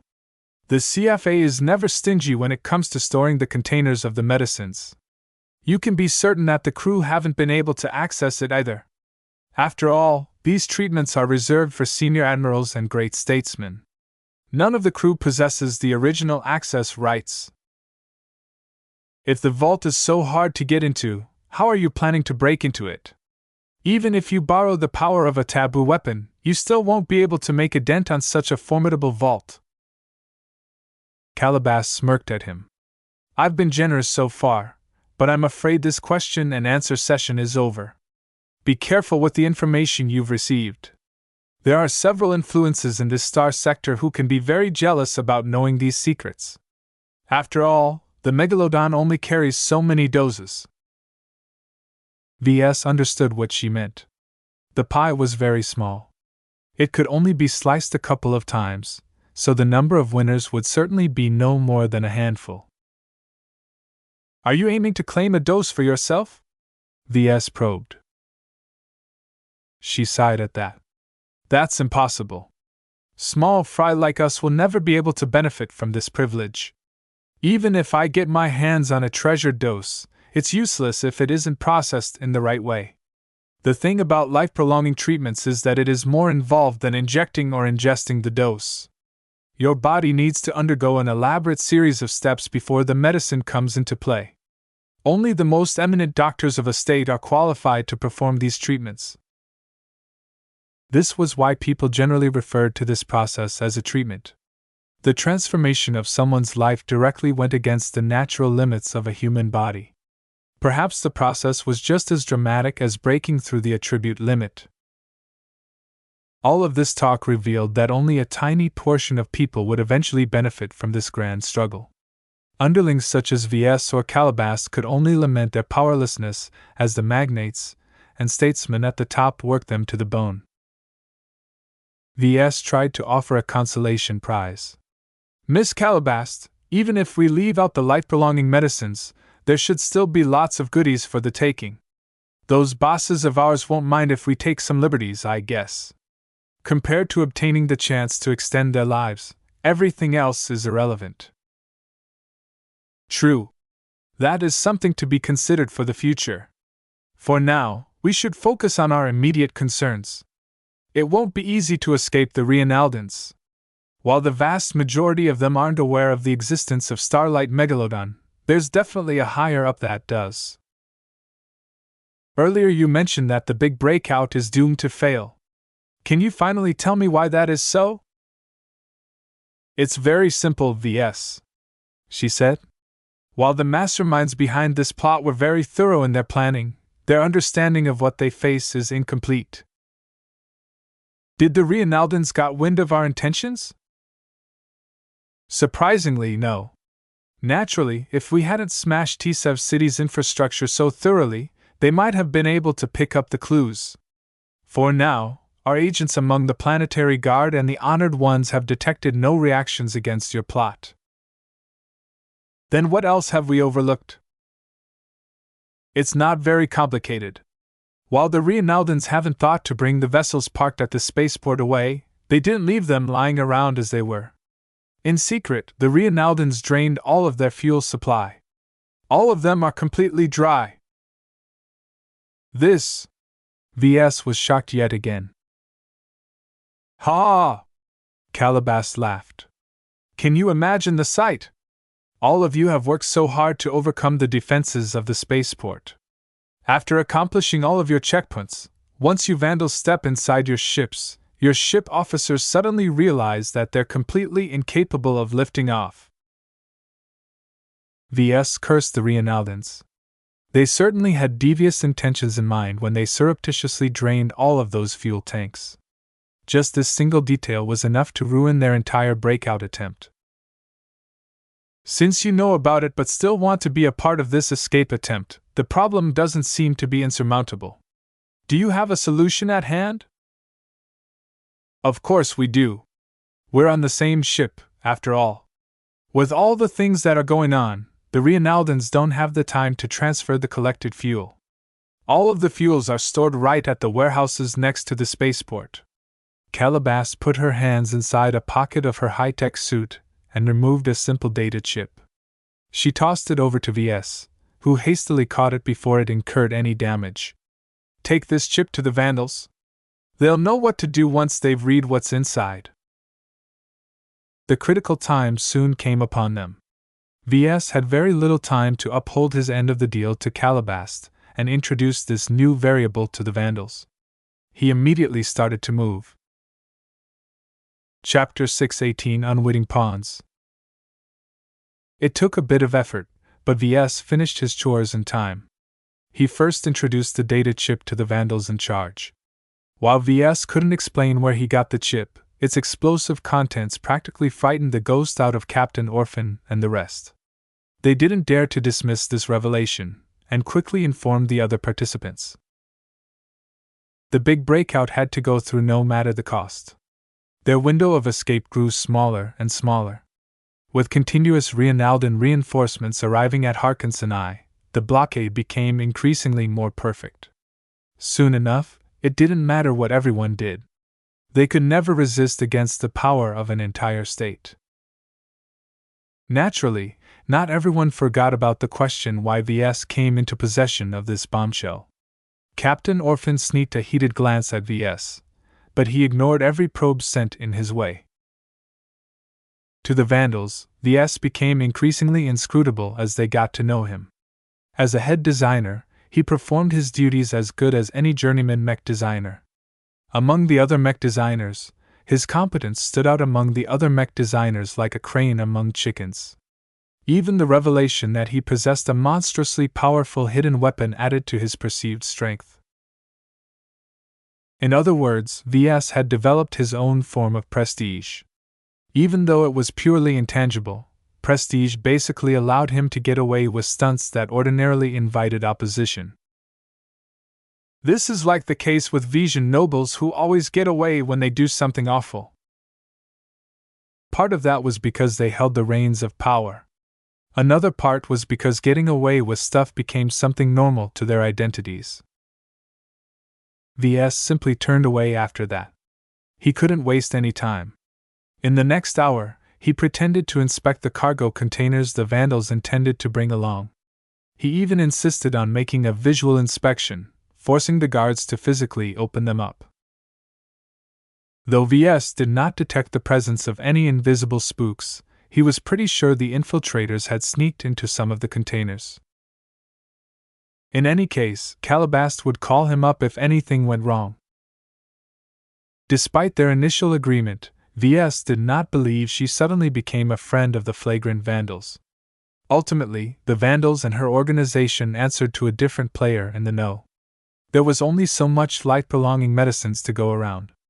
Each of their bosses aimed to monopolize the spoils for themselves. I wonder how many players are taking part in this elaborate game. VS guessed it shouldn't be more than 10. Any more, and the risk of exposure became unacceptably large. None of the people in the know wanted to leak the secret. However, the current competition for the Megalodon's encrypted data chips would eventually come to an end. Once a faction became a winner, the incentive to keep the Megalodon a secret disappeared. If nobody took any precautions, the entire star sector might learn the truth. He shook his head. It probably won't come to that. Something explosive as this news is just too impactful to be revealed to the public.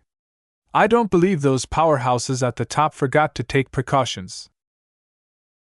The annoying aspect about this situation was that people like VS became unwitting pawns in this game. If Calabash hadn't approached him for a favor, he might have never gotten an opportunity to become aware of the stakes. The Vandals likely would have kept the secret to themselves until they physically arrived at the super-Earth where the Starlight Megalodon crashed all those years ago.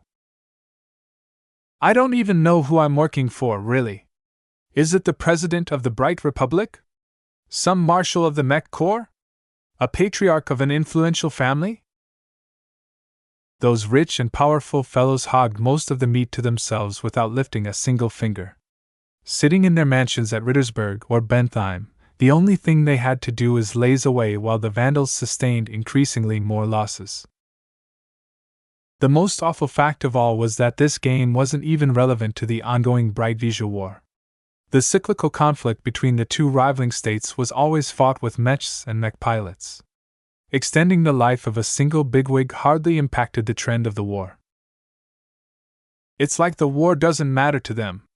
In the face of extending a new lease on life, it doesn't matter how many Visions or Brighters get killed. VS remained gloomy all the way until dawn soon broke in Tsev City. Moments earlier, every sleeping Vandal woke up and entered their designated vehicles. As one, the vehicles discreetly lifted off and headed in the direction of the spaceport. VS sat inside a transport shuttle. Strapped into his seat, he held a data pad which contained some of the details of the big breakout. The contents surprised him a bit. This is going a bit too far. The casualties won't be light. Even so, nobody flinched from this plan. Compelled by the competition for the Megalodon's data chip, those stuck on Harkinson I needed to break free as soon as they could. Being left behind meant they might never get the opportunity to catch up. Are you scared? Captain Orphan asked. Her expression revealed that she was looking forward to the upcoming battle. We're going to show those Reinaldans how the rest of the Star Sector fights. I don't doubt you'll prove yourselves to be the better warriors, Captain, VS quickly replied. However, this proposal is too cruel. How can we sacrifice so many lives? The grin on the mech captain's face faltered a bit.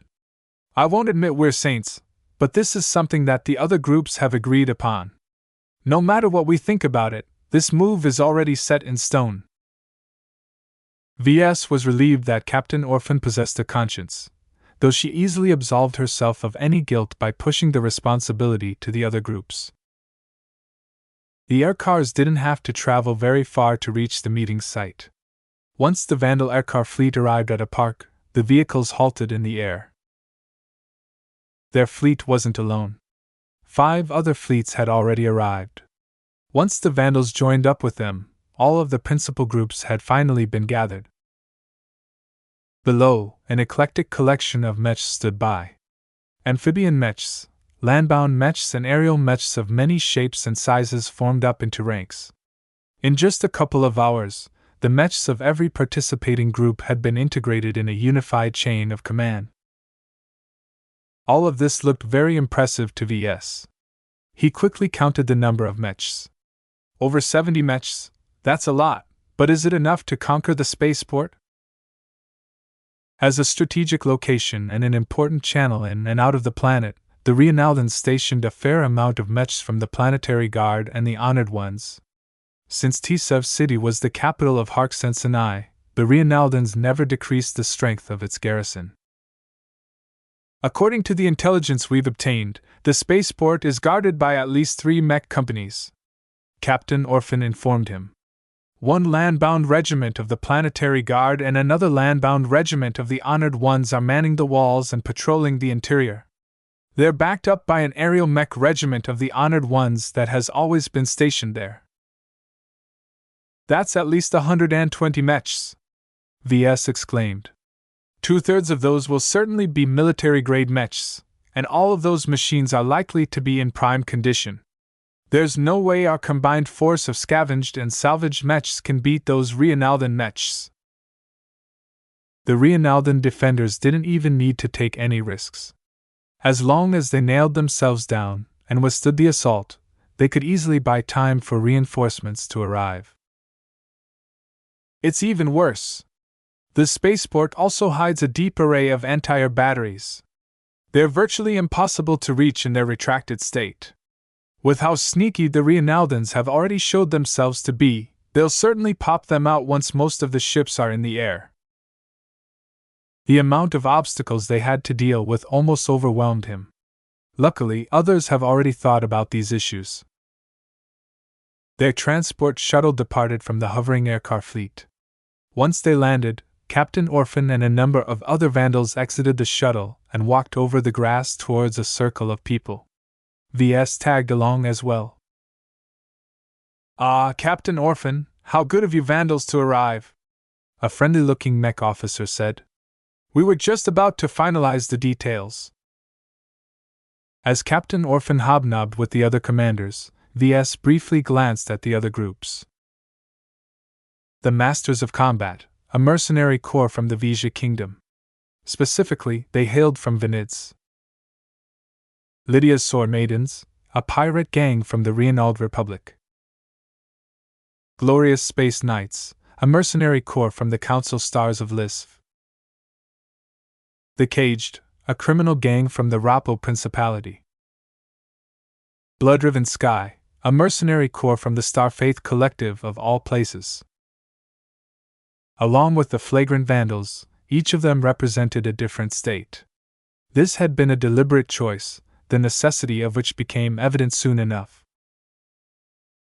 Each of the outfits mentioned were strong and numerous. While their combat strength could never match a military mech regiment under regular circumstances, none of them had access to their own mechs right now. It doesn't matter how strong everyone is outside this planet. Right now, the only strength that mattered was the mechs they possessed right now. In this, the disparity between the Vandals and the other groups became lopsided. The city where the Vandals stayed hadn't been attacked by too many mechs. In contrast, the other outfits that had gathered here obtained their spoils in the major cities. The fighting had been much more intense there, so the outfits succeeded in scavenging much more wrecks. This meant that despite their formidable outside strength, the Flagrant Vandals had to settle for being the junior partner in this venture. That said, a mech was a mech. For extra mechs increased the odds of success. "Alright, now that we've come to an agreement, let's set off." The commanders of the different outfits returned to their shuttles and air cars. Meanwhile, their mechs began to move in the direction of the spaceport. The mechs slowed down once they reached the other side of the park. Hidden in the trees, a large mob of tourists had gathered at this location. Ordinarily, they hid across the partially ruined city. However, they somehow managed to obtain news that they would be saved if they managed to gather at this point. Once the strange mix of mechs came into view, the crowd of foreigners grew scared. "That's not the Planetary Guard. The terrorist mechs have returned." "No, wait, those mechs look strange. Each of them are different. They all look patched up." A couple of mechs from each outfit stepped forward. "Calm down. We are not terrorists, nor are we related to the Reinaldans. We're foreigners who are stuck on this planet just like you. Now, we haven't lied to you all. We indeed found a way to leave this planet immediately." Each of the spokespersons engaged the citizens from their own country. "Citizens of the Bright Republic, please gather in front of my mech," a Vandal mech announced. "Citizens of the Vija Kingdom, step closer please." Citizens of. It took some time for the mob to segregate into separate crowds. Perhaps Reinaldans or citizens from other states had mixed in the crowds as well, but the outfits didn't care. The most important fact was that each outfit effectively gained control over thousands of civilians. The difference between an uncontrolled mob and a partially controlled group of civilians was extremely vital for the next step of the plan. "If you want to get home, you have to take the opportunity yourselves. Are you resigned to remain stuck on Harkinson? The Reinaldans have no right to keep us detained. We have families to get home to and work to return to. Don't you wish you can go back to your normal lives?" The spokespersons all engaged their own crowd of people. After several minutes of inciting the crowds, they finally got to the crux of their speech. "Let's head to the spaceport and storm the premises. Our ships are waiting for us to get out of here. Go! The Rhiannaldans will never kill us all. They won't dare to provoke our states. The truth of the matter had finally come to light. The conspirators intended to drive these crowds to storm the spaceport and put the defenders on the spot. Chapter 619 Devil Mechs. Mechs piloted by members from 6 different outfits moved in unison. Though they came in different shapes and sizes, their evident coordination made them appear as if they came from the same unit. The Mechs on land drove the crowds of people to the front of the spaceport, while the Mechs in the air cautiously covered them from aerial threats. Though many in the crowd seemed to develop misgivings about this sudden venture, the more desperate foreigners eagerly bought into the nonsense spun by the representatives of the outfits. It helped that each of the outfits present enjoyed some fame. The flagrant vandals earned several mentions in the news recently. Their valor and courage made them larger than life, and any citizen of the bright republic in the crowd regarded them as champions. The other outfits enjoyed no less of a reputation. For example, the Masters of Combat inherited Vanid's brutal style of attrition warfare and became kings of land-bound warfare. Their open and above-board fighting style gave many enemy outfits headaches. Anyone who dared to fight the Masters of Combat on their terms would inevitably suffer a loss or a Pyrrhic victory.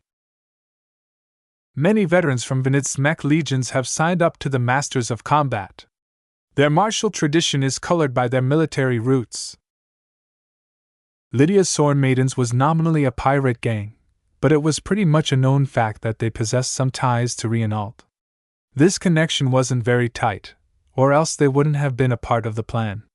As a rare all-female pirate outfit, the Sword Maidens acquired a reputation for ferocity and sisterhood. Those witches are far more cunning than they appear. Nobody truly knows where they came from and whether they are closely tied to Rhiannald.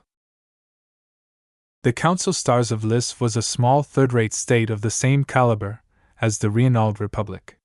Their peculiar culture had breeded the formation of the glorious Space Knights, a foolhardy mercenary corps largely made up of spoiled brats and wealthy potentates' scions.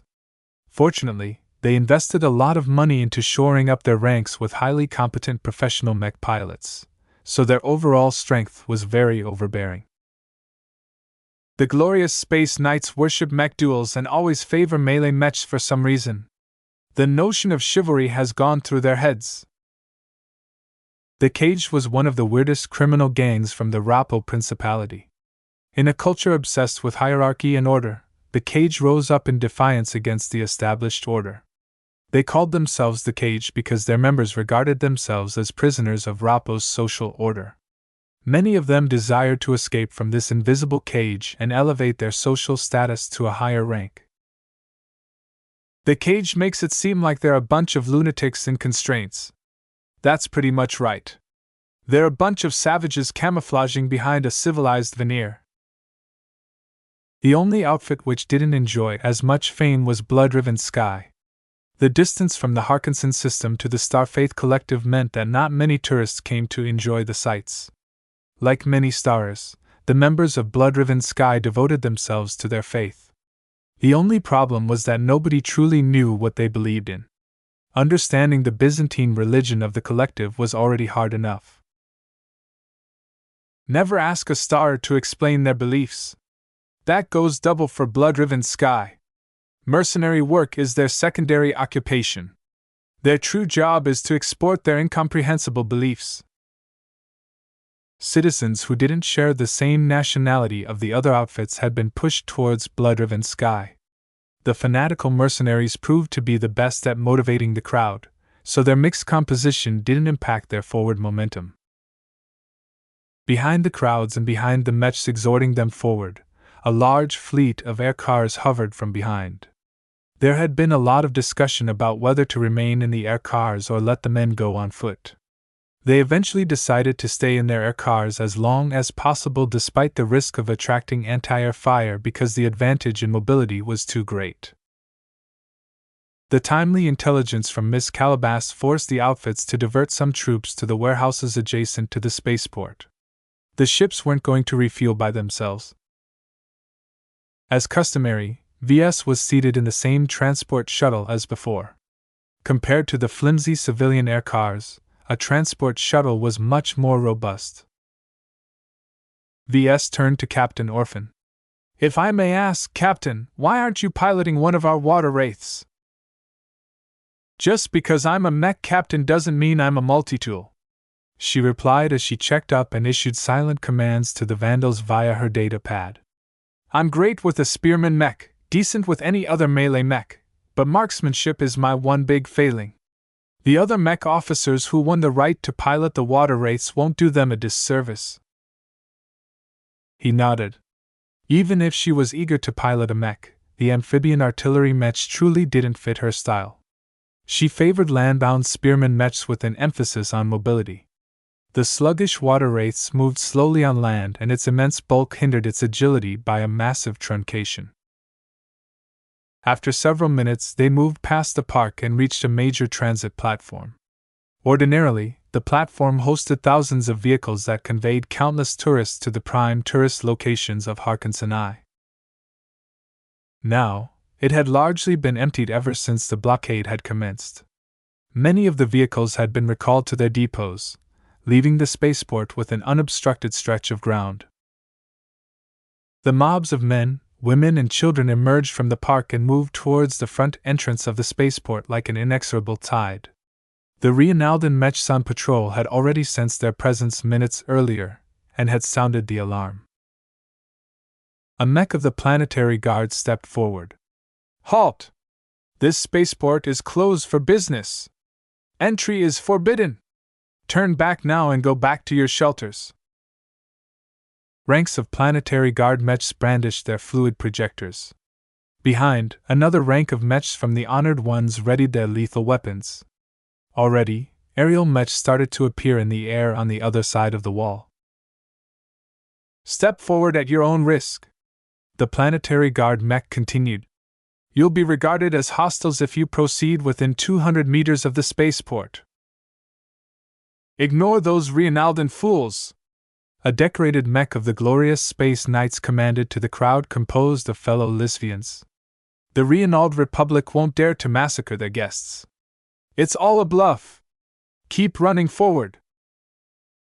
When the vanguard of the crowd of civilians reached the 200-meter mark, the Planetary Guard mechs prepared to fire their fluid projectors. Then they started spraying. Disgusting slime spurted out of their projectors like waterspouts. Upon landing, thousands of desperate humans became engulfed with quickly solidifying slime. It was as if their entire bodies became engulfed with glue. If the Planetary Guard mechs continued to use up their fluid projectors, the terrain would certainly become impassable. Humans. This was not the outcome the organizers of this operation had in mind. Sure enough, Captain Orphan nodded. When it comes to line combat, the Planetary Guard can't catch up to the military. However, when it comes to subduing riots, their non-lethal weaponry has no equal. The outfits deliberately let the fluid projectors douse the people on foot with the residue.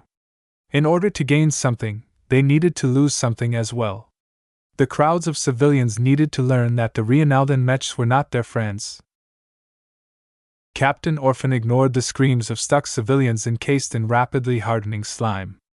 "All right, this has gone on long enough. Open fire already!" Several seconds later, most of their ranged land-bound mechs opened fire directly towards the Reinaldans. The guard mechs hadn't expected such an extreme response. Who would open fire above the heads of civilians? The opening salvo disrupted the Planetary Guard mechs, though it hadn't been enough to inflict serious damage. Nevertheless, the combined mech forces' subsequent salvos continuously hammered the peacekeeping mechs. Some of them even lost their fluid projectors. The Honored Ones hesitated for a moment. None of them were eager to start a mech battle with so many civilians in the vicinity. The collateral damage that ensued from a battle of this scale could easily wipe out tens of thousands of lives in a single minute. Compared to the hesitation exhibited by the Reinaldans, the mechs of the foreigners displayed no such care.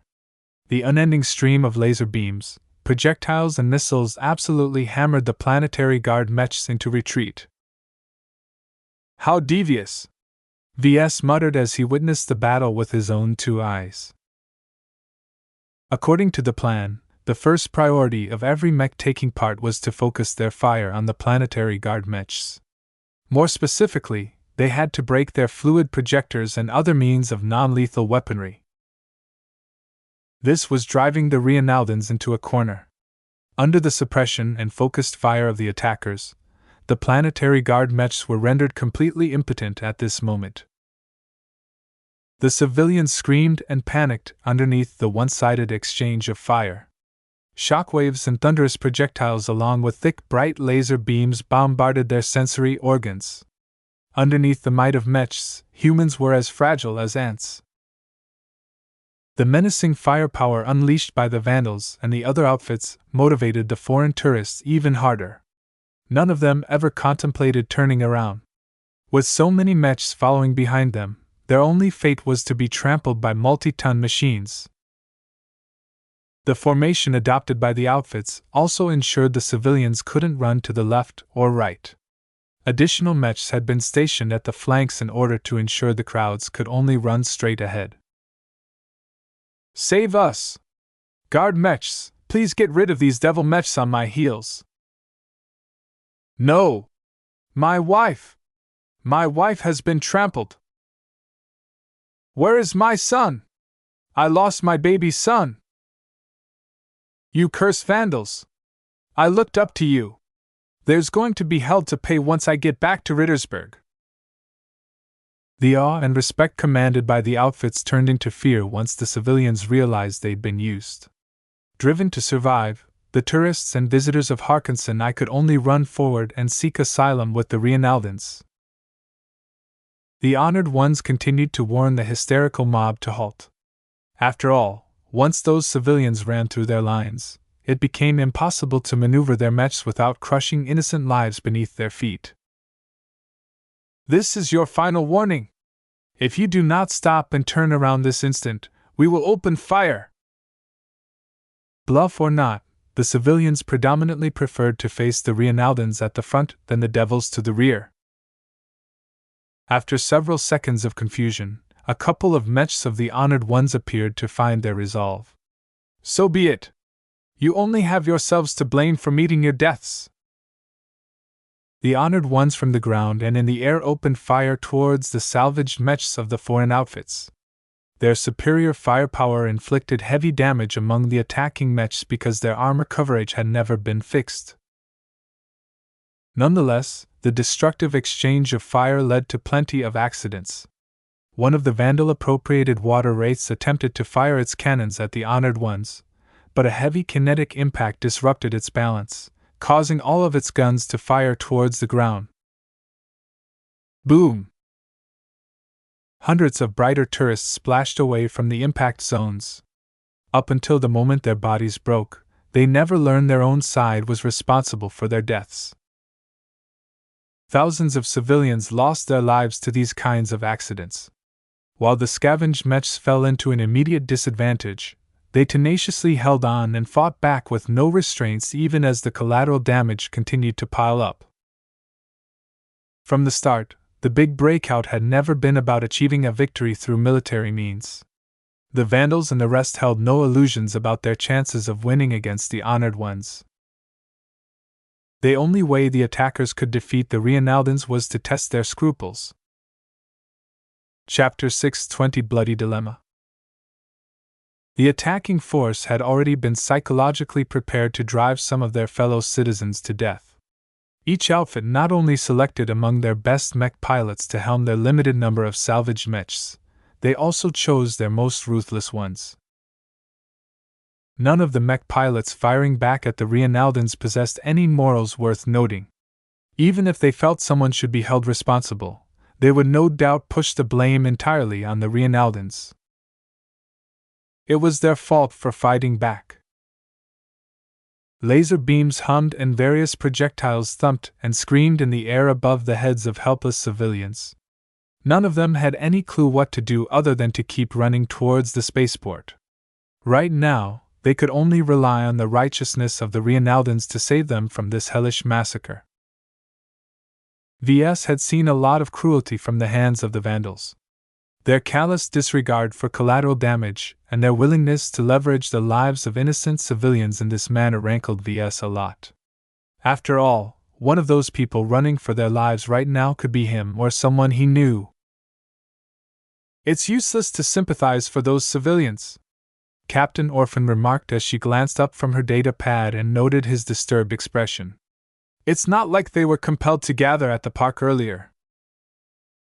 He shook his head, though he didn't go in on who was truly at fault here. "I'm afraid that all of these sacrifices might prove futile. How many people have already died due to collateral damage? 2,000? 5,000? Maybe the figure has already surpassed 10,000. I don't know. Yet even with so many dead, the honored ones aren't backing down." They obviously hesitated for a lengthy period of time. VS figured that they struggled to decide between repelling the attackers and protecting the lives of foreign visitors.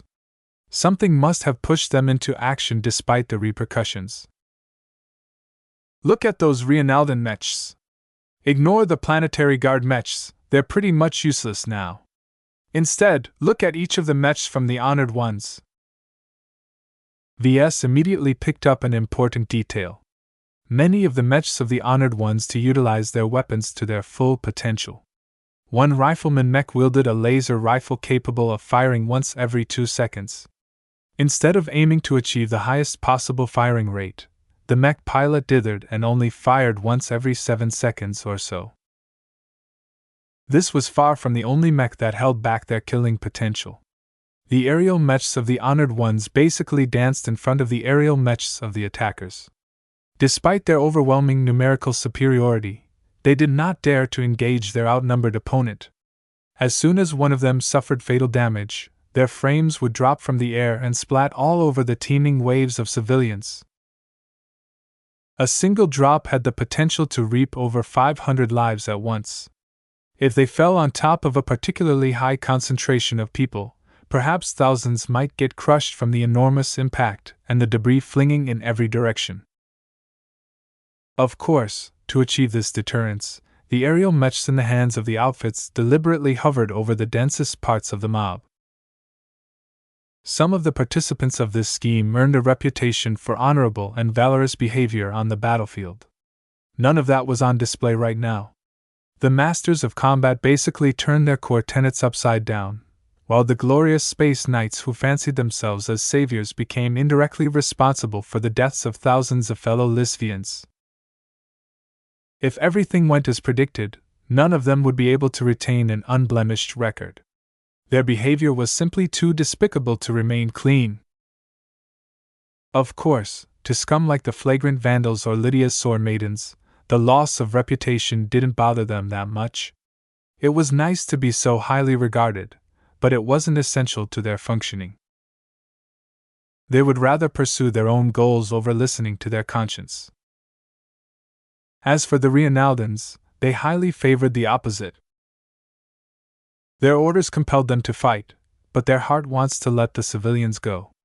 Stuck between their duty and their moral fiber, many Reinaldan mech pilots endured the greatest dilemma in their lives. Did they enjoy the feeling of blood dripping from their hands? Should they continue to follow the orders of a superior who was probably several light hours away from the battlefield? A ripple went through the mechs of the honored ones. By now, every mech of the Planetary Guard had either been disabled or retreated from the battlefield. As long as any mech of the Planetary Guard popped up, the attackers immediately shifted their firepower towards the unlucky mech. This was all in the name of depriving the Reinaldans with the means to subdue the crowd with half-hearted warnings and idle threats. "Whoever is ordering the Reinaldans to persist in the fight is an even greater heartless bastard than us," Captain Orphan noted with a smirk, as if the deaths of thousands of Briters had nothing to do with her at all. "Yet the mech pilots aren't bots who follow orders without question. The honored ones are famous for thinking on their feet. The Vision Mech Legion trained their mech pilots to obey their orders and pursue their mission at all costs. While their rearguard units may not be very diligent, their frontline units rigidly adhered to the expectations of their superiors. In a society ruled by nobles, these privileged sons and daughters did not wish for their subordinates to develop any initiative. It was different for the Reinaldan honored ones. Their name betrayed their past as a band of honored fighters. Codes of brotherhood as well as a martial tradition that venerated the ideal of a warrior allowed for a high degree of personalization. While each mech pilot still received the same training in every mech regiment, they didn't necessarily have to follow the orders of their superiors if they were objectively bad. In comparison, the Bright Republic's Mech Corps fell into the middle ground somewhat. It differed from mech regiment to mech regiment, but overall bad orders didn't happen as much because the Mech Corps prized promoting officers for their competence. Very rarely did bad apples get to reach a higher rank. They finally had enough. Around 20% of the defenders spontaneously ceased to fight. They rebelled against their orders and attempted to step back from the battle. This was made more difficult due to the sheer amount of people running between their legs. The civilians had no choice in the matter because the people pressing behind their bodies didn't allow them to turn around or change their course. Inevitably, dozens of people got crushed beneath the feet of the Reinaldan mechs as they attempted to move. This incited the crowd into a greater panic, yet the rush to storm the spaceport never abated. "Ha ha! Keep running!" Captain Orphan laughed. Whether she referred to the mechs or civilians, VS didn't know. "The rest are following suit." The honored ones possessed a marked advantage against the opposition. Their numbers were greater, their units were uniform, the quality of their mechs was high, and all of their machines were in tip-top shape. In a frontal engagement, the attacking force would lose 99 times out of 100. There was no way the Reinaldans could lose unless they made a massive blunder. The Vandals knew this. The Masters of Combat knew this. Lydia's Sword Maidens knew this. Everyone else could perform the same arithmetic. So in order to achieve victory despite facing such an overwhelming disparity, they lured these civilians over and basically took them hostage. What could the Reinaldans do? Killing foreigners in a star system meant to attract tourists was extremely bad for business. The diplomatic repercussions of this fight might lead the Reinaldans to face heavy retaliation from almost every nearby state in the star sector. In addition, the honor espoused by the honored ones rejected wanton massacre. Not every military mech regiment was as callous as the flagrant Vandals. Though the Reinald Republic involved themselves in many shady affairs related to pirates, their military had been molded as a counterpoint to their activities in the dark. The honored ones were supposed to be heroes, not butchers. VS believed an additional element was at play here. He believed some Reinaldan influence was definitely competing for the encrypted data chips that contained the route that led to the Starlight Megalodon. From the heavy-handed blockade that the Reinaldans had instituted so far, this influence must have been helmed by a very senior government or military official. This influence had likely ordered the Reinaldan defenders to open fire despite the sheer amount of innocents at risk. Two bad humans piloted the mechs of the honored ones. These people didn't follow orders without question, especially when they led to an enormous amount of blood being spilled. Already, the collateral damage had taken its toll on the mob. Craters and molten puddles sprinkled the open field, each of them surrounded by broken bodies and enough blood to fill up a cargo hauler.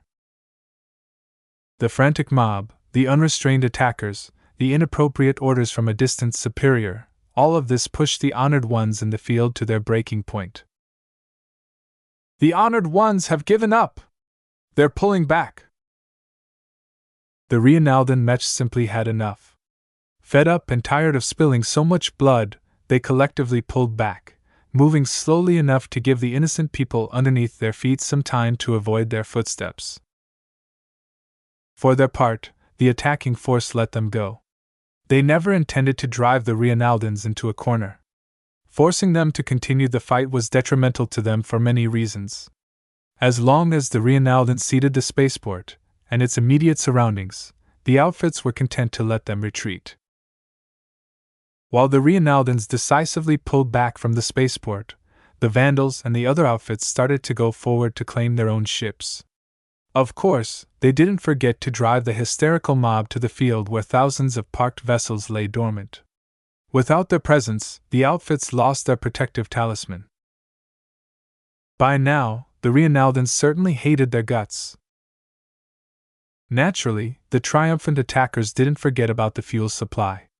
A third of the Mechs diverted from the spaceport and moved to secure the nearby warehouses. The first step is over, thankfully. VS sighed. If this engagement went on any longer, then I can't even imagine how many people perished here. The outfits did a very good job in gathering all of those foreigners to the spaceport. Attracting all of these people had been essential in pressuring the Reinaldans. All that's left is to lift off and run through the blockade in space, Orphan noted with a satisfied smile. That's going to be trickier now that the Reinaldans know what to expect. The crazed and frightened civilians had reached the dormant vessels by now. All of them attempted to break into the locked ships and get inside. Aircars landed near the vessels. Hackers went to work in breaking through their security systems. On the other side of the spaceport, hovering fueling vehicles flew towards the ships in order to inject their empty fuel tanks with some juice. The fueling vehicles didn't need to fill the fuel tanks to the brim. The ships needed just enough to escape the planet's gravity well and fly in space for a couple of hours. Through fear and authority, the outfits imposed some measure of order to the mob. Though many of them had quietly turned around and started to run from this hellscape, a sufficient number of Mechs had forced the people to stay. They still needed these hostages to act as their shield. The flagrant Vandals may not have been the main drivers of this plan, but they had definitely been complicit in its execution. Our reputation will end up in the toilet by the time this day is over. The worst thing about it was that his personal reputation might be tainted by association. Though he wasn't in the chain of command, the mere fact that he'd been attached to the flagrant Vandals may be enough to affect his future business career. Chapter 621 Ganged Up. Ha ha, the Reinaldans are taking a load of flack for the deaths. Captain Orphan laughed as she patched into a news feed.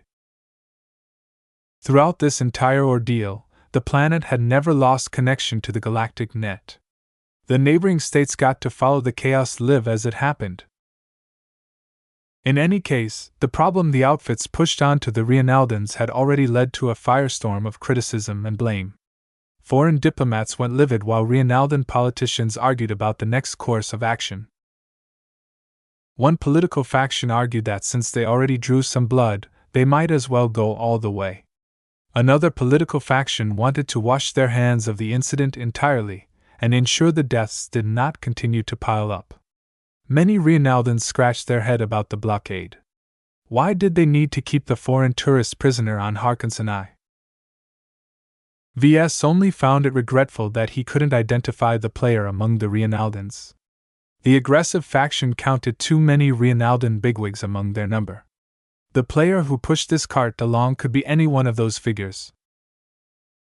If the player was smart enough, he or she would have kept themselves neutral instead, opting to achieve their goals by directing their pawns. It seemed like every other player stuck to the rules of the game as well.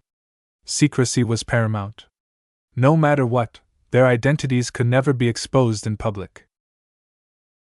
Right now, they're in the dark, and we're the chumps who they've pushed out in the light. Naturally, the individual outfits who incited the butchery received plenty of accusations as well. The heroic halo cast upon the flagrant Vandals had instantly been torn down. The Bright Republic went from worshipping their heroics to casting them aside like pieces of dirt. Typical. The Mech captain spat. There's no pleasing this crowd of soft-hearted cowards. We did go over the line, Captain. VS spoke. This escalation of violence is too extreme. While it feels good to take the Reinaldans down a notch, We are still risking our lives by trying to challenge an entire state. She waved her hand dismissively. It won't go that far. Nobody wants to change the status quo, the Reinaldans least of all. They've got a good thing going right now, but the only way they can keep raking in the money is if they don't piss off too many states. If everyone is turning against them, their dreams of running a profitable trade hub will crash and burn. That sounded surprisingly sophisticated coming from her mouth. VS guessed that she merely parodied the analysis of a logistics officer or something. VS looked around as he exited the shuttle. Well, here we are. In possession of some transports. These large interplanetary vessels formed the lifeblood of interplanetary trade. They possessed enough thrust to transport cargo between different planets without taking too much time. Smaller than interstellar cargo haulers, they also lacked FTL drives as well as advanced life support. This increased the difficulty of their escape. They couldn't rely on these transport vessels to escape the Harkinson system. He glanced at the serial number stamped on the hull of the transport. The vessel wasn't worthy of receiving a true ship name. Considering its paper-thin armor and cheap construction, VS could hardly blame this decision. This transport is 2 or 3 cannon impacts away from decompression. It's the best we got, Mr. Larkin's son. The masters of combat and their ilk are hogging the best ships for themselves. He turned around and noted the members of the other outfits crawling over the biggest ships. A large number of Mech stood on guard while fueling vehicles slowly filled up the tank. The ships and vessels in possession of the outfits received the best treatment, but the other vessels received some attention as well. Smaller fueling bots paid a visit to each shuttle and spurted some fuel in their empty tanks. In order for the next phase of the plan to work, the Vandals and their temporary partners still needed the civilians to act as their shield. That meant they needed to divert some effort into refueling all of those shuttles and other passenger craft. VS entered the transport along with a lot of other Vandals. The interior cargo holds lacked any form of seating or other comforts, but the Vandals already thought about that. Teams of mech technicians brought in foldable benches and crudely bolted them to the floor. They weren't crash seats, but the benches would be sufficient to keep the Vandals in place if the transport met some mishap along the way. Half an hour passed as everyone raced to get their act together. Taking control over the ships and filling them up with passengers and cargo took a lot of time. If they hadn't planned all of their moves beforehand, then it could have easily taken twice as long to get their act ready. Hurry up! Planetary Guard reinforcements are on the way. They're bringing out the big guns.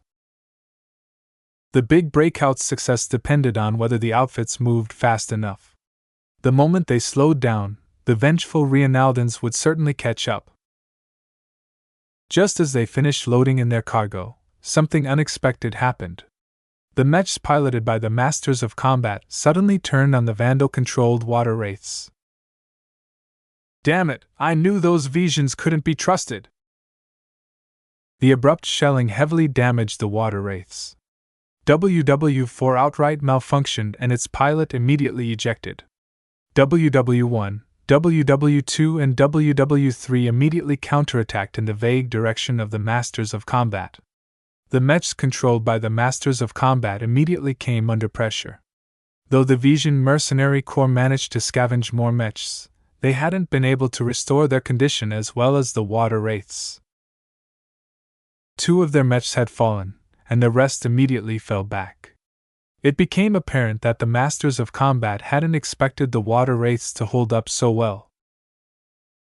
VS looked around and saw a nearby mech officer hollering at his comm for the fighting to stop. They hadn't even completed their escape yet. There was no reason to turn against each other. What is the meaning of your hostility? The big breakout is still in progress. You are risking everything we have gained.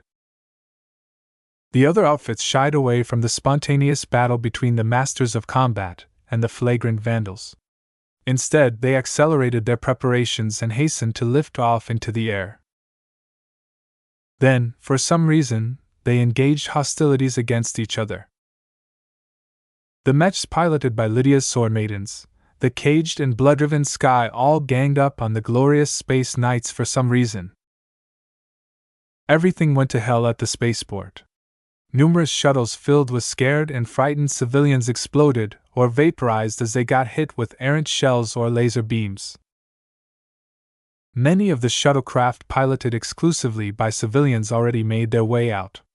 Having survived one active battlefield, they thoroughly became frightened at the thought of suffering the same helplessness all over again. Let's go, let's go, let's go! Forget about the Mechs! Many of their transports started lifting off. Meanwhile, the mech pilots of the water wraith steadily abandoned their Mechs and attempting to board a nearby shuttle. The masters of combat attempted to keep the Vandals in place by shooting at their vessels. However, the Vandals hadn't gone up into the air straight away. Instead, they attempted to mix with the other outfits, finally forcing the masters of combat to hit a couple of Mechs controlled by the caged. The Mechs of the caged immediately pulled back from assaulting the glorious space knights and turned against the Visions. "You crazies! Stop firing at us!" the lead mech of the Masters of Combat broadcasted. "We did not mean to hit your Mechs. We don't care. Nobody messes with the caged and lives." The tangled conflict resulted in an enormous amount of collateral damage. The escape went ahead as thousands of small craft and larger craft flew into the air and sought to increase their distance from the spaceport. Most of them aimed to fly directly upwards until they escaped the planet's gravity well. The fighting died down a bit on account of the evacuation. Out of every outfit, the glorious Space Knights suffered the most. None of their Mechs survived against the combined forces of 3 other outfits. The Masters of Combat joined up in the end as well. With the Mechs of the glorious Space Knights down, the ships appropriated by the plebeians and well-paid professionals attempted to make a getaway, only to get shot by the other Mechs. VS immediately noted that the Mechs tried to aim for the engines and other non-essential sections. The outfits didn't aim to destroy the spacecraft, but merely wanted to keep them in place. Teams of armored infantrymen approached the vessels and broke into them without any compunction. This told him that the other outfits needed something from the glorious Space Knights. Could it be a Megalodon chip? VS shook his head. Whatever they're up to, I'd rather get away. Compared to the Vision animosity to the Vandals, attempting to obtain an encrypted data chip ranked much higher in their priorities. Though a few shuttles from the Vandals had been downed by their Mechs, the larger transports still held up. The craft boarded by the civilians and the flagrant Vandals took the lead. Several other ships from the other outfits followed close at hand, though they left a part of their forces behind. Every Vandal aboard the transport VS was on had strapped themselves to their seats. For now, the transport's artificial gravity and inertial compensators prevented the passengers from getting squashed against the deck or some other surface. These vessels often carried various kinds of cargo, some of which must have been fragile. As long as the transports hadn't incurred any damage, the Vandals had nothing to worry about.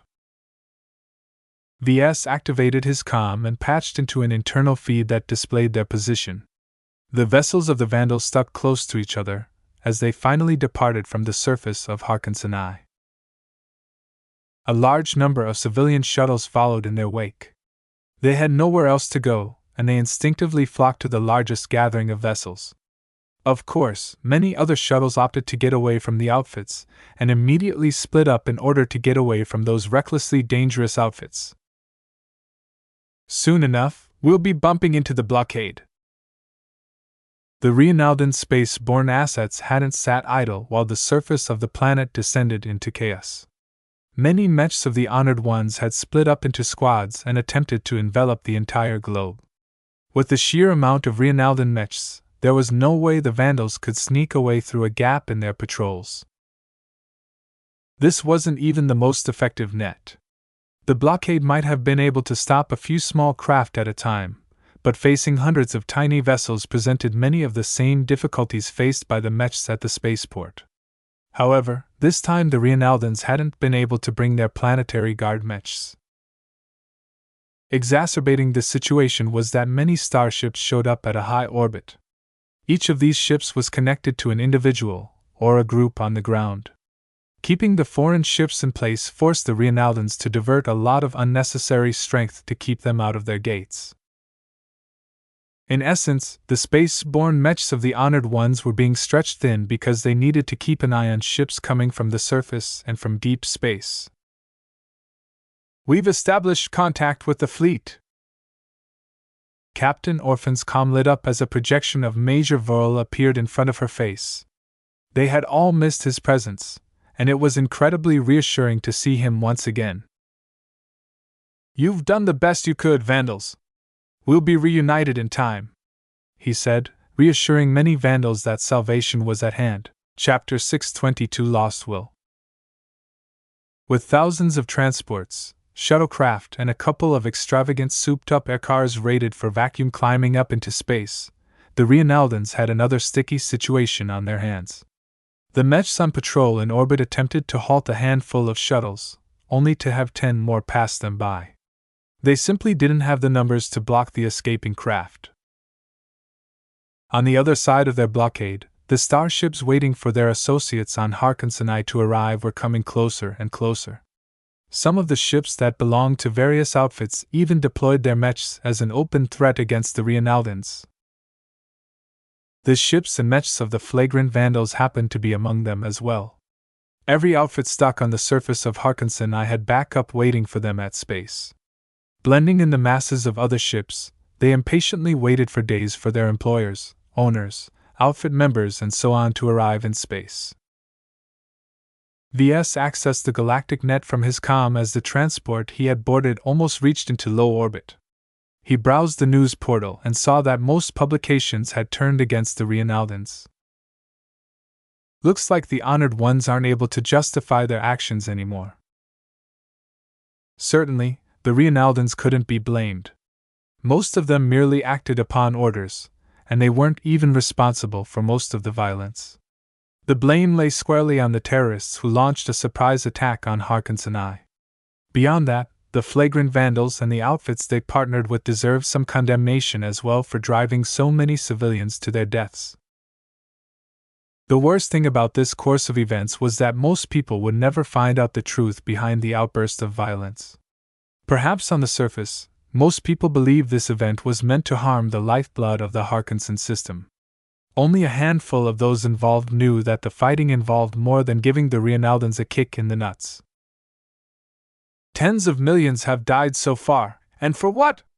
Just so an old fart can postpone his death for a couple of 100 years. Humans never succeeded in cracking the secret to immortality. Yet they did manage to obtain the next best solution. Even though the cost of life-prolonging treatments became prohibitively more expensive, so many power players still chased after this distant dream like ducks. Hope. No matter how faint, one couldn't help but hold even as it burned their fingers.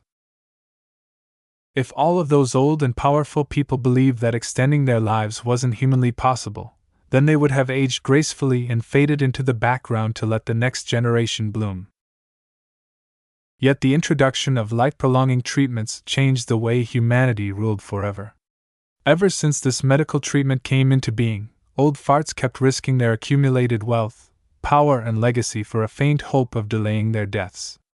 Everything they obtained turned into currency that they didn't hesitate to spend in order to succeed in fulfilling their greatest hope. "What are you thinking about, Mr. Larkin's son?" Captain Orphan looked suspiciously at VS. The two sat across from each other close to the bow of the transport vessel. The crude benches made for an uncomfortable seat, and VS squirmed a bit as he tried to form an excuse. He couldn't blab about the secret behind the secret conflict. "I'm worried about our fleet who's waiting on the other side of the blockade, Captain. I imagine the Reinaldans won't let us go. We're one of the main groups responsible for the butchery at Tsev City's spaceport." "We've already planned for that." She grinned back. "Even if the masters of combat stabbed us in the back in passing, They should still stick to what we've agreed to if they know what's best for them.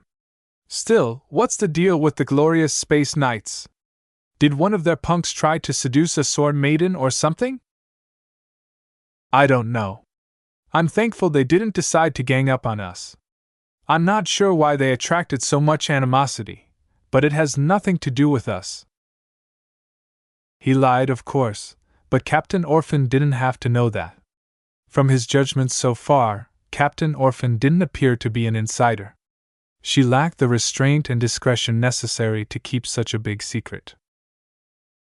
I do say, the water wraiths held up better against the surprise attack than I thought. You did a really good job with fixing up those amphibian mechs. VS smiled at the compliment. I'm just doing my job. It helped a lot to gain access to the facilities of the shipyard. From what I've seen, the other outfits hadn't been able to secure any workshops. The mechs from the Masters of Combat look so shabby that they likely fixed them up in field conditions.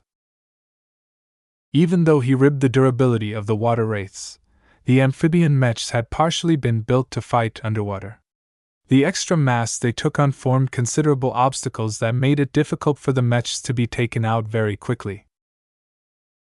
3 of the water wraiths appeared to be able to slug it out for at least a minute of trading volleys. WW4's quick end had been a fluke resulting from a rushed and inefficient restoration process. If you hadn't made those water wraiths so tough, we would have been ganged up by the rest as well. Did you notice that we never targeted their transports, and vice versa?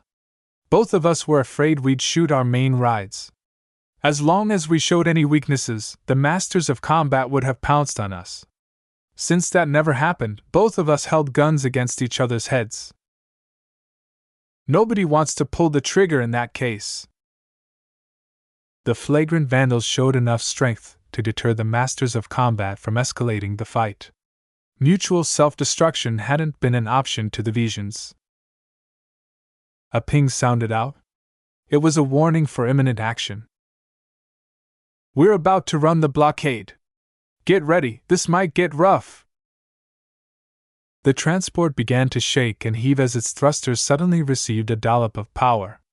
The pilot at the helm decisively strained the poor vessel's propulsion to its limits.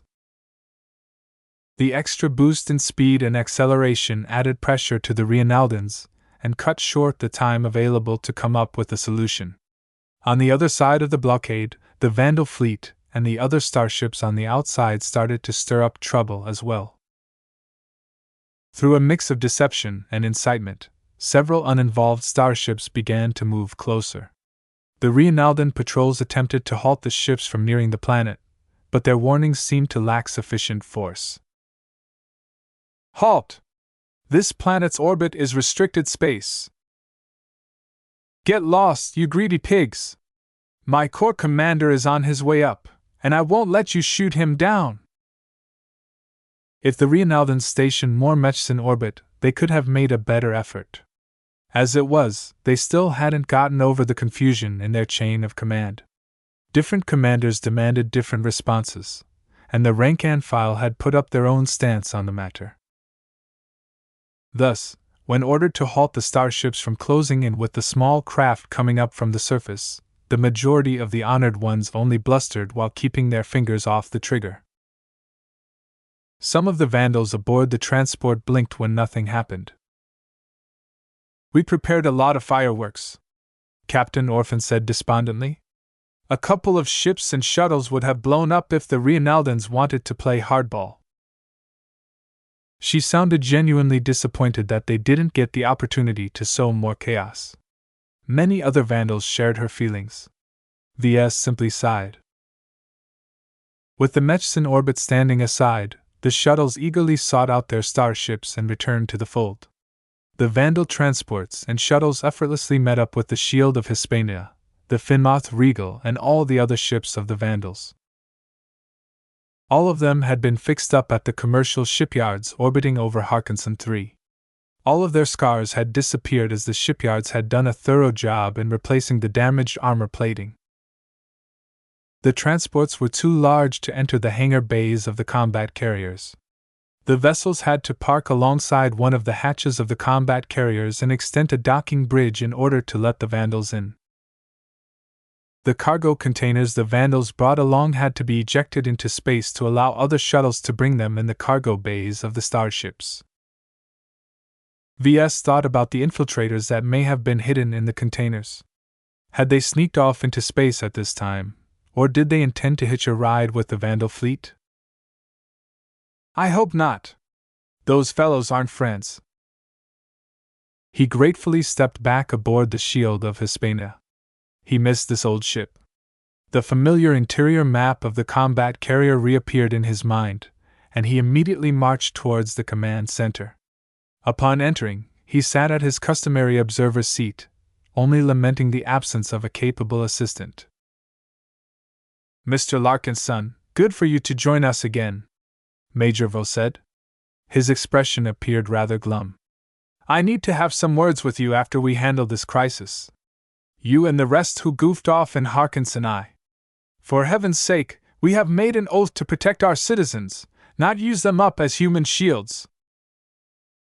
Nobody liked to be blamed for causing so many civilian casualties, especially when it had been a deliberate act on their part. VS held up his hands as if Vril was from the Planetary Guard. I don't like it either, sir, but the plan was going ahead whether we liked it or not. Something very fishy was going on down there, and it seems to have driven some people to extremes. The Major's eyes narrowed at him. That had been a veiled jab at the Mech officer. I may have directed my ire to the wrong person, Vril conceded. You are not the person in charge. I'll have to obtain some answers from someone else. Likely, Captain Orphan was going to have a bad time in the coming days. As the principal decision-maker on the ground, her decisive leadership had won her plenty of kudos from the other Vandals. However, her sheer callousness ruined the hard-earned reputation of the Vandals had gained in recent months.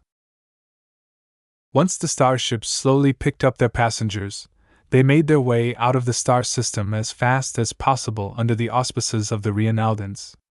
None of the Mechs of the Honored Ones moved to stop them from taking off.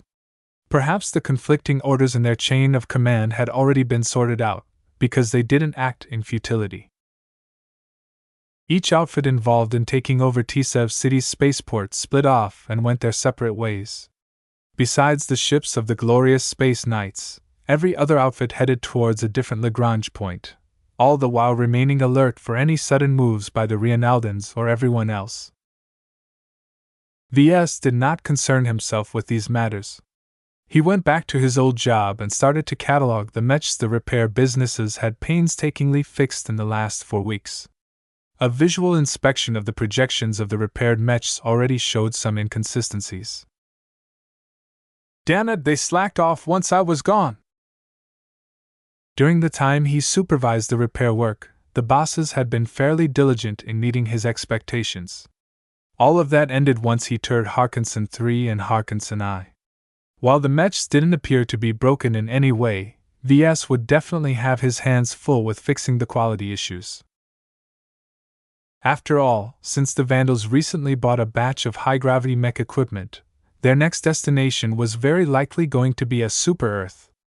One small problem inside a land-bound mech might be magnified to a ruinous proportion once the local gravity multiplied by 5. Seems like I've got a lot of work on my hands again. Chapter 623 Vengeful. The events on Harkinson I revealed that not even the Rienald Republic could escape the rising tide of war. Trouble lurked in every corner. It could pop up at any planet at any time. The debates on what truly happened at that planet turned the galactic net into a separate battlefield. Public opinion seesawed between one extreme to the next. One day, the prevailing opinion regarded the Rienald Republic as victims. The next, they were painted as greedy merchants who were wildly out of touch with reality. In any case, everyone smelled a purge. Conflicts within the upper ranks in the government and military revealed stark contradictions between their factions. Reconciling their differences could only be achieved when heads started to roll. Many officials readied themselves for war among themselves. The mysterious terrorists who had built up a massive presence on Harkinson I elicited many questions as well. Where did they come from, and what were their motives? Why did they spring their attack at this specific time? Once the Reinaldans imposed some measure of order on the surface of Harkinson I, they finally picked off all of the wrecks and started to trace their origins. Naturally, if the terrorists had been even mildly competent, the Mech shouldn't have revealed any clues. VS knew this for certain, because he already combed over the water wraith the Vandals recovered. Other than the fact that their design comes from Vicious Mountain, there's nothing else that stands out. Potential meddling from neighboring star sectors aside, VS kept wrangling his head around Miss Calabast. Though she spoke with a distinct Vision accent, his gut kept telling him her facade was only skin deep throughout their interactions. Is she from the Seven Stars? Or is she an agent from another intelligence agency? He frowned a bit. It would have made a lot of sense if she had been stationed in the Harkinson system as an asset of the Visions. There was no love lost between the Vija Kingdom and the Reinald Republic. Undermining the hive of scum and villainy that was the Harkinson system definitely benefited Vija the most of all. In fact, the Galactic Net had been leaning on that theory the most, objections from Vision diplomats be damned. He truly missed the presence of someone like Iris. Right now, he could really use a sounding board. As the newly invigorated Vandals headed towards another star system, Major Verl finally called for another meeting. As VS entered the conference room, he could tell the ones who lived through the mess at Harkinson I from the others. Those who survived the ordeal on the Paradise planet kept their guard up at all times. Good. Everyone is here, the Major said to his subordinates. Let me begin by explaining our next mission. I know that many of you are hoping to return to the Bright Republic. That isn't on the table at this moment. A wave of dissatisfaction ran through the officers in the meeting. Those physically present on the Shield of Hispania and those attending through projections both appeared rather frayed. The shore leave was supposed to recharge their batteries, not drain them even further. Nobody had anticipated that everything had spun out of control. The Vandals still had to deal with the aftermath. I get it. You're tired. We're far away from home. We are squatting in the territory of a state that doesn't look kindly on us. However, we are soldiers. The war is still being waged back home, and the Bright Republic needs us here. Captain Orphan spoke out. Sir, we're with you and the Vandals all the way. Not everyone appeared supportive of her statement. Many of them felt tired in a way. What did the Reinald Republic have to do with the war? Fortunately, the Major had a ready answer for that. He grinned at everyone. What if I say we're about to get some payback on our enemies? During the previous escape, some of you came under fire from your erstwhile allies, the Masters of Combat. Those mercs from Venids tested our defenses, and felled a number of our brothers. The Masters of Combat shot down a couple of shuttles carrying Vandals and supplies. Overall, the casualties didn't amount to much in the larger scheme of things, but that was already a significant price to pay. Before they transitioned into FTL, I've ordered our navigation officers to trace the most likely destination of their fleet. As soon as we determine their destination, we've aimed at the same star system and followed suit. VS had a bad feeling about this. They hadn't even left Reinald in space yet. Are we going to pile up on the Masters of Combat? Good. They deserve to be taken down a notch. They're Visions. As far as I know, we should wipe them off the face of the galaxy. The mere prospect of beating up the Masters of Combat put a smile on everyone's faces. Uttering those confident boasts had lifted everyone's moods. VS had to hand it to Major Verl. He truly knew how to pull everyone's strings. The commanding officer pressed a button and a projection of fleet belonging to the Masters of Combat emerged. Before their departure from the Harkinson system, we've scanned the makeup of their fleet. Captain Rakeshire? The projection of the senior ship captain of the antecedent stood up. While we've failed to hack into their database, our analysts have drawn accurate models of their combat capabilities through a mixture of external scans and historical research. Overall, the Masters of Combat is a large Vanid-style mercenary corps that puts much of their emphasis on land-bound combat. That's not to say their space-borne assets are weak, but the Masters of Combat treat space battles as a necessary evil to secure their land-bound forces from above. The central projections cycled through different combat carriers, light carriers and large transport craft. Their fleet complement is rather barebones, but sufficient for a mercenary corps of their scale. Their most prized starships are their only 2 combat carriers. These twin vessels are slow and fat, but are able to perform a combat drop on a terrestrial planet securely due to their prodigious amount of armor. These ships are built like rocks and fly like one. The Masters of Combat have a habit of using them as the vanguard of an orbital drop near hostile territory. The projection changed to display a number of light carriers.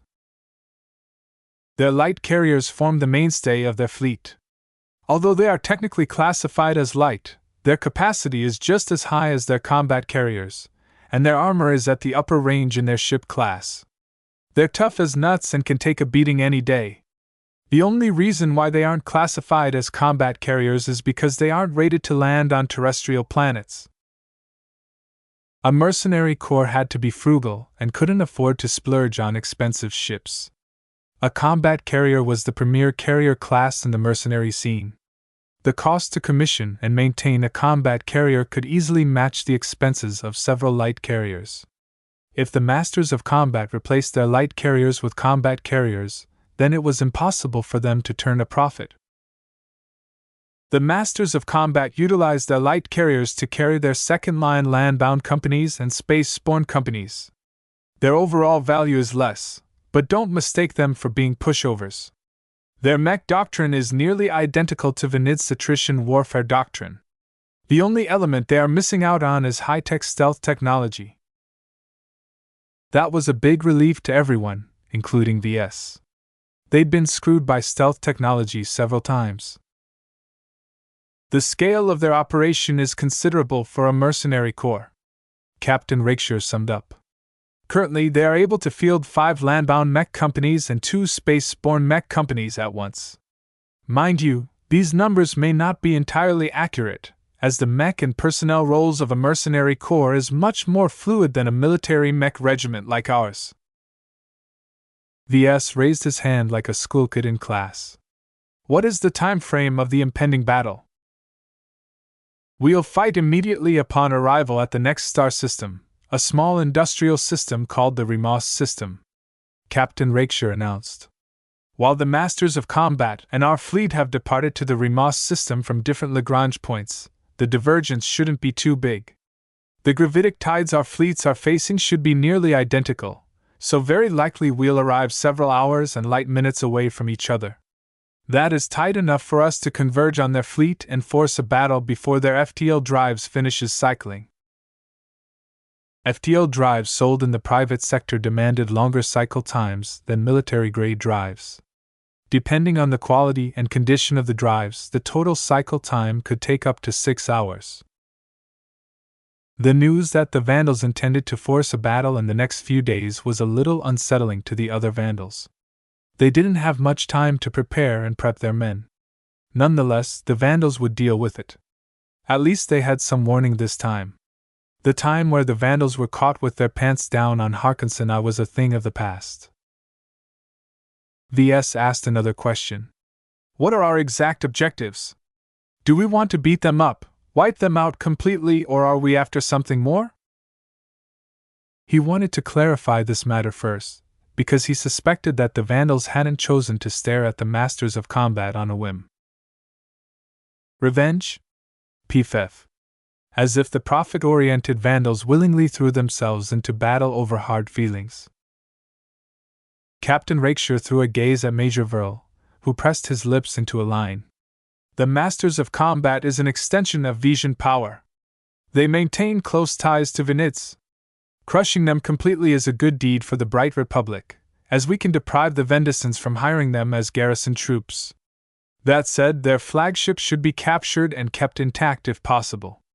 Besides gathering valuable intelligence from the Glazed Omens database, there are also other valuables that we'd like to obtain.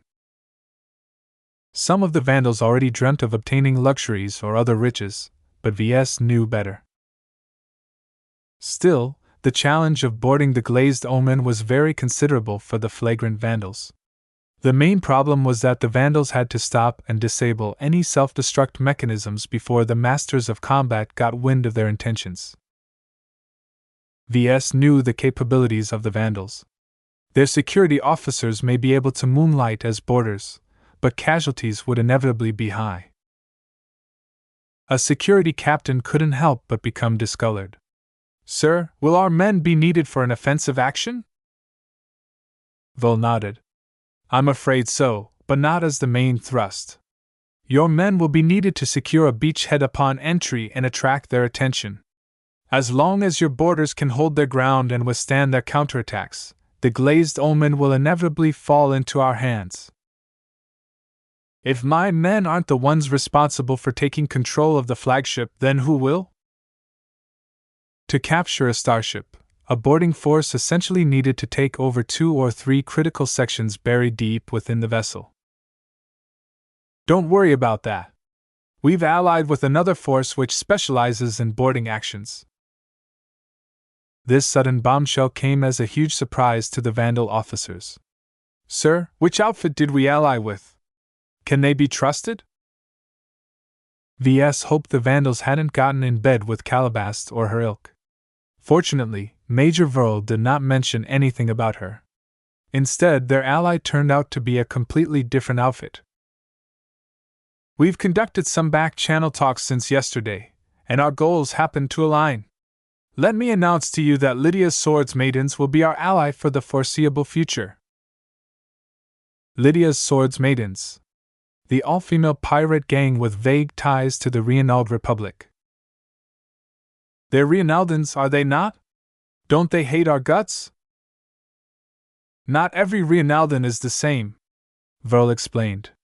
"While it's true that we've drawn the ire of the aggressive faction, that has given us a basis for cooperation with their political opponents. The Reinaldan faction that is propping up the Sword Maidens have approached us in good faith.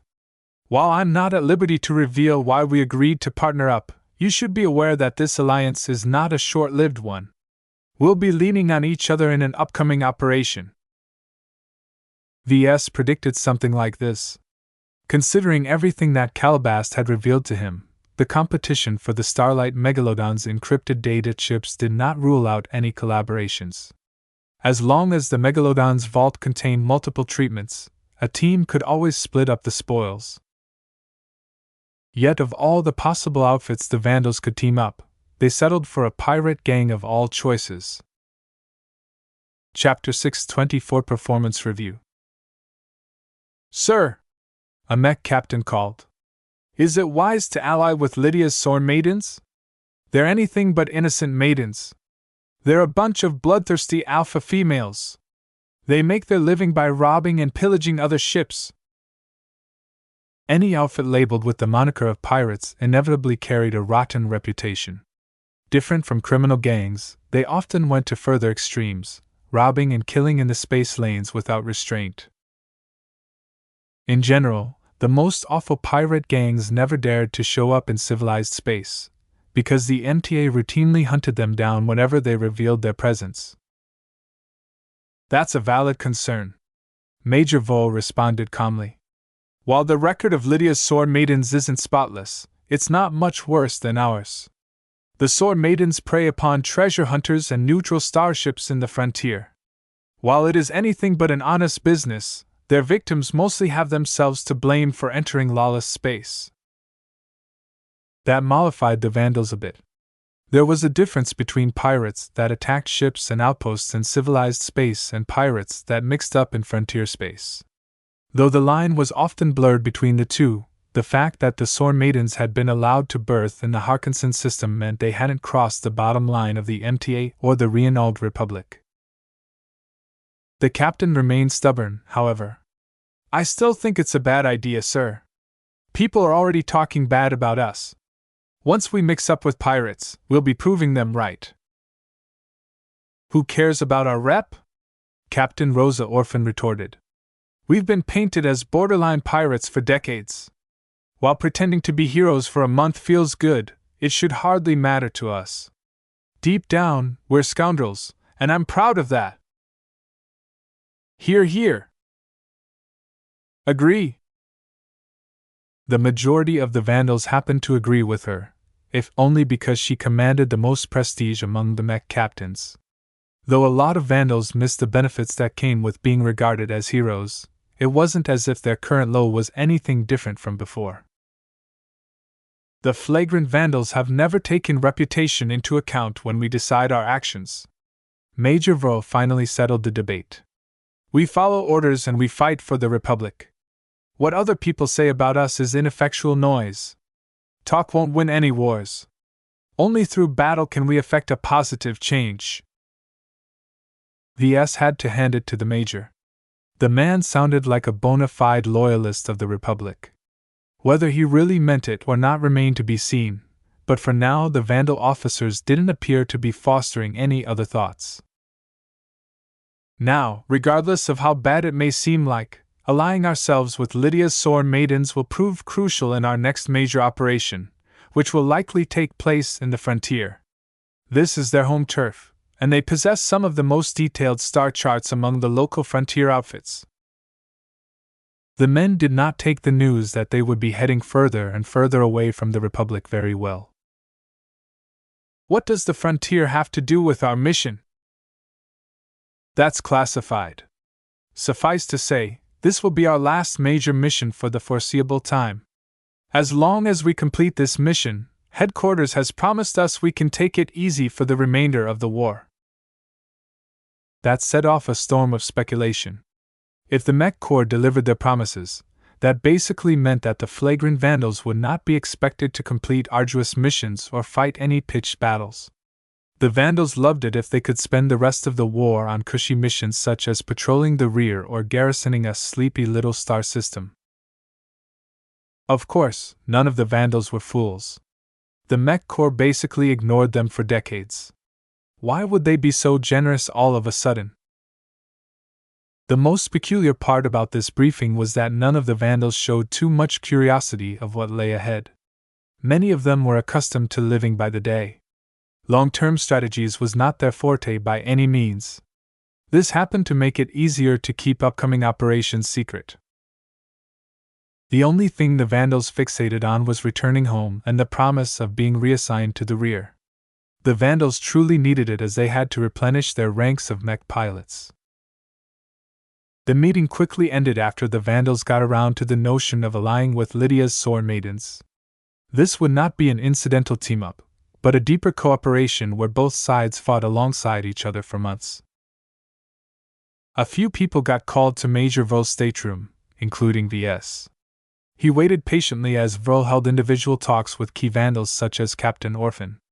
Once VS received his turn, he entered the stateroom.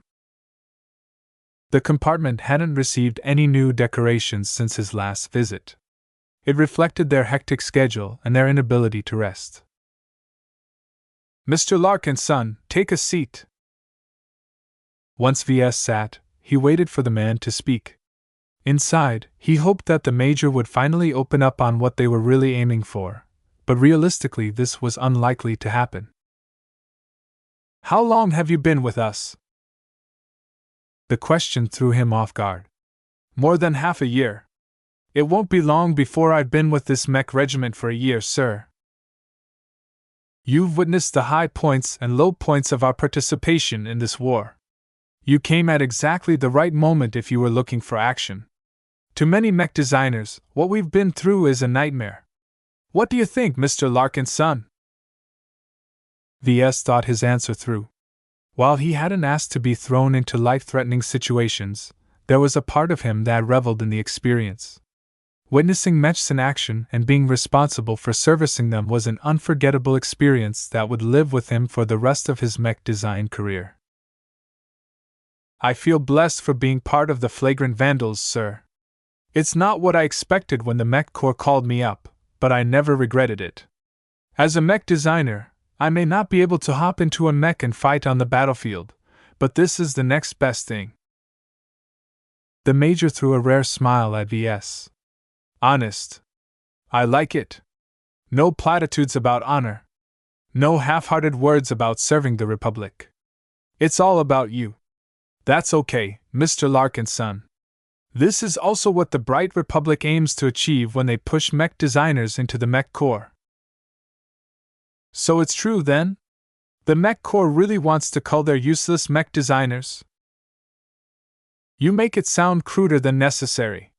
This isn't any great secret, but the Bright Republic is not a wealthy state. The man waved his arms around him. It can only support so many mech designers, whether you're talking about the private sector or the military. We're doing you mech designers a favor by squeezing out your potential. Only through the worst moments of your lives can you discover the greatness within yourselves. The Republic can't afford to support any silk pants mech designer who faints at the sight of blood. This seemed to be a running theme among organizations that cultivated mech designers. The more VS learned about how mech designers advanced, the more he agreed with this philosophy. Though their profession stereotypically consisted of nerds, in truth they did not make for great mech designers. I hope I've met the expectations the Mech Corps has set upon me, sir, VS replied. That is what I wish to talk about. I've been keeping tabs on you, and so did Colonel Lowenfield and Professor Velton. All three of us are impressed with your contributions up to this date. Although there are some questionable points in your records, they are inconsequential compared to how pivotal you've been for our successes. The ability that you've displayed shouldn't be wasted. I hope to continue to be useful to the Vandals, sir. Verl shook his head. That's not in the cards for you. I wasn't lying earlier when I said the Vandals will be taken off the front lines. We've attracted too much heat, and that's bad for a mech regiment like ours. If the front lines don't collapse, we're likely never going to see much action again. Our next battles will consist of small skirmishes and raids. That's beneath your attention. VS frowned a bit. The Major was building up to something. Therefore, we thought it over and decided it is best to transfer you to another assignment ahead of time. This is a great privilege for a conscripted mech designer such as you. Usually, it takes years of vetting before being sent to your next assignment. The news of his impending transfer almost floored VS. Just when he got acclimated to the rambunctious Vandals, the higher-ups wanted to send him away. The Major made it sound like this was a reward, but he couldn't help but feel as if they wanted him out. As I said, the 6th Flagrant Vandals is thankful for your contributions. This is why we don't wish to bury your talent. There are other mech regiments that are fighting the good fight, and many more units besides that are awfully short on mech designers with your specific set of competences. While I can't reveal anything about your next assignment, I can assure you that many mech designers would kill to be in your place. Won't the Mech Corps intervene, sir? Back at the training camp, I performed better than any other apprentice mech designer, but they still sent me to your mech regiment along with all the other untrustworthy folk. Major Verl turned to his terminal and called up some records. I can see why you formed such an impression, but not everything you cooked up in your mind is true. While you make a valid point, who says the Mech Corps isn't trying to kill two birds with a single stone? There is more to your placement with us than lack of trust. In any event, your performance up to date is more than enough to dispel any suspicions. No matter what you say, your reassignment is already set in stone. Understood? Yes. Sir? VS truly felt ambivalent about this change. He had really grown on the Flagrant Vandals that he basically couldn't imagine working for a conventional mech regiment. Still, until he received concrete details about his next assignment, he shouldn't make too many assumptions. That said, it's not easy for you to obtain this great opportunity. Although you've already performed above our expectations, our mission is not yet at an end. The commanding officer leaned forward and crossed his fingers on his desk. I'm not referring to our upcoming battle against the Masters of Combat. What I'm truly concerned about is the challenges we will face in our next operation in the frontier. Our Mechs will be facing extreme conditions further away from Republic space than you can ever imagine. Your aid is indispensable to what we have in store. He knew there was a catch. Major Vole never praised someone without an ulterior motive. The so-called great opportunity turned out to be a carrot that was meant to motivate VS to perform his duties at his best. I will endeavor to keep our Mechs in tip-top shape, Major, he said. Is this related to the batch of heavy-duty gravitic backpacks we recently procured? Right now, all of that heavy equipment took up valuable storage space in their starships. VS was a little peeved at all of the deadweight. It is. I would prefer it if you prep our land-bound Mechs to deploy on super-Earth-like environments. I understand that normal Mechs won't be able to endure the crushing gravity of such an environment without preparation. VS nodded. That's correct, sir. It depends on the quality and design intentions of the mech designer, but most land-bound Mechs are optimized for standard gravity. Even the Mechs that are advertised as tough may only be able to endure crushing force over very short intervals. They have no problem facing 10 Gs of force in a span of a couple of seconds, but withstanding 5 Gs of gravity for a day will certainly degrade the most delicate components inside the machines. He could already tell their current complement of land-bound Mechs wouldn't be able to last on a super-Earth even with the help of the gravitic backpacks. The mech technicians had a lot of work ahead of themselves to change this outcome, and this inevitably required his full attention. No wonder the Major treated VS in such a friendly manner. VS was the only mech designer in the World Task Force who could save them from their impending doom. Chapter 625 Emotional Swings. VS mulled over the implications of his recent meeting with Major Vole. The man never issued orders without purpose. His leadership style leaned towards motivating his subordinates to take a desired course of action out of their own free will.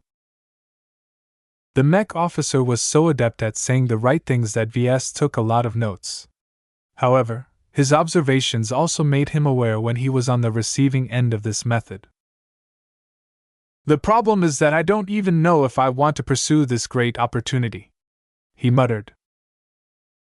Certainly, VS had no reason to doubt Major Vole's credibility, but the mech officer's tendency to keep his secrets close to his chest was infuriating. Countless possibilities tantalized in front of VS, yet couldn't it have hurt to receive a hint or two? The news that he might get separated from the Vandals put him in a depressed mood. Vole's arguments made sense, but VS couldn't help but feel as if the Vandals didn't want him anymore. That's not true. He shook his head. His logic reasserted itself. I've worked hard enough to earn everyone's appreciation. There's no way they'd willingly let me go. It might be due to another reason. Vole reminded him that he had made some faulty assumptions based on incomplete information. VS had a habit of overthinking his extrapolations of the future based on guesswork and scraps of information. He couldn't help it as his imagination went hyperactive sometimes. All of this comes down due to my inability to control myself. He was far from the ideal of an enlightened man.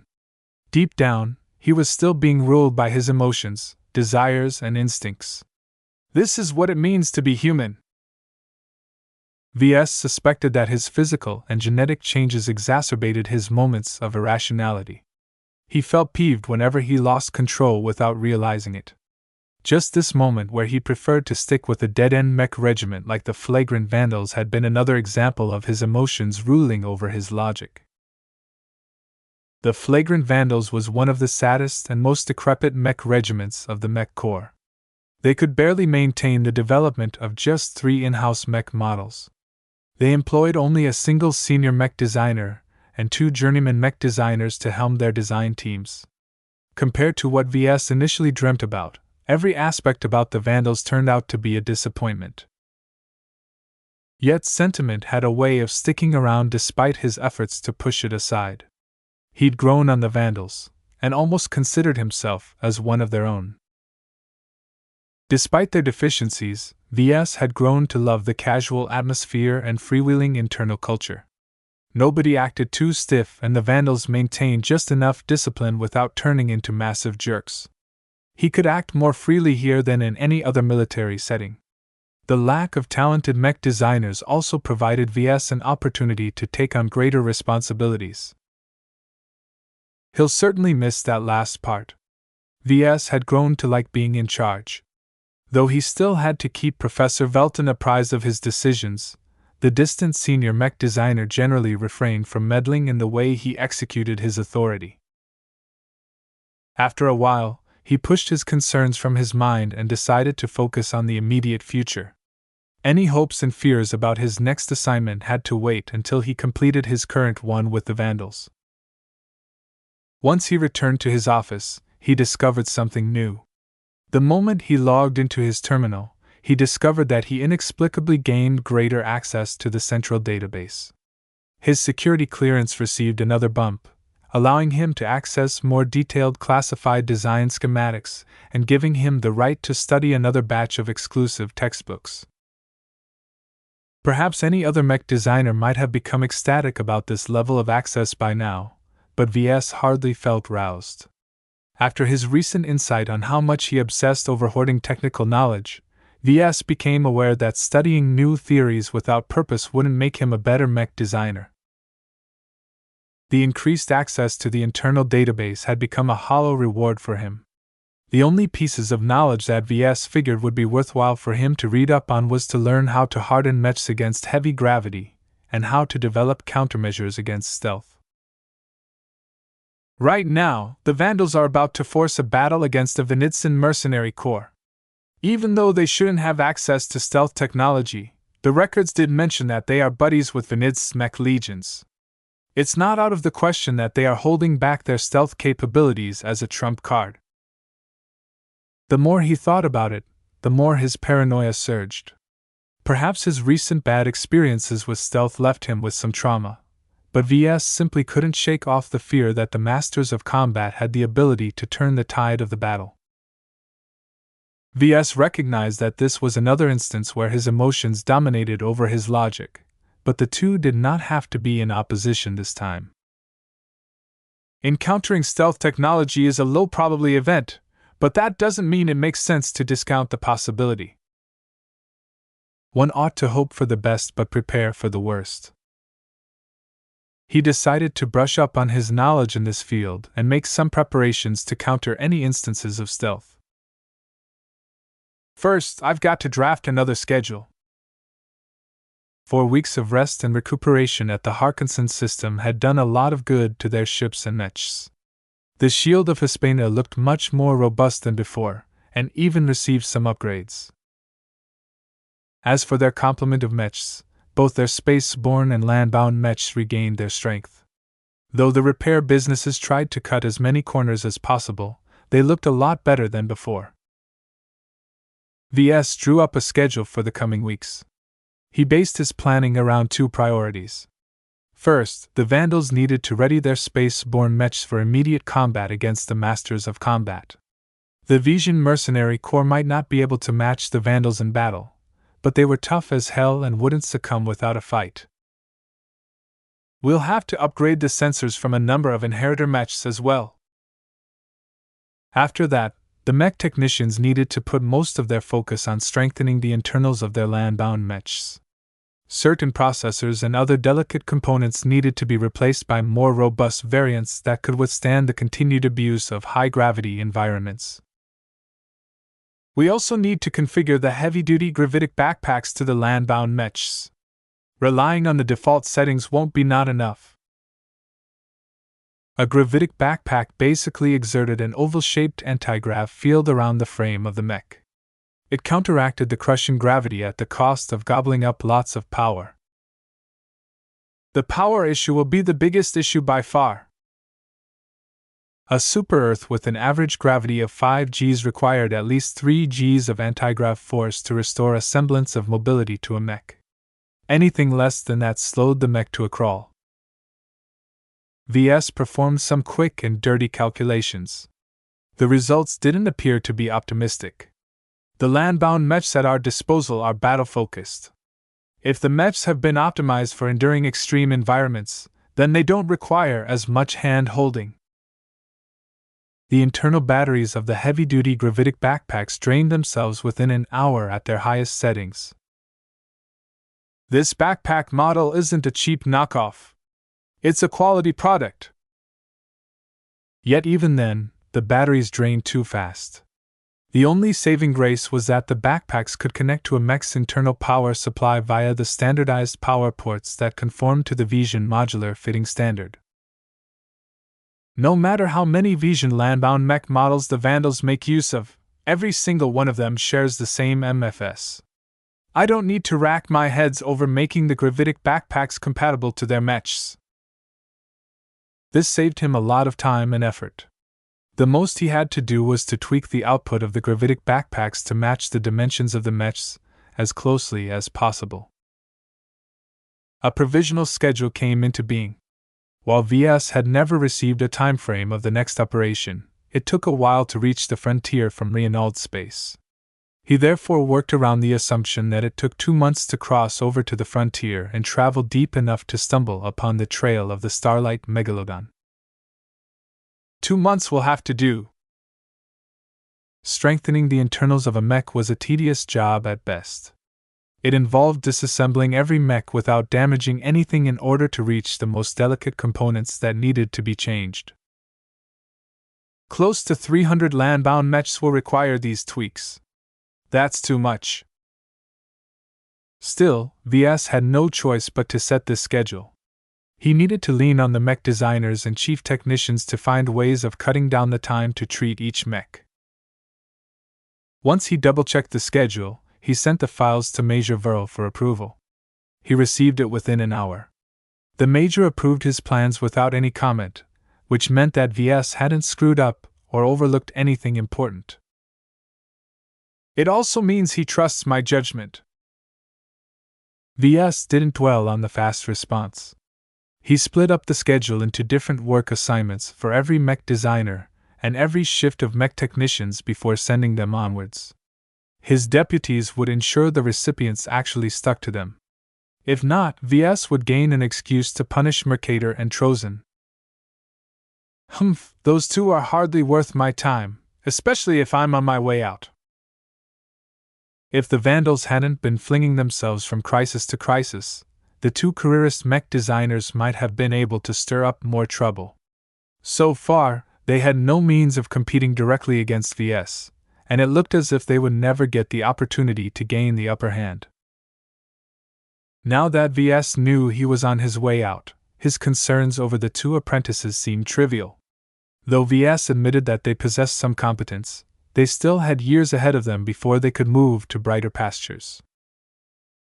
One of the more peculiar traits about the Flagrant Vandals was that it exhibited a high amount of transfers.